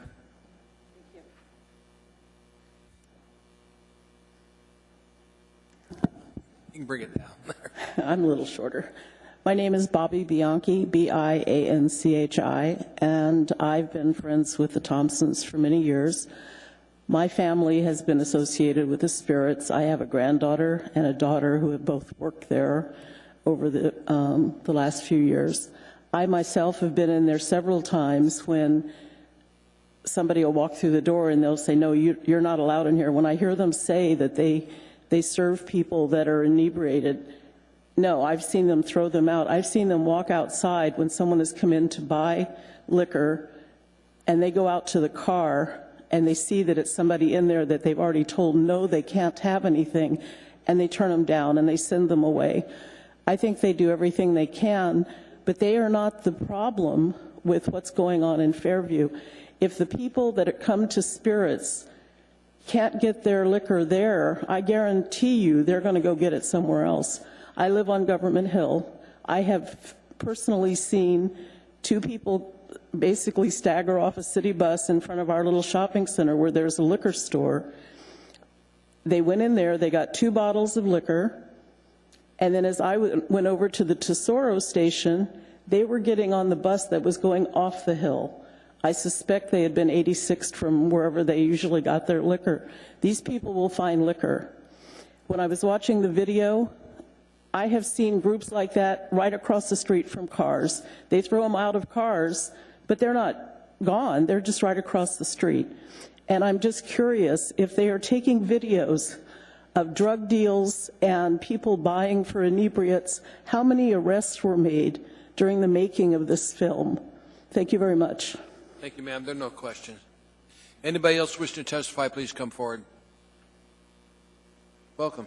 Hello. My name is Michelle Shangen, MICHELLESHANGIN. I'm here in support of Spirits of Alaska. I've been a friend with Bridget close to 20 years and worked with Spirits on and off. I consider myself a long life, proud person that was born in Fairview close to 40 years ago. I've lived on 9th, 10th, 11th, 12th, 13th, 14th, 15th, and was homeless for a year and lived in Valley of the Moon Park. So I can totally relate to people who are in a homeless predicament or dealing with alcohol. I've survived living on the streets, and it's easy to judge people by the exterior and not the interior. So when the few times there was picketing out in front of the store, the signs with the inebriates, the intoxicated, being intoxicated or addiction doesn't discriminate. It can hit anybody. And so after the picketing, I went to go talk to some of the people that are, labeled as inebriates or homeless. And you know what? They told me their real story. They told me, no one's ever listened to my real story. I know what the world sees me as, but I am a human being. I do have addiction, and they're struggling with it, but they have all the elements of being assaulted on the streets, what have you. I take this personally because my mom is a chronic alcoholic, and she was brutally raped and almost murdered right off of Fairbanks and between 12th and 13th, and I've had family members murdered around Anchorage and Friends, so I've lived the underground life. I know how it is. So I don't like, it disturbs me how people are being on the streets, being labeled, that they're just being people just want to brush them under the rug, and it's closing Spirits of Alaska is not going to do that. It's a statewide issue. It's a city issue with alcoholism. And one more thing off of what I'm talking about, as far as the low-end alcohol, I went to about 20 liquor stores around Anchorage. It took me about 2.5 hours, and I took pictures of the low-end beer, which they all carry except Cars and Oaken Keg and Walmart. Brown Jugs, Tesoro, Party Time, about 20 some liquor stores do carry the low-end beer, and it's not that we carry that, it's a business. A liquor store sells alcohol. So anyways, thank you. Thank you, ma'am. There are no questions. Anybody else wish to testify, please come forward.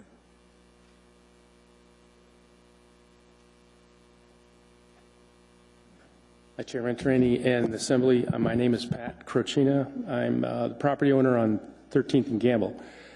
You could probably say I'm at ground zero. We have a 4-story office building there, and I've come to you before last year and talked about the devastation that's going on, and it's obvious down Fairview. I have a janitor that lives in a house adjacent to the building, so he sees the property from after business closes to the next morning. And basically, he retired. He had to move out of there. It just was too overwhelming. What would happen is they would assemble, get the liquor from spirits and from, at that time, in cars even, and come in back of our property, cross the fence, and drink. And if he come out and ask them to stop, they would get belligerent. And actually, one of them came and slammed on his car. He got fearful of the place just being around it.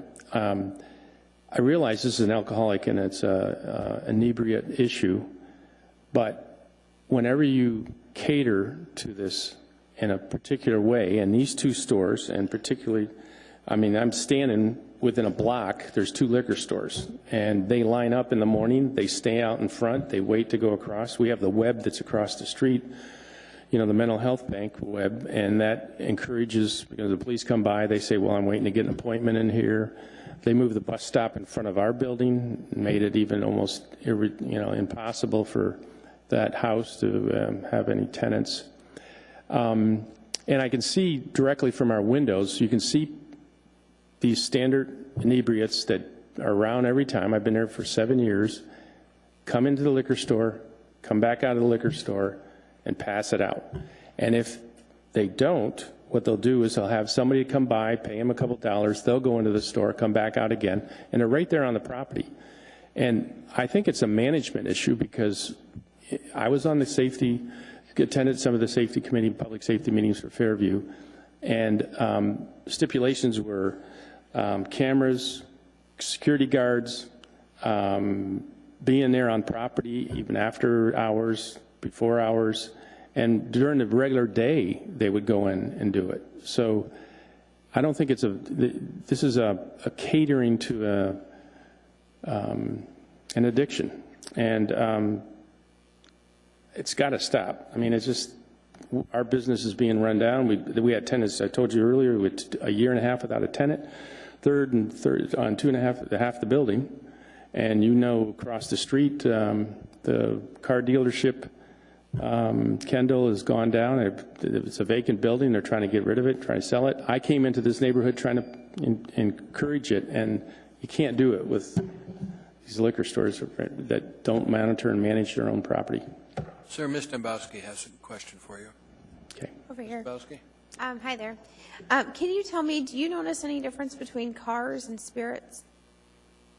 Well, probably before we started this process in 2011, I started going to the community council meetings. And as Chris had stated, they were very trying to work with the community, trying to work, let's not get too aggressive. And so at that point, I'd say they're both were, in sort of violation. But since last year, when we came out with the public safety to meet with them and go through the process, there's definitely been a change. Cars, they're not lining up, they're not passing off as much. I can see down, on 12th at the Spirits, it's continuous, and it's gotten worse. The drug deals, the stuff that goes on there, the people, the bar across the street saying he would like to go because it's affecting his business. So yeah, I think it's definitely, as it's been stated by Chief Gilliam, or Captain Gilliam. Okay, thank you.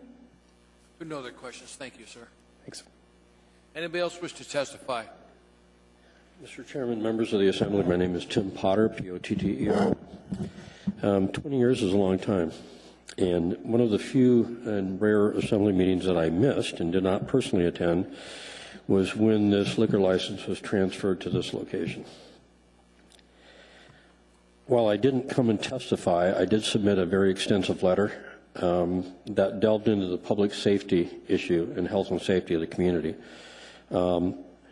It's a bad idea to put a liquor store on one of your principal arterials, effectively the U.S. highway system. I went through and reviewed and gathered all of the police reports for pedestrian and car accidents in that location. And at the location, there were a number, and they're pretty bizarre stories, almost hard to believe. And as a constant participant for the last 20 years in Fairview in their efforts to better themselves, I go there a lot, and I'm more concerned about that specific location than I was then. So fast forward 20 years, here we are. You know what the basic essence of the test is for granting a conditional use? It is, the test is, can that use be made compatible with the surrounding properties? This was a difficult location because of everything else that was going on, but also its logistics to the traffic and how it sits in the neighborhood. It has to take a much more progressive and aggressive management program to operate that store and not have impacts on the adjacent properties. And I think the community has put up with it long enough. I think the current operator, through whatever management missight is going on, they are not proactive enough and not active enough managing that property and their operation. I don't want to get into the issue of illegal sales. I think the police video was more than fine. But, you know, it's fine to have a business, but there's a certain amount of responsibility that comes with that. They asked you for an approval to be able to locate a conditional use at that location, in the basis that they would be responsible and make sure that it was retained and maintained its compatibility with the surrounding properties. I don't think they've met that measure. They've had plenty of time. My request is that you don't renew that location. Thank you. Mr. Starr has a question, sir. Only an observation, Mr. Potter, you're astute to these sort of things.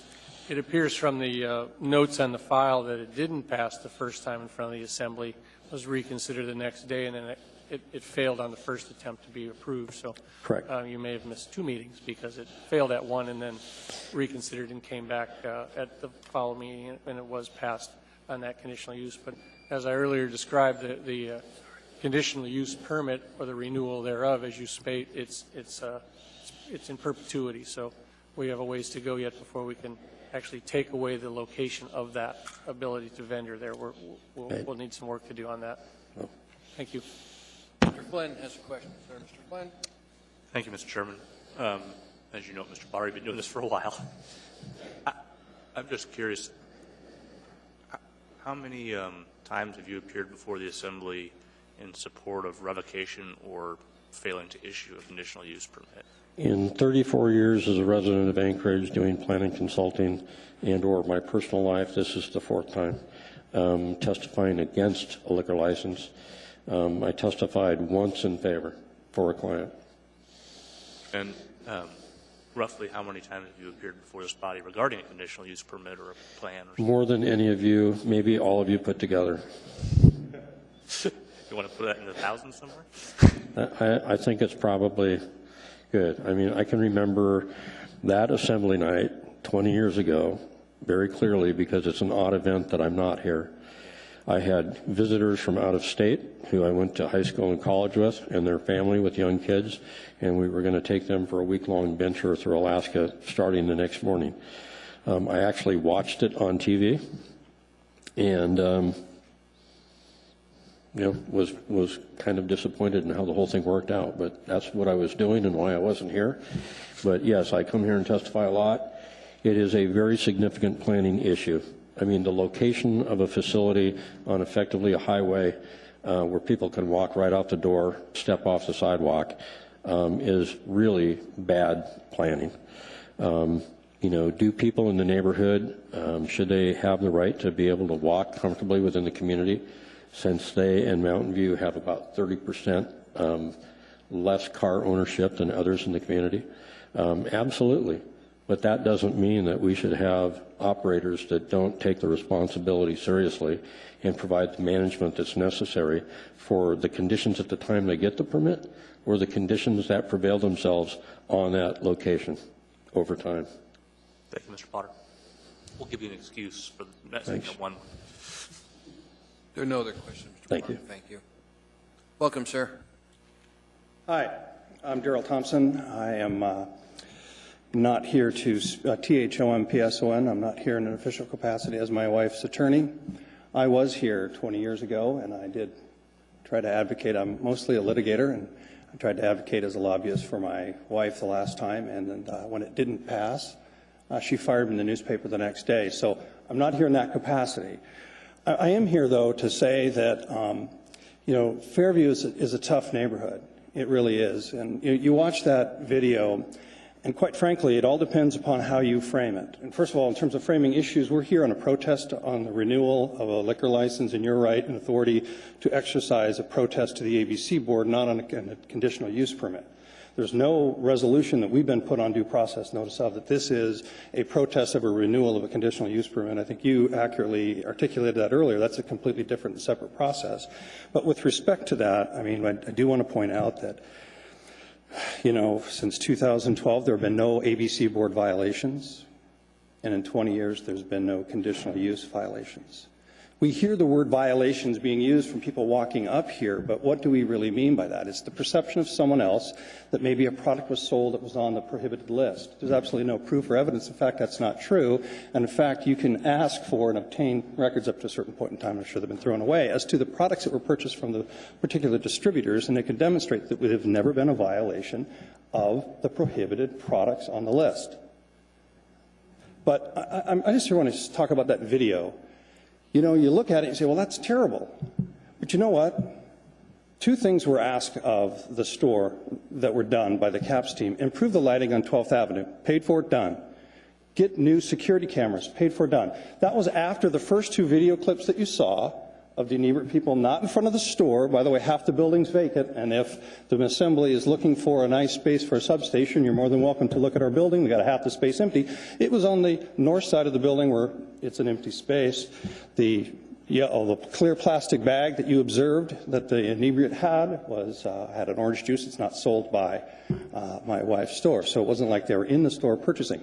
What we don't know, and we can't tell you, is whether or not the CAPS team was called right away because we didn't have enough time to know what the date of that was. We have a log of every time they call the CAPS team. I mean, the community patrol. The responsible thing to do when you see someone in that condition is to call community patrol, which the store does frequently. We don't know if the CAPS team called community patrol, but clearly those individuals were in need. But when you see some of these other pieces of that video, you see, quote, known drug dealer. I don't know that my wife knew it was a drug dealer, but somebody from the police department knew it was a drug dealer. You see drug deals on tape. My God, arrest them. Clean up Fairview. Do something about it. You see Dwayne English hitting a Native woman in the face in front of Alexander's. My time's up. Sir, your wife will have 20 minutes. Can I have a couple? Okay. Your time's up, sir, but thank you. We do have Mr. Strauss. I had a question. Your corporate relationship for T&M says that you're the agent of service. I am. Okay. Thank you. Yep. And then let's see, Mr. Honeman has a question. Mr. Honeman? Thompson, is there anything specific you were trying to get your point across to this body? I mean, I guess I don't want to say give you. I do, and I can make it very, very simple. Please. Thank you. You saw the Native woman being beaten in the video. If you watch the whole video, and the time frame within which that video was shot, Dwayne English, who we know who he is, I asked someone, they told me who it was never arrested for having assaulted that woman. I mean, and I got to be really, really clear. The private retailer will not break up a drug deal in Fairview, will not break up fights in Fairview. That's dangerous. It's irresponsible. We had a clerk who ran after someone who stole some liquor, which is against the company policy. My God, don't do that. He got beaten severely. We can't fix those problems, but if the police see the problems, or if they're present, they could be a bigger deterrent, having done something on those days that they were videotaping drug deals and assaults, than to try to expect a private citizen to do something about it. I mean, we talk about managing it. We're going to hire a $70,000 security. We're not Albertsons, okay? We don't have that kind of money. We try to shoo people off the property, and when we call the police for help, I'm telling you, they don't come. And I can give you a very specific story when my daughter was terrorized by a guy named Q, and the police department said he's unprosecutable. She called 3 times. She locked herself in the store, not until there was a DUI across the street at Capone's, and there were 3 officers there. Did she call, smart girl, call Capone's and said, could you ask one of the officers to come over here because we're trapped in here. And people know who Q is. He is dangerous. And I don't care if he's crazy. If he's crazy and dangerous, get him off the street. But when we call, sometimes you don't come. That's my point. Thank you, sir. Welcome, ma'am.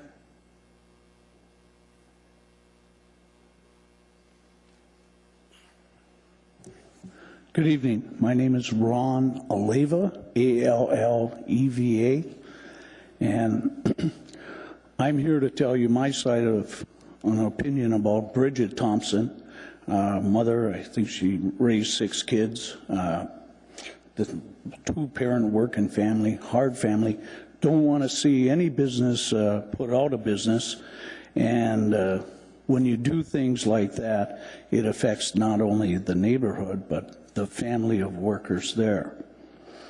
But little disappointed to hear that 20 years ago, Ruth Moulton, and that liquor store's been there for 20 years, might be a thorn in our side, but it's not because of the store. It's because of the people who use the product being sold there. And how they buy it is totally legal. There's a lot you can't do about it. But let's play with the same deck of cards on conditional uses. Mr. Starr mentioned a negative effect. Nothing could be more negative to a property than the Brother Francis Shelter's conditional use, where they had over 1,400 calls. Not a little mincy 500, but 1,400 to the facility. So we got to play with the same deck of cards. And tears almost came to my eyes because I've developed a relationship with Mr. Potter, and I find it just almost insane that he would say you can't put a facility on a heavily trafficked street when you gave them the Red Nose Inn in between the 2 most trafficked streets in Anchorage. How could you do that? How could you support that over the objections of the Fairview Community Council? You gave Spirits of Alaska and cars the customers, and now you want to take away their license. It's totally insane. I want to say that I'm getting more comfortable because ML&P is looking at buying my property, and I hope the city buys the adjacent property, builds Bindlestick Park, and if you do force them to give up that liquor license, even the Fairview business community said they wanted to put a liquor license down by the shelter. We'll change the name of it from Spirits of Alaska to Short Walk Liquors, and you can keep them in that area, and then it'll be over and done with. But I'm appalled that after everything that's been said and done about this liquor store, not one protest has gone to Catholic Social Services or Beans Cafe. Nothing but accolades, and they forced me out.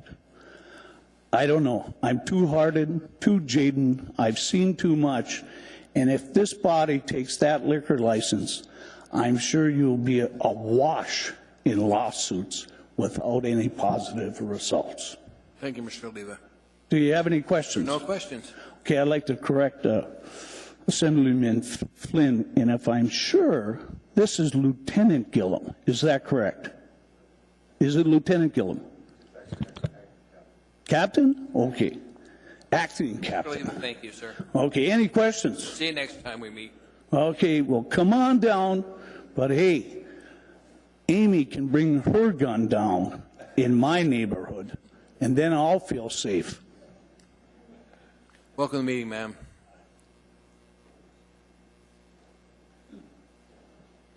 Thank you. My name is Miranda Walso, M-Y-R-A-N-D-A, Walso, W-A-L-S-O. A couple meetings ago, we had a proposal that was put before the Assembly regarding an alcohol tax to fund some of the treatment centers that we need in this town to deal with this problem. It didn't pass for a lot of different reasons. We've also heard questions about whether the ABC board is the right one to oversee regulating and taxing marijuana, which is another issue. There are a lot of issues that play into this. Public housing, how we treat health, mental health, how we manage our police resources. One of the things you've heard tonight, and I do wish that I got to hear the other side of it because I'm sure it's going to be interesting too, so I'm not going to comment particularly on that, but we have police, they do their job, they're professionals. We have to trust their judgment. We have social workers who deal with these people. We have to trust their judgment. When we have real estate people selling houses, we listen to what they say. Here comes a time when you have to trust the people you have working for you and accept that you hired them to do a job, let them. Tonight, when the tax on alcohol was brought before the Assembly, there was a lot of people who testified on a lot of different things. Tonight, the only people I've heard here are from the community and who know the individuals who own the store. Who has an interest in saying the store operates well? Is it the police? Do they gain anything by stating that this store isn't working well? What does that benefit them? No. However, of course, business people want to make sure that their reputation stays intact. They work hard. Nobody's disputed that. But there's this location, location, location. It does matter. One of the things that's been bandied back and forth is redevelopment of the Fairview and Mountain View areas. Things like tax abatement programs, things like increasing high-density housing in the area, changing the construction permitting process so that it's easier. However, that doesn't change the fact that one of the reasons these problems are there are because the people in them have a higher than a normal, above average rate of things like alcoholism and drug abuse and poverty. These don't just go away overnight. It may not solve the whole problem, but taking a step in that direction, selling the liquor license, no, there's a lot of money in that. These things hold their value. There's not a lot of competition in somebody suddenly having a brand new one and selling it. There are options for a business person to mitigate their loss in whether they're operating in this current place or a new one. However, for the community that lives there, they don't have that luxury. They're not going to come out okay financially either way. Their lives are being affected, and all of them have given testimony on lots of different things. The one issue that they've asked for is help. There's a thing in politics about it's not my fault, it's their fault. You go to them, it's not their fault, it's their fault. Oh, no, it was that guy. It was before I got. That happens all the time. We have got to stop trying to find that one person who is responsible for everything that goes wrong because they suck. Start doing what we can. If that means we have specific standards that we enforce, 2,000 calls just between two locations, 300 cops. Do the math. Any questions? Questions from assembly members? There aren't any questions. Thank you, ma'am.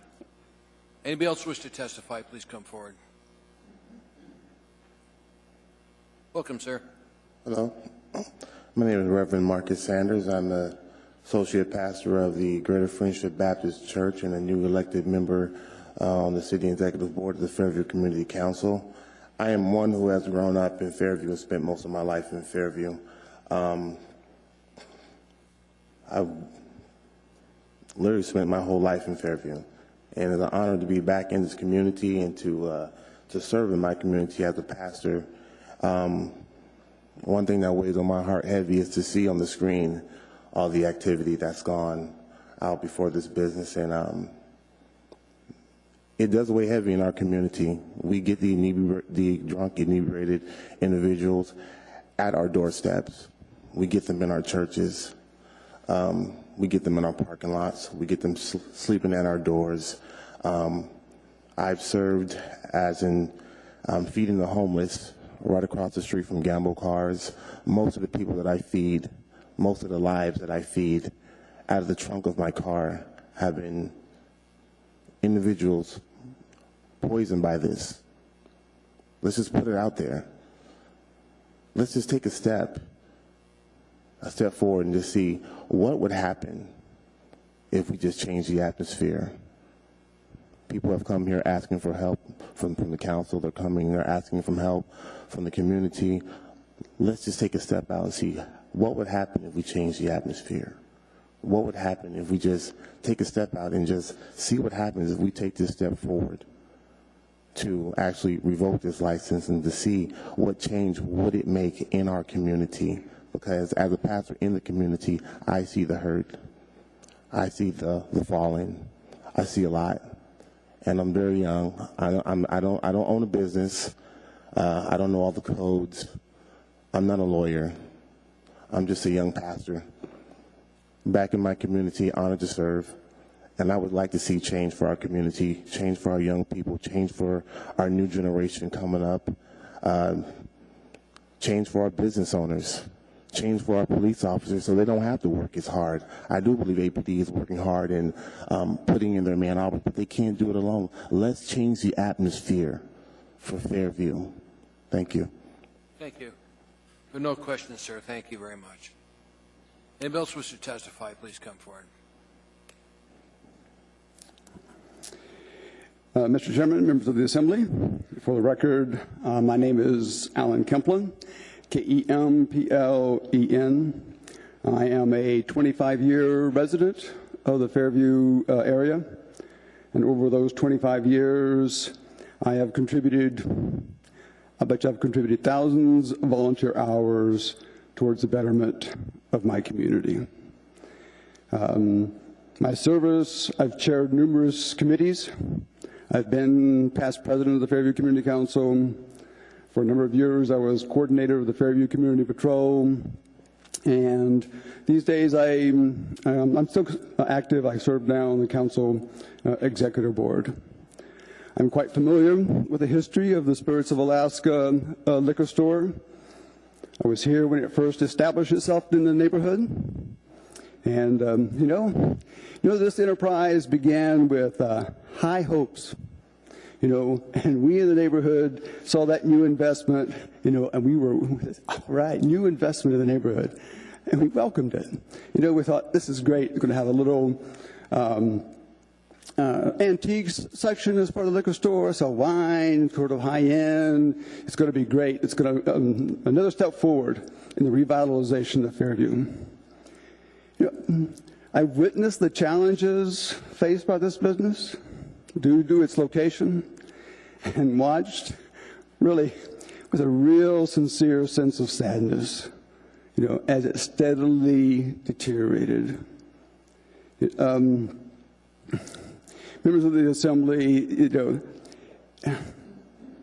liquor license at this location is not working. It has become a destabilizing, influence, and the clientele it caters to in order to keep cash flowing are a detriment to the neighborhood and the city. 2 packaged liquor stores within a couple of blocks of each other, there's not enough demand for those 2 packaged liquor stores. The corporation, Cars Corporation, they can afford the higher cost associated with managing a package store, right? Spirits of Alaska, there's not enough demand for managing that liquor store right. And we've been down this road, a number of different times, and over those 20 years or so, and it always comes back down to cost. And all of a sudden, I promise I'm going to take better management. I'm going to do better management. But when it comes down to it is, after a while, they realize, I'm not making enough money. I got to do something to cover my cost. And it's time to acknowledge realities. This land use cannot meet the necessary conditions for a viable and contributing neighborhood business. I encourage you to protest the renewal of its liquor license, and I hope that you revoke at some future point in time the conditional use permit for Spirits of Alaska. This is the wrong business at the wrong location for this city. Thank you. Thank you, Mr. Kemplen.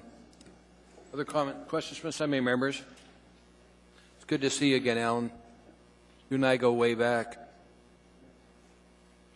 Anybody else wish to testify, please come forward.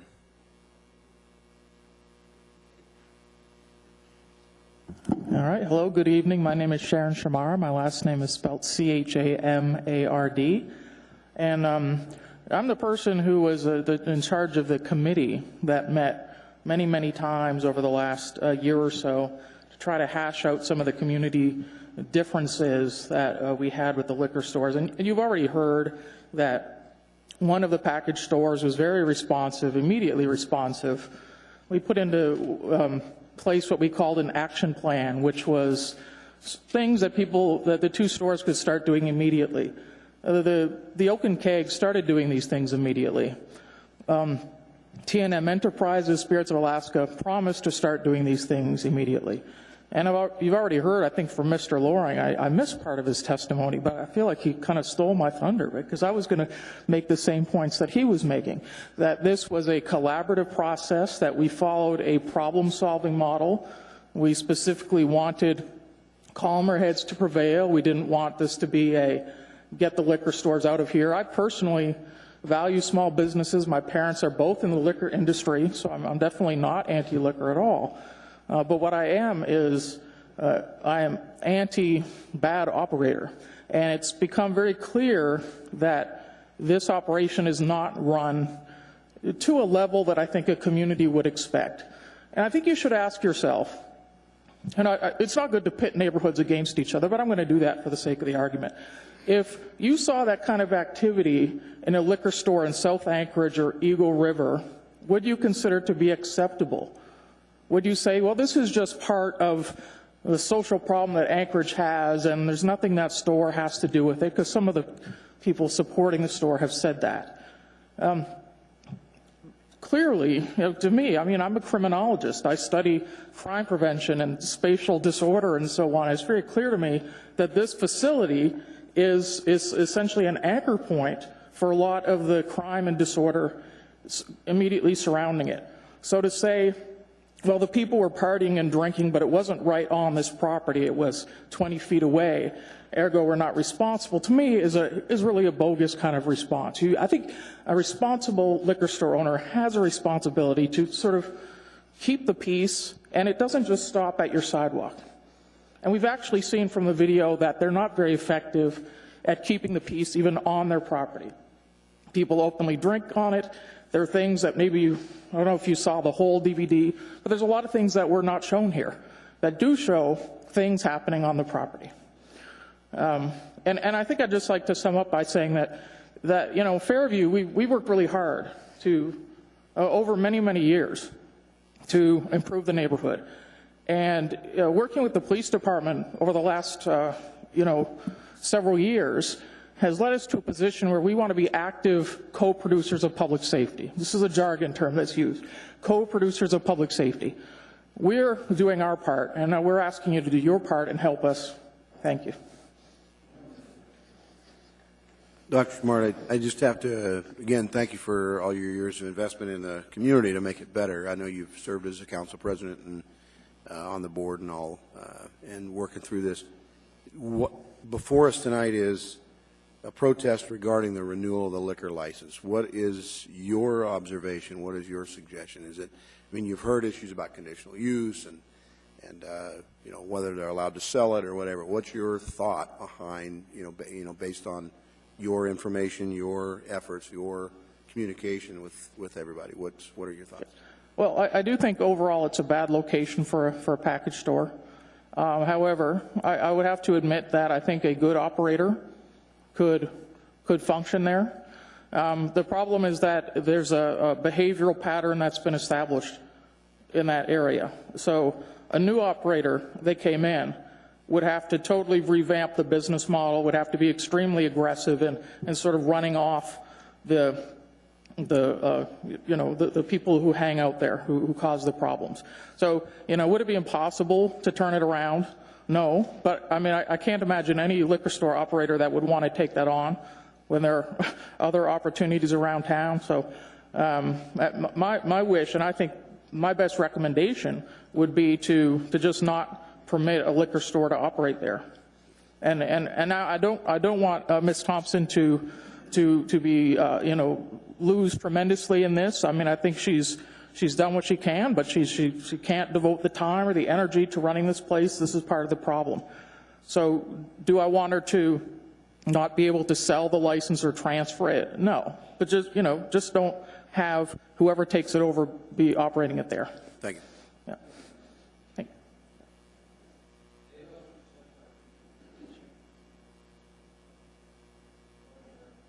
you. Don Smith. I had to hurry and get back here. I went home. I had the pleasure of owning a business beside these people that own this liquor store for a couple of years. They had a liquor store on the end of my building. As far as individuals, they're very good people. They ran a good business. My belief, and we can't start going around, you know, like the gentleman said, that grub stake auction. You know, we can't go and shut down every business because of the street people's problem when Anchorage, Alaska won't take care of the problem themselves. You know, as business owners, we have certain responsibilities, yes, but we also have to have help from the city. You know, I watched the gentleman come up here and all these videos and stuff back at home. I didn't hear one thing about an arrest, and in fact, I heard you could, when you leave here tonight, you could go back by there and he'll be there. Why is that? You know, there's like the shelter downtown. What? That's a lot bigger problem than this liquor store. You close down this liquor store, they're going to all move to another one. What are we going to do? Just keep shutting them down? I say that the police in our city should start doing a job there. Arrest them. These people, you know, they do their best to run a good business. I know them personally. I had no problems when they were my neighbor. But just to come in and say, because of, you know, the community, our whole city is infected by intoxicated people and drug dealers. And then just to come down on one family and their livelihood and say, well, this is going to solve this problem. Well, it's not. I say we all step up and, you know, start having some meetings for how we can get some of these people out here and put them to work and put them in treatment centers and stuff. Treatment centers work. I've got 16 years clean and sober by going through a Keeler house. But you got to put them to work, and you got to put a roof over their head, give them some dignity. But to come in and say that this one business is the whole problem of Fairview, it's just not true. It holds no structure whatsoever. You know, I can understand where the situation there is so bad that these people might at the end here, the people kept saying that they didn't, you know, they stopped coming or they didn't show up all the time. Well, it gets tiresome. But anyway, that's all I wanted to say. Thank you, sir. Thank you. Anybody else wish to testify, please come forward. Billy Ray Powers, P-O-W-E-R-S. I like that testimony this man just gave. It's not the liquor store's problem. It's the problem of the city street people. We can close that liquor store down. You know, the one across the street down there, Cars, I've seen just the very same video. I could have took the same video across the street. Probably still can. I mean, I've been here for over 50 years, and that has been a place ever since Beans Cafe opened. That's been the place. It's the closest liquor store. So we can close it, we can close the one across the street, and then where do they go? The next closest liquor store. Now, because Albertsons may be multi-billion-dollar corporation, owns Cars, yeah, they can schmooze around a little bit. They can do some diplomacy with the community council. But this family's trying to make a living with a very expensive overhead of the permit. You know, the known drug dealer. Oh, come on. Not only that, hey, I bought a 6-pack of beer this weekend. Nice beer. I took it home and I shared it with my friends. Was that a straw buy? Did I buy that beer for somebody else? Well, I did, I guess. I'm guilty. That's just the way it works, man. And, you know, Beans Cafe, Ron Aleva, I like the guy. He runs a real high percentage of telling it like it is. The guy's on just about most of the time. Beans Cafe is like an anthill down there, man. I mean, the ants are coming out during the day, and they are going to find the alcohol. Now, this family that has this liquor store struggling along here, why are we going to bully them? Why are we going to kick the carpet out from under them? It's not right. It's a community problem. It's been stated quite a few times here before. We can have some do-gooders in the community, can totally crucify these people. It's not right. Anyway, I get a little bit excited about this kind of stuff. I apologize. I should be calmer, but thanks for listening to me. Thank you, sir. Anybody else wish to testify, please come forward. My name is Ella Demoski.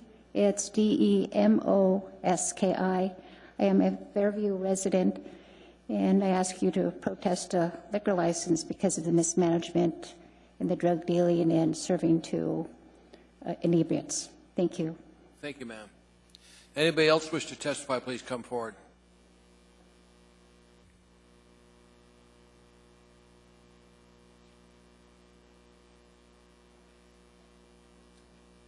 Hi, my name is Alex Jorgensen, and I'm a Fairview. I'm a resident of Fairview, and I just recently started attending the Fairview Community Councils. I think I've been to about 2 meetings, and I've been to some other assembly meetings where the Fairview Community Council has been really proactive in what they're doing.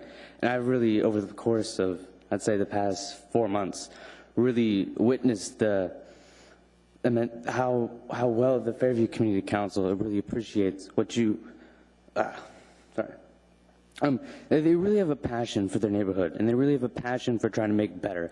And they've done a tremendous job over the course of 2 years with the Fairview Community Plan. And these people know Fairview like nobody's business. They know what's going on. And they've spoken. And they've spoken that something needs to happen, and that what needs to happen is that this liquor store needs to not be operating anymore at the current place that it's operating. And I think we can all agree that this business has done the best that it can to try to avert the problems that are occurring.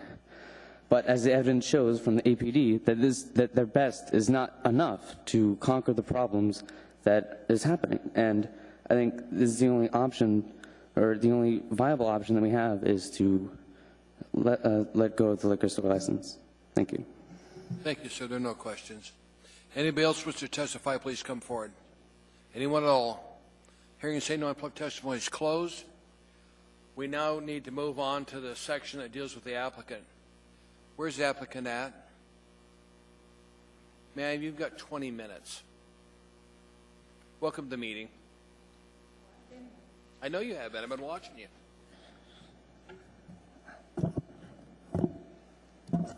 I was really nervous when I got here. I've gone through just about every emotion you can imagine as I sat back there and couldn't say anything. So I'm going to go through my notes, and I hope I hit everything. First of all, I want to comment on the process. This is probably the worst process I've ever been through. I didn't know I would get 20 minutes to speak tonight. I didn't know that I could bring witnesses.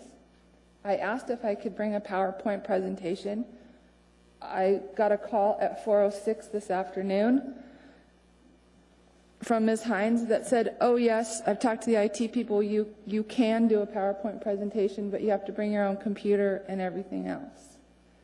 That was at 4:06 before I had to get here. No one will return my calls. I'm not allowed to speak to any one of you, nor has Mr. Flynn ever spoken to me. I did ask a process question from one of his assistants at the last Fairview Community Council meeting and never received a call back.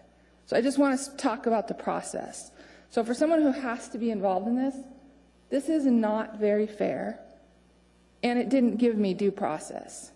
Because Ms. Hines is professional, she took the time to talk to me yesterday when I went down and stood in the middle of City Hall and said, what the hell do I do tomorrow? The community council told me I would get 3 minutes to speak. So that's my beef on your process. I went to law school a long time ago. Pretty sure it doesn't meet the standard. Now, as far as everything you've heard today, I first want to talk about the video, because I think that is the most damaging piece of evidence you saw today. The video is actually 2 different times of filming, if you notice, from the snow and the no snow. The first part of that video, where there is snow, is what I was shown 13 months ago when the Fairview Community Council came to me and asked me to work with them. So part of that video is what got me into conversations with the Fairview Community Council. The second part of that video, I have no idea when it was shot, nor was I ever shown that video until it was served to me by the clerk. When I got it 21 days notice that I was going to be in front of a public hearing, that's when I got to see the video. The first part of the video with the snow, I was shown that 13 months ago. The video has people in it. Dwayne English is a resident of Fairview. Dwayne English is a criminal. When Dwayne English is sober and needs money, I will pay Dwayne English to sweep my parking lot, because Dwayne English needs to go get dinner, and if he's spending 2 hours sweeping my parking lot, that's 2 hours that he's not doing drugs in the neighborhood because he's under my supervision. But when Dwayne English is doing crack or beating his girlfriend, he's not allowed on my property. But Dwayne English isn't going to go away if my store closes, because Dwayne English lives in Fairview. And Dwayne English was born in Fairview, and he's not going anywhere. So he's going to go beat women down on 13th, or he's going to go beat women out on Hyder, because Dwayne English is a drug addict, alcoholic, that has nowhere else to go. So about the video, we patrol that lot. My clerks go out every 30 minutes. We have a log that's been given to code enforcement, and we try to shoo those people off. Officer Jones will come. She's the CAP team. She's the only police officer that I've ever spoken to on the CAP team, and she came and met with me. She cared enough to come down and speak to me. We put up the lighting. She showed where I should put new lighting up. She came out and we talked about the sidewalk. Is there anything we could do out there to stop people from loitering? Is there anything we could build? Officer Jones was very much involved.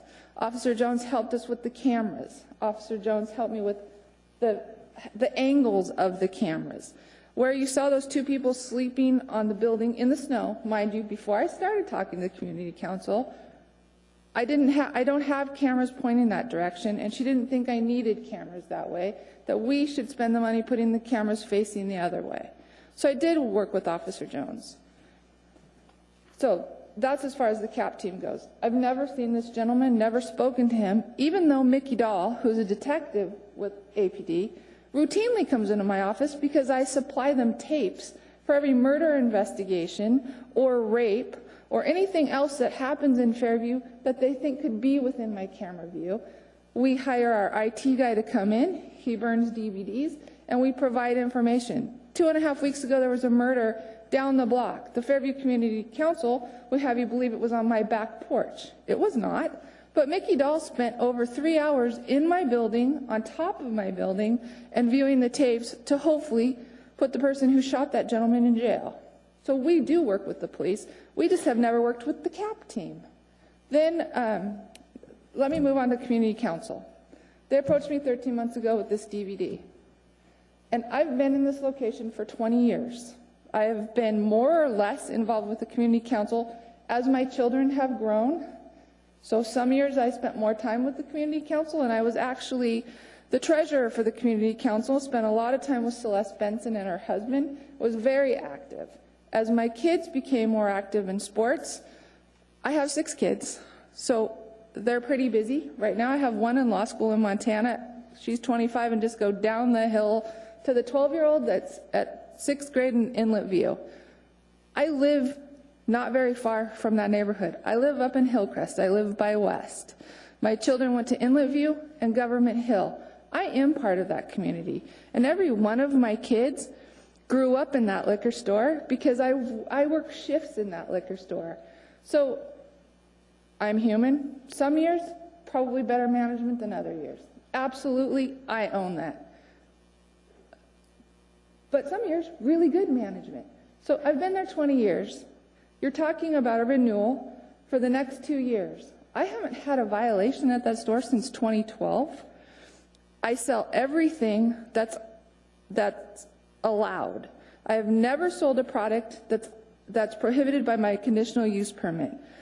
The prohibited items are actually printed, laminated, and stuck on top of the cash register so every clerk knows what we're not allowed to sell.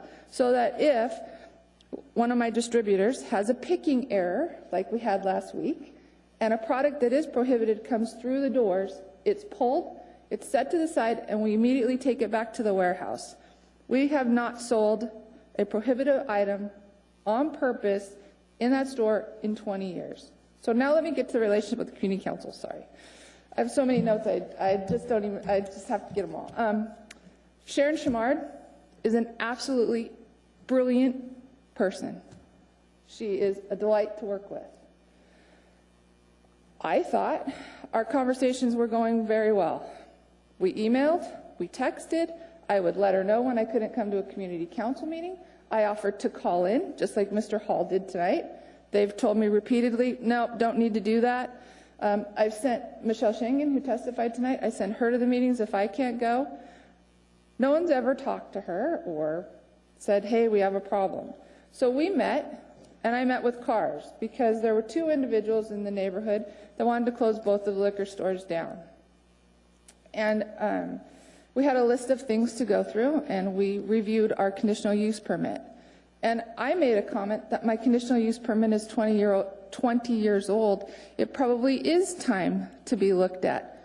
Unlike what acting captain said, that I said it doesn't mean anything because it's 20 years old. I said it is 20 years old. We probably should look at it again. Let's look at the items that are prohibited, because the majority of those items that are prohibited aren't even sold in the state of Alaska anymore. So is it an effective conditional use permit? I don't know.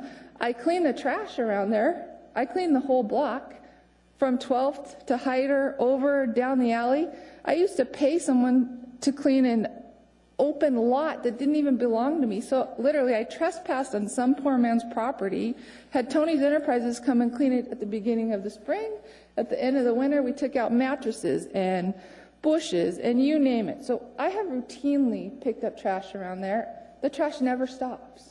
And there are oftentimes liquor bottles that I don't even sell that are in my parking lot. So I want to be clear. The conditional use permit that we are operating under, we operate under. We follow those rules.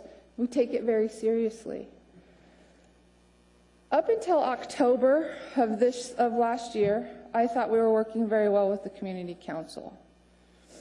All of a sudden in October, they quit talking to me. Immediately before that, Mr. Loring sent me pictures of what he assumed was a woman purchasing alcohol in my store who he stated was underage. I took his text, I called him, I looked at it seriously. That woman never stepped foot in my store, but she did spend a lot of time going between 12th and Gamble and 12th and Hyder. I can't make her go anywhere, but she spent a lot of time out there. She never once came into my store to buy, nor did I sell to an underage minor. I have passed every sting, compliance check, underage trooper test that you can imagine since 2012. And they come into my store a lot. I'm probably one of the first stores they check every time they get the funding. Bring it on. We're checking IDs, we're looking for the red stripes, and we don't sell to minors. But as soon as October came, they quit talking to me. So I don't really know exactly what condition I haven't met that the community council asked me not to meet. We patrol 30 minutes. We upgraded all the tapes. We upgraded lighting. I guess I'm at a loss. The only thing that they did ask me to put into place was a no-sale list for chronic public inebriates. How do you come up with the list? Do I profile someone because he looks homeless? Maybe he didn't shower today. Maybe he's wearing a backpack. Does his ID say he doesn't have a street address? How do I determine as a shop owner who is a public inebriate? If they don't have a red stripe on their license, I don't believe I have the authority to do that. If they're a nuisance in my store, if they cause me trouble, or if they come in and they're intoxicated or they're drunk, we're not going to sell to them. But how do I create a list? I did say I'd be happy to enforce that list if they went back to the municipal attorney and he told me I could do it. I used to work for the Equal Rights Commission for the municipality of Anchorage. I was their staff attorney for 5 years. As soon as I was asked to implement a public inebriate list, all I heard was lawsuits, racism, and profiling. But I said, hell, sign me up, I'll do it. You just tell me it's okay, so when they sue me, I can tell them you told me to do it. After that, we quit talking. Right now, I go to the community council meetings, I text them. I am on good terms with a couple of the members, and in fact, what one gentleman told me off the record was, Bridget, you haven't done anything wrong. We just don't believe you have the financial resources to successfully operate a business in a neighborhood like Fairview. Well, you know what? Shame on Anchorage. Shame on our city if a small business owner can't keep their investment in a neighborhood where they had hope. And I haven't spent a lot of money in that business in the last 14 months. I'm not going to lie to you. You can go in there. My shelves are kind of bare because I didn't know what you were going to do today. I don't know what the state board's going to do when they look at the license. But I sure as heck am not ready to throw away 20 years because someone's decided I don't have enough money to run a business in Anchorage. I don't know if I've covered everything. I do have to say that I would like to see more police involvement in the neighborhood. Officer Jones, and I'm sorry, I don't know the officer's name. She's a female that's assigned to Fairview downtown area, has talked to me and said, look, when I come, they don't even scatter anymore. Well, if they don't scatter when the police come, do you think they're going to scatter when I walk out there? They go down to Alexander's, where they know the property line ends, and they flip me off, and they cuss me out. There are nights that I've sat in my car on my sidewalk with my headlights facing down Hyder just so they wouldn't come to my business so people can come in the front door. So yeah, Fairview is a tough neighborhood, but Fairview's just as tough for me. I had both my daughters work there last summer when they were home from college. 2 times they were threatened, had guns pointed at them, and a gentleman actually masturbated in the doorway. We called the police. They didn't come. What do you say to your daughter? She actually ended up calling the police officer that she knew from West High, where she graduated from, who happens to be related to someone there, so that he would do a drive-by on his off time just to make sure she was safe. I don't restrict the calls that my clerks make. I think they should be able to call the police whenever they need to. I don't think I should have to count, did we hit 100? Or I'm going to get fined. It's their safety. They should call the police. But when it's their own children and you can't even get people there, police there, but I still have a financial investment in that building and in that business. And I'm going to stay there and I'm going to run it to the best of my ability as long as the ABC board will allow me. But what we need to have is a partnership, because when Sergeant Allen used to patrol, probably 10 years ago maybe, Sergeant Allen came by the store every day. Sergeant Allen checked in with me every day. Sergeant Allen pointed out, hey, the clerk you got working for you, she needs to go. No questions asked. Sergeant Allen said, do you fire her? She got fired. Sergeant Allen was the best thing to community policing that this city had. And I know you guys know who Sergeant Allen was. He was fantastic. And if we actually had a relationship like that with the police officers in Fairview, I don't think my business would be the problem. And I don't believe my business solely is the problem. I believe lack of police presence, lack of community patrols, lack of community policing, and just a plain lack of involvement. I can't make those people leave Hyder, but I sure could help. And I've offered my IP address to the police. If they want to sit in front of my cameras all day long, you can have access. You can be on the web. You can watch what goes on inside my store, outside my store. No one's taken me up on the offer.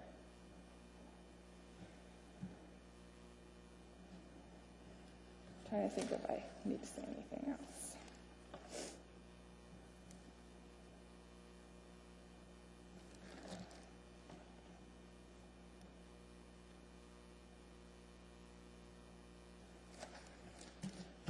I think that's all. And we have some questions. Mr. Starr first. I'm sorry, your opening comments were that you didn't feel like you were being treated fairly or with a professional approach. And I'm going to push back just a little bit in the sense that with the obligation and the responsibility of a liquor license, you probably need to know the details associated with the renewal process beyond just the application. And I want to preface all that because I want to ask you a question on, I'm even more perplexed now that you didn't understand it with your law background. So what we have in front of us spells out the compliance for the renewal is based on 2.30.125. It tells us the standards that we're to measure the renewal by. Have you read them?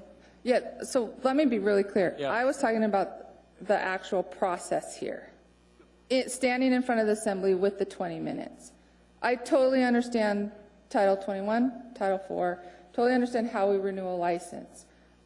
My confusion... My question to you is, do you sorry. understand the standards that we're to measure the renewal by? Because it's spelled out very clearly in code.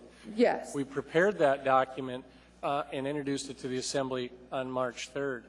The reason that you were given 21 days is because inside code, deeper into this subsection, it says we have to provide you the notice that we're going to inspect your renewal application around the criterion thereof. So I will ask you if you feel like, and it's not a quiz, it's just I want to hear it from you. The 4 measures, they're spelled out somewhat in here, but even if you read the full body, the first measure is whether the transfer of the location or the renewal inferred will negatively impact the community through an increase in the concentration of uses involving the sale or service of alcoholic beverages. And I'm not lecturing you. I'm trying to have your answer to the questions. I need to back up a little bit more. It says that the applicant needs to meet each and every factor in this standard. And so the standard in our efforts to be fair across the board in measuring them. So will the transfer or the renewal in this case increase the concentration of, and again, this is law, whether I understand it or not is clear, but negatively impact the community through an increase in the concentration of uses involving the sale or service of alcoholic beverages within the area affected and will conform to these separate standards. If you continue to service that and more customers come to your location, will that continue to have a negative impact to some of the things that we saw? Those are negative, even though you have that. And it also is deeper into the code that you still have obligations and responsibilities for areas under your control, your parking lot, Yes. people in front of your store. I agree with all of them. So A, do you have an issue with continued use? Will that increase the concentration? Is the problem getting worse? I don't believe the problem of the liquor store is getting worse, no. The surrounding area is not affected? If you doubled your sales or that, would you find that the problems would mushroom? I believe if we doubled our sales, we'd be having a different clientele that came in. Okay. So the next one is your applicability for training, the training measure, the renewal, and I'm paraphrasing because it's fairly long, but again, a server awareness program and some of the other stuff. And I would answer this question for you, is I don't see the violations of underage sales either. I don't see the inexperienced clerk. The sting operation perhaps where they saw your clerk leave the store and I don't know, but I read your conditional use. Do you have 2 people in the store? Yes. Generally? Always? Yes. Yeah. The next one is your operational procedures. This is the third measure of 4, or excuse me, of 5. Your operational procedures is what we're measuring by. It's very finite in terms of the area. So your operational procedures renewal can demonstrate prospective or continued compliance with operational procedures set forth in a chapter deeper in. I would say after 25 years, your operational procedures are fairly established. Yes, although we have added the patrolling both sides of the building every 30 minutes and keeping track of it on a sheet of paper. Okay. Ben Cogger from Code Enforcement came in and we created a form that he thought would be good for his auditing of our conditions. So he routinely picks up those forms to make sure we're compliant. Good, thanks for that answer. The next one is sort of what the public safety speak is all about, and that's a big compliance requirement, where it talks about our ability to consider whether the operator can demonstrate the ability to maintain order, prevent unlawful conduct in licensed premises. Deeper into the section, it says in the licensed premise, also infers around the premise or under your control. So that's where I find the ability for you to maintain that. The Assembly may consider police reports. We can consider what people testified to us. All is sort of evidence, they do call it, and other evidence relevant to the topic. So I have a question about that. Is there a public safety risk around your store because of what you do? No. Okay. I believe there's a public safety risk around my store because of drug dealing and prostitution. Okay. That's a fair answer. And then the last one, of course, is the payment of taxes and debts, and that's all been resolved. So I went through all of that exercise because that's what was noticed to you. That was what the expectation was, that you would have to answer up to us. There's other things that we can do, but that's not what's in front of us tonight. Right. So thank you for your answers, and I appreciate your clarity. It helps me ask the question and you answer me from your perspective. Well, and I want to make sure that you knew my disappointment with the process question was not the legal standard for renewal. Yeah. It was how this particular process here today, public hearing, was handled. Well, I don't want to debate you on that. Okay. Thank you. Mr. Toneman, sir. Thank you, Mr. Thompson, for coming forward. I guess I have a comment to start with, and then I do have a specific question. And one is, along with Mr. Starr, I think that if you look at due process, I think that we've met the burden from the municipal standpoint of delivery of notice and all that. That's why you're here today. I'm drawing my best to weigh what's in the best interest of the community, and you certainly are part of the community. You're part of the business community in Fairview. And I was trying to explain to a couple of the young students earlier about how the building is built on a piece of property with zoning, to allow if it's business, if it's residential, duplex, sixplex, whatever, single family. In this case here, it's business, industry, or industrial. I'm not sure if it's B2, 1, where you're at. But it's commercial. And so then you get into the next step, which is the conditional use. And as we look through item 15B, which is the 2015-67, one of the exhibits that we had, one of the things spelled out is land use consideration, and that is also well within the code. Is even though we're looking at your protest for your liquor license, it actually spells out for the code in there. So I guess I'm looking at it from this perspective. Do you really feel that you've done everything you can when we hear, in spite of what you're hearing from the community? Are you doing what you can? Have you done everything you can at a reasonable, to a reasonable standard, to try to operate your business in a well, I guess you could say, in a good and safe manner? Have you done everything you can? Because we're hearing testimony, of course, about a clerk that was working for you, and everybody has a bad police officer from time to time. You have bad judges. You have, bad assembly members, I suppose. Bottom line is have you done all you can to try to make sure you mitigate the concerns of the problems of the community? I believe that as soon as I'm aware of a concern or an issue with an employee, I give the employee an opportunity to tell their side of the story, or I review the videotapes that are being recorded inside of the store, and we take immediate action. If I believe that we have substantial proof or evidence, or even sometimes a whim, I will tell you, a gut feeling, we terminate that employee. We take it very seriously. I've had some really, really awesome employees, and I've had some really, really bad employees. I'm not going to sugarcoat it. I'm not going to stand up here and tell you my whole 20 years has been, you know, living the dream. We've had some really bad employees. And sometimes we've actually, Sergeant Allen actually, and I keep bringing him up because he was so crucial to us, assisting us. If he saw some type of behavior that maybe he thought we should follow up, we moved the cameras in, or we brought in different cameras, and we terminated that employee immediately. But I do believe it's all about partnership and communication. And people need to bring those issues forward. So if the CAP team is filming, come on over. I know there are business owners in Fairview that have been there after I got there that would be happy to see both liquor stores go. Mr. Kachina, he and I have a very professional relationship. He has his prerogative. I have mine. I totally understand his prerogative. I don't think he's right. But do I believe I'm perfect? Absolutely not. Do I believe we're all open for improvement? Yes. Do I believe tomorrow could be better than today? Absolutely. Anything else, Mr. Honeman? I Because I need to let the body know we were 10 minutes of ending this meeting. Okay. I'll pass. Okay. Mr. Evans, sir.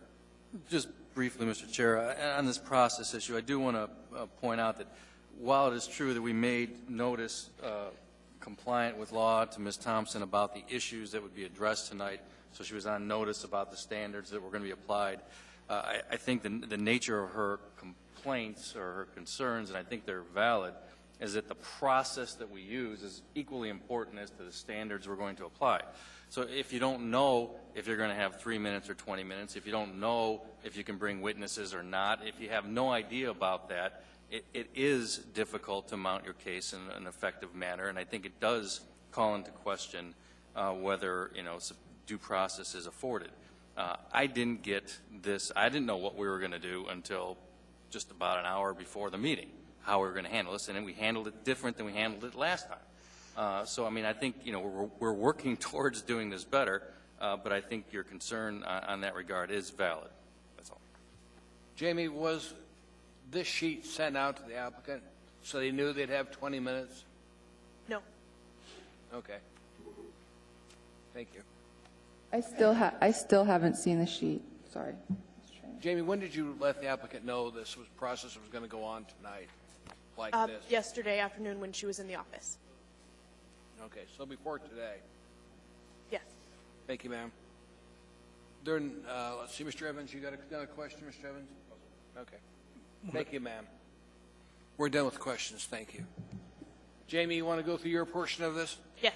Sorry. Mr. Chairman. Mr. Flynn, I'm sorry. Prior to that, I mean, no, nothing for you, Ms. Thompson. Thank you. I think we ought to make our intent clear. Are we going to extend and try and wrap this up tonight, or we intend to hold this You want to up? make the motion, sir? All right.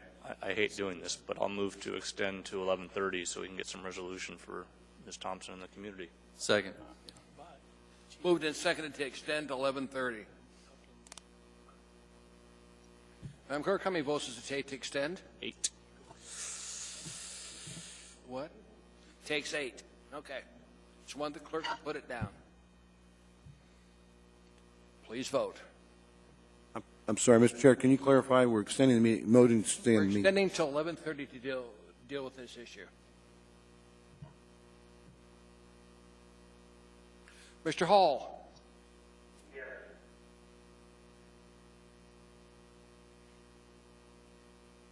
Vote is 9-2. We've extended till 11:30.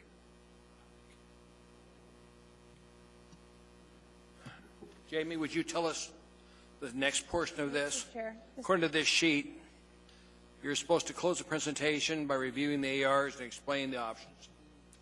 Ms. Dabowski, ma'am? Sorry, you were too quick for me. I actually did have a couple questions for the applicant. Okay, go ahead. Let's go back to the applicant then. She's got a few questions, then we'll move on to you, Jamie. I'm sorry. No problem. Ms. Thompson, I first want to apologize for not calling you back. It was under the advice of counsel that it was ex parte communication, and we were instructed not to do that. So I'm sorry if you felt like you had this wall of isolation. I was told that it'd be an ex parte communication. Okay, so it wasn't that we didn't want to talk to you, because actually I really badly just wanted to go to your store and look for myself, but I wasn't allowed to do that. you had hit on a number of points that I was curious about. One of the things that I honed in on as Mr. Potter was talking, and they were talking about, can the use be made compatible with the surrounding area? And my understanding from your testimony is, what is your answer to that? That I've been there for 20 years, that I think with the cooperation between the police and our store, I think we could. I also believe as community council, we should be talking about service ambassadors or maybe extending a program like they do in downtown out from 9th Avenue to 15th for some of those businesses. That's a good idea. And, as I'm looking at this, and I'm just reiterating, just for the record, there have been no ABC violations in your establishment since 2012? Correct. And there have been no violations of prohibited items being sold at all? Correct. Okay. And as I'm looking at some of the tape that was being played, I saw a lot of, this is a known drug dealer, this is, even the clerk that left. Has there been any violations or anybody cited for drug use on your property, or do you know of any actual drug busts within your store, or? None within the store. I don't know about surrounding properties. I would guess it's Fairview, so I think it would be fair to say that within a block radius, there's probably been some. Okay. As I look at your conditional use permit, it says that you can institute random drug tests. Do you do that? I have only done that when someone's been hurt. Okay. And the surveillance cameras, as I'm looking at this, one of the arguments or one of the things I'm hearing is that your establishment is selling to potential inebriated individuals.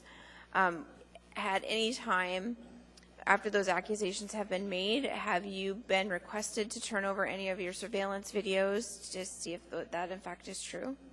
Except for the Detective Dahl asking for assistance with her murder investigation, we have not been asked for any of our tapes. Okay, and is it not true, your conditional use permit says that, in fact, if you're asked, you need to provide that. You need to keep your tapes for a week. Yes, and we keep our tapes for 30 days. Okay. At any time, have you ever been asked for your tapes and not supplied them? No. Okay, and let's go back to your security checks. When you go around every 30 minutes, is it one individual who goes out and does the sweep, or do you have them go out in pairs, or? It's one individual. Okay, and so it could be either one. We have two people on duty. Sure. Either one of them could go out and they walk to each side of the building and they move people, and then we go back in and we keep a track of how many people we asked to move from the side of the building, so that if you wanted to see it, you could say, oh, between 10 and 12, we had to move 22 people. And I see that your security person, it says in your conditional use permit, is supposed to be there from 8 p.m. to closing. When is the highest density of times when you log when they're asking people to move? We ask people to move all day long. So even though it says you have to have a security person on duty, you have a security person on duty prior to 8 p.m.? Let me be clear. So the way that conditional use permit was defined, again, 20 years ago, 1996, we were required to have 2 people on duty at all times, alcohol sold. After 8, one of those people was supposed to be do the security, and by that was supposed to patrol outside of the building. So when Mr. Cogger came, from code enforcement came and we reviewed every item in our conditional use permit, he felt that that's why we should start tracking. And he said after 8 p.m. that we should be tracking when those people went out and did those security checks, but we chose to track them every 30 minutes from 11 a.m. when we open. Okay. Thank you. That's it, Mr. Chairman. Thank you, Mr. Chairman. Mr. Thompson, we live around the corner from each other. Yes, we do. And My kids went to school with your kids. Yes, my daughter spent a lot of time at your house. Good hockey players, too. Yes, all of them. We've never met before. Mr. Steele and I have actually never met before. Our children know each other. You brought up some good points. We have a problem. There's a serious problem. We hear from Mr. Oliva frequently in terms of the problem we have down there. We have a committee that's trying to work on finding some solutions to some of the issues. Do you think the neighborhood would be better if you weren't there? No, I believe the neighborhood would be exactly the same because people would just move to a different corner, or they'd sit outside my empty building because no one would be there to patrol it. Or the neighborhood's not going to change until we change what's happening in the neighborhood. The direct transit from Brother Francis and Beans Cafe up the hill through the neighborhood, we even agreed to not open until 11 a.m. with the theory from the Assembly and the Community Council at that time that would force those people to continue walking up to Fred Meyer or Brown Jug on Fireweed. That didn't happen. They stay in the neighborhood. That's my main question. There's a problem, and there's a problem that we have to deal with. We don't have enough police officers. We don't have some solutions to the immediate problem, some solutions, beds and treatment and so on and so forth. But there seems to be a lot of activity around your store that certainly causes grief on the part of the neighborhood. And so what we do with it, I don't know. I have some concern because I think we're all at fault. So that's my...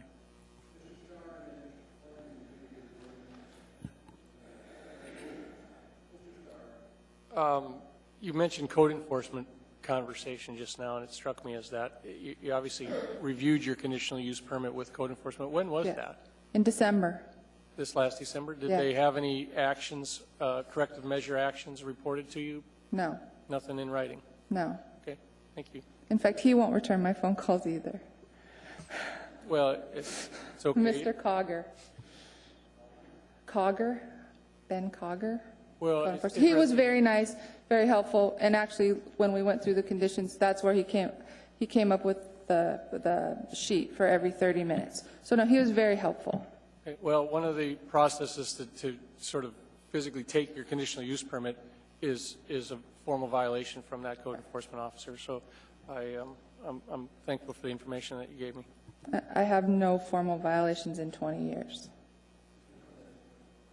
No, sir. I have a question for the chief. Thank you, ma'am. I think we're done with you now. Jamie, you want to go over your portion of this? Sure. So at this point, there are 3 resolutions before you. They're listed at item 15A, 15B, and 15C, and one of these resolutions must be moved and approved. 15B is Resolution 2015-67, and it is the original resolution that was put forth. It protests the renewal of the liquor license, primarily addresses the community's concerns. A yes vote for this resolution approves the resolution and protests the renewal of the package store liquor license. Even a yes vote is only a recommendation entered as the municipality's recommendation to the ABC Board. The ABC Board is required by state law to follow that recommendation unless it finds the Assembly's decision to be arbitrary and capricious. 15A is Resolution 2015-135. This is a resolution that protests the renewal of the liquor license until such time as applicant pays the delinquent taxes, which she has done today, at which point the municipal clerk will be authorized to lift the protest. Item 15C is Resolution 2015-139. This is a conditional non-objection to the renewal of the liquor license. It states that there are grounds for a protest, but since the licensee had expressed through the newspaper that she's attempting to sell the establishment, that the Assembly conditionally agrees to not protest based on 2 conditions. Number 1, payment of taxes, and number 2, the sale of the establishment and associated liquor license. A yes vote for this resolution approves it and requires that TNM Enterprises has 60 days to find a buyer for the establishment and liquor license who will make application to the ABC Board for transfer of ownership. At this point, you can discuss and debate this matter on the record. At some time, an Assembly member needs to move approval of a resolution. An Assembly member or the Assembly may offer amendments to the resolution. The Assembly may choose to add or delete from the proposed findings in the resolution, or the Assembly may make no change at all. Once the Assembly has taken final vote on a resolution, I will notify the ABC Board of the Assembly's decision by letter. And there is an S version to the 2015-67. Correct. S. S. Mr. Flynn, you got the floor because you had a comment for the chief. Yeah, and just to get us rolling, I'll move 2015-67S. That's 15B2. If I could have a second, I'd appreciate it. Is there a second? Thank you. And Mr. Peterson seconded it. Quick housekeeping amendment on page 2, line 36. I'd like to amend to change March 24 to April 14, just to reflect that we had our public hearing tonight. Where's that one at, sir? Page 2, line 36.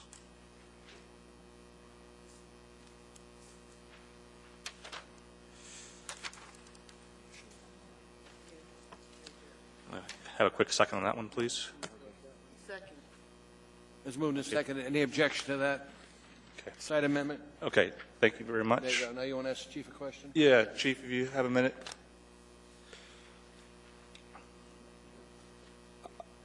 Obviously, we've had a lot of discussion on police resources this evening. I appreciate a little bit of your perspective on this one. Chairman Traney, Assemblyman Flynn, thank you for calling me up. I heard a lot of things tonight, a lot of things that I take a little bit of exception to, and I wouldn't be up here just to defend the department if it wasn't important for you to understand the perspective in order to make the difficult decision you're going to have to make tonight. One of the things that I think I heard over and over tonight is if the police just came and stayed at my business all the time, I could operate it correctly. Watch my video all day long. More patrol. Several people said we just have to have more officers right there in front of this business. If this was the only business in Anchorage that made that request of me, it might be an easy one to consider. But I've heard essentially the same request from almost every downtown bar. I've had those same requests in writing from Catholic Social Services. They want 24/7 police presence on their property. The Calais Corporation is another one that comes to mind that wants the police stationed at their properties. I have these days about 24 officers per shift, days, swings, and mids. I think I probably have on tap, if I went through my emails, a like number, possibly 24 businesses that believe, as this one does, that they deserve to have a full-time officer at taxpayer expense, helping them keep their businesses going the way they want them to go. That would eat up our entire shift, 24/7. Each shift handles an average of 80,000 calls for service a year, for a total of 250,000 calls for service a year. If all the officers are at a handful of locations and no one's answering the calls, that's 80,000 calls that we can't answer. So I just don't know that having police officers essentially keep your business going is a model that we can consider. Naturally, we want to help businesses be successful. I don't mean that we don't. And we've tried to do that in this case and in others. Now, you've heard that 13th and Gamble has been a problem for many years, probably 20 years that we all can think of. You heard that we responded 500 times in the last year. That's just the APD. I don't know what the numbers are for fire or for community service patrol, but my guess is that it doubles if you add those in. So that's, let's say, 1,000 times somebody's gone to that area to do something. I would submit to you that we have arrested a lot of people out of there. And the fact that we took some time out to give you 20 minutes of video doesn't mean that we never arrested any of those people. You saw a known drug dealer. I think there's probably a reason why we call him a known drug dealer. My guess is we've arrested a lot of these people many times over and over. I'd say we've been arresting people out of 13th and Gamble for 20 years over and over. And I'll say that this is probably one of those problems that you're not ever going to arrest your way out of. Community policing, one way to think about it is the crime problem triangle. You have the suspect edge, the victim edge, and the location edge of the triangle. Sometimes you attack a problem by arresting. Sometimes that doesn't work. And I'd submit to you that maybe this is one example where we can arrest and arrest and arrest. These people go through the revolving door of jail and then just go right back to doing what they're doing. This might be one of those times when it's time to look at a location. We're talking about a particular location today. You heard people, one of the speakers said we're trying to shut down every business in Anchorage. No, I don't think that's true. I think we're talking about shutting down one. And maybe that would get the attention of some others that need to know that this is possible. I don't know if you will do it or not, but no one's talking about shutting down businesses throughout Anchorage. Someone else said that this store, if we put this store out of business. I don't want to cut you off, but you got time. We're running out of time. Yeah, I think I get your point, though. Thanks. We're trying our best there and have for some time, but I think another approach we might need to consider. Thank you. Mr. Dombrowski, ma'am, on the issue in front of us. Mr. Flynn, do you want to continue? I just want to make a couple quick points. Go ahead, sir. I think you guys know I hate doing this. This may not be the worst part of the assembly, but it's certainly my top 5. It's very frustrating, but I choose to move it forward because I rely on and depend on and trust in my neighborhood groups. The Fairview Community Council has done their due diligence. They have made every effort to try and solve this problem, and it has failed. They had success across the street. They're not protesting that license. They are protesting this one. I think it's fair for us to honor their commitment and their process and their efforts in this regard. Thank you, Mr. Chairman. Thank you, sir. Ms. Dombrowski, ma'am. I just have 2 quick questions that I forgot to ask. One, I want to know if the owner of this establishment really does have a buyer or if they don't. And the second thing, I forgot to ask why, or maybe the perception of why Cars has had success, yet this establishment has not. That's in the documentation. Ma'am, if you want to tell us whether you have a buyer or not, it's up to you. You don't have to tell us.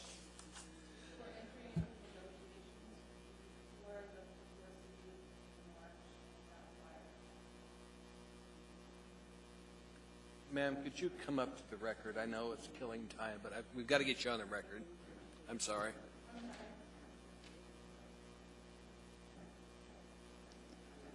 Good, ma'am. Prior to the scheduled public hearing in March, we were in conversations with a potential buyer.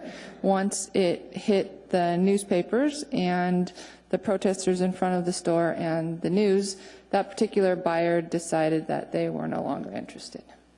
Thanks. And to my second question, you've heard testimony tonight that others have said Cars has improved, but your establishment has not. Do you have any comment on that? I don't believe the issue's changed. I think Mr. Backus, who's the manager of Cars, is a very professional gentleman, and he's also hired a $70,000 a year security guard to stay out front. So I don't believe the neighborhood itself has changed. And if you drive by 13th and Gamble, there'll still be a passel of people there as well. Thank you, ma'am. Mr. Sherwood.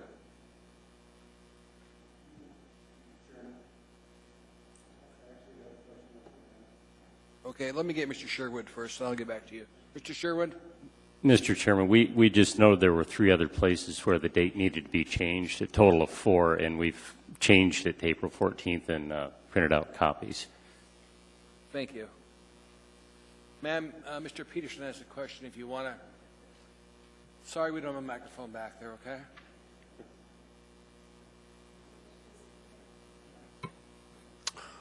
Yes. I'm sorry it makes you come back up here. It's fine. You were talking about the potential buyer. Was he looking at buying the store at the current location, or Yes. was he looking? He He was wasn't looking for the whole facility. Okay, so he wasn't just going to buy the license and transfer it to somewhere else. No. Okay, thank you. Thank you, ma'am. Mr. Starr, sir. In general.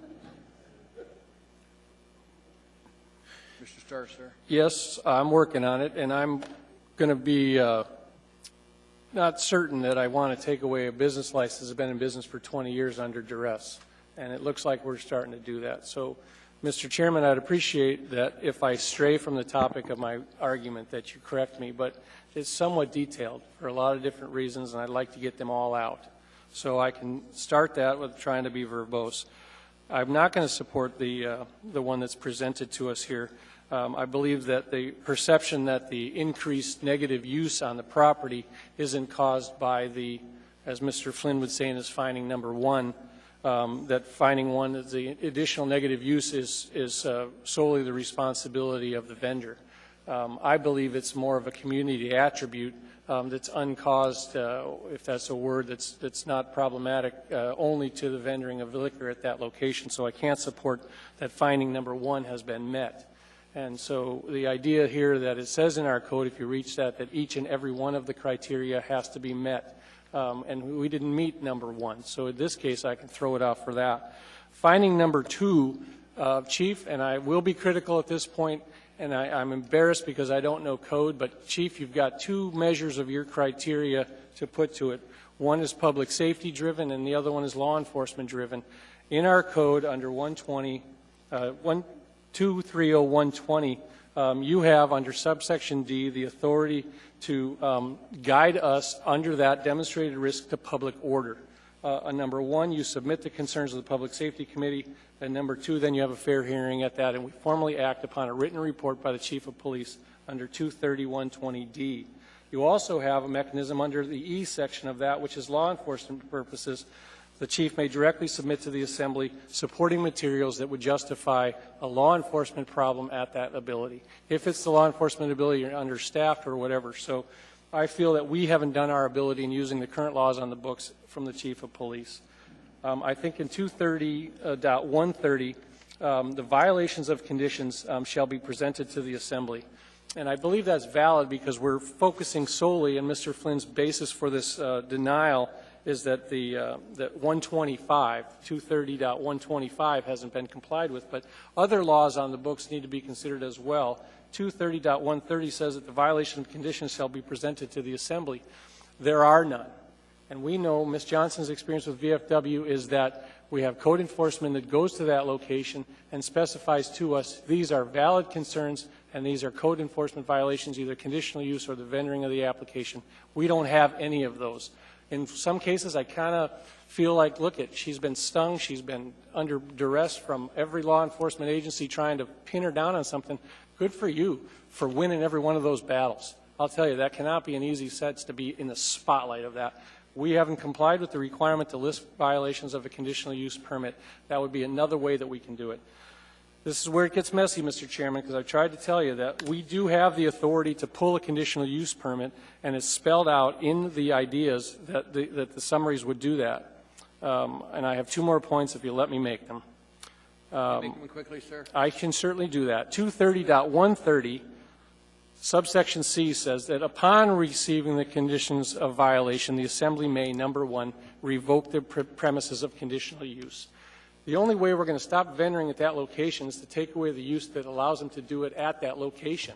And that's not going to do it if we take away their liquor license. That's going to be punitive financially. The only way you're going to stop doing that is what the authority is given by the conditional use.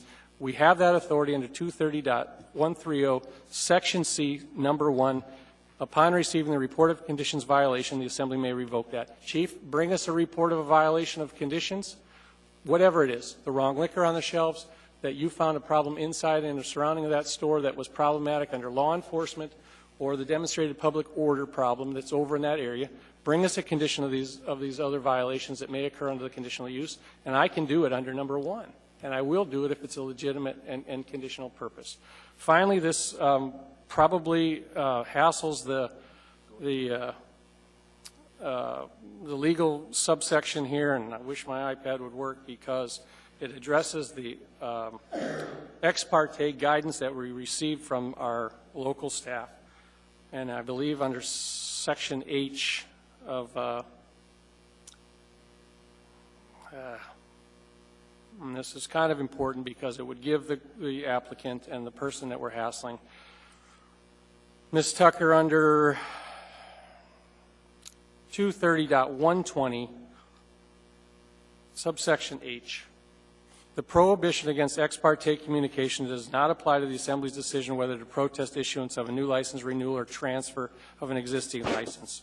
Why are we ex parte communicated restriction from stopping in that store and talking to her? It says we're not under subsection H. The ex parte communication does not apply to the Assembly's decision whether to protest the issuance of a new license renewal or transfer. We were given advice, I believe, that we were told not to communicate with the applicant or the holder of the license, and I think we were in error on that. I would have loved to go. My style is to reach out to my community and sit with them and talk to their issues so I can do my homework. Mr. Starr, I've got to move on, sir. No, I would like Ms. Tucker's answer to that. That was Mr. Wheeler. Mr. Wheeler is the one who said that last He week. sent it out and broadcast it, so I'm concerned that we're under guidance that says ex parte communication was wrong. We can't have those guidance records that are improper legal support, Mr. Chairman. Well, Mr. Wheeler's not here, sir. Mr. Evans? Thank you, Mr. Chair. Here's something you don't hear a lot. I really envy Mr. Larrabee there. He seems to think that this is just a real simple, very easy issue. It's anything but, because basically both sides of this that we've heard tonight are exactly right. The neighborhood is exactly right, that they need relief, that it's a terrible problem that's going on there. That's certainly a neighborhood that's been going downhill. Ms. Thompson's been operating there for 20 years. Basically, there's no evidence she's changed anything in her manner of operation over those 20 years. What has changed is the neighborhood, and the problem with the chronic inebriates and the other crime associated in that area has gotten worse, and it is to some degree a law enforcement problem that we're going to have to get on top of somehow, and I'm not sure exactly how that's going to take place. But I don't think that, that Ms. Thompson's operation is causing this. I don't see any violations that I can say, she did this wrong. We need to, penalize them punitively by protesting their liquor license. I think the neighborhood needs relief, and I guess the only way that we can legitimately say that we protest this license is under that standard that says the safety of the area. It is very possible that how that neighborhood has changed, that operating a package store in that area cannot be done in a safe manner anymore. It's just not conducive with the environment, and it's not because of anything the Thompsons have done. It's just how the neighborhood has grown, and if we want to hang our hat on that, I think we can. I'm not particularly comfortable with it, and I don't think it's really seriously going to provide that much relief to the neighborhood. So with that, my inclination is not to approve this version that's before us. Thank you. Mr. Flynn, sir, you have another amendment to make? Yes, Mr. Chairman. There was a couple of dates that I missed on. We actually amended page 3, line 36 previously. We also need to amend on page 2, lines 42 and 47, to say April 14. Can we get a second on the amendment? Moved in a second. Is there any objection to it? Not seeing any of those amendments are there. Mr. Flynn? Mr. Chairman, we'll let the chips fall where they may, please. Mr. Hall? Yes. Okay. Please vote.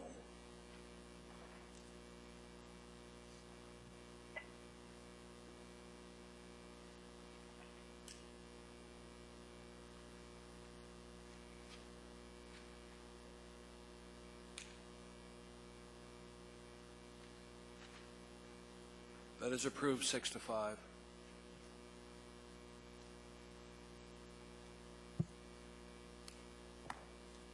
Thank you, Mr. Chairman. because we have to get this protest in timely, I'd like to move for immediate reconsideration and ask for a no vote. That's an odd night. Second. There's a reason for the madness. We could do a discussion on this. Mr. Hall. Okay, please vote. Voting on immediate reconsideration at no votes been urged.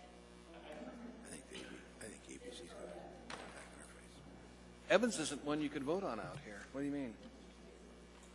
Mr. Steele. That will not be reconsidered by the body. Now, we agreed to go to 11:30 to deal with this issue. We're done with it. Meeting's adjourned.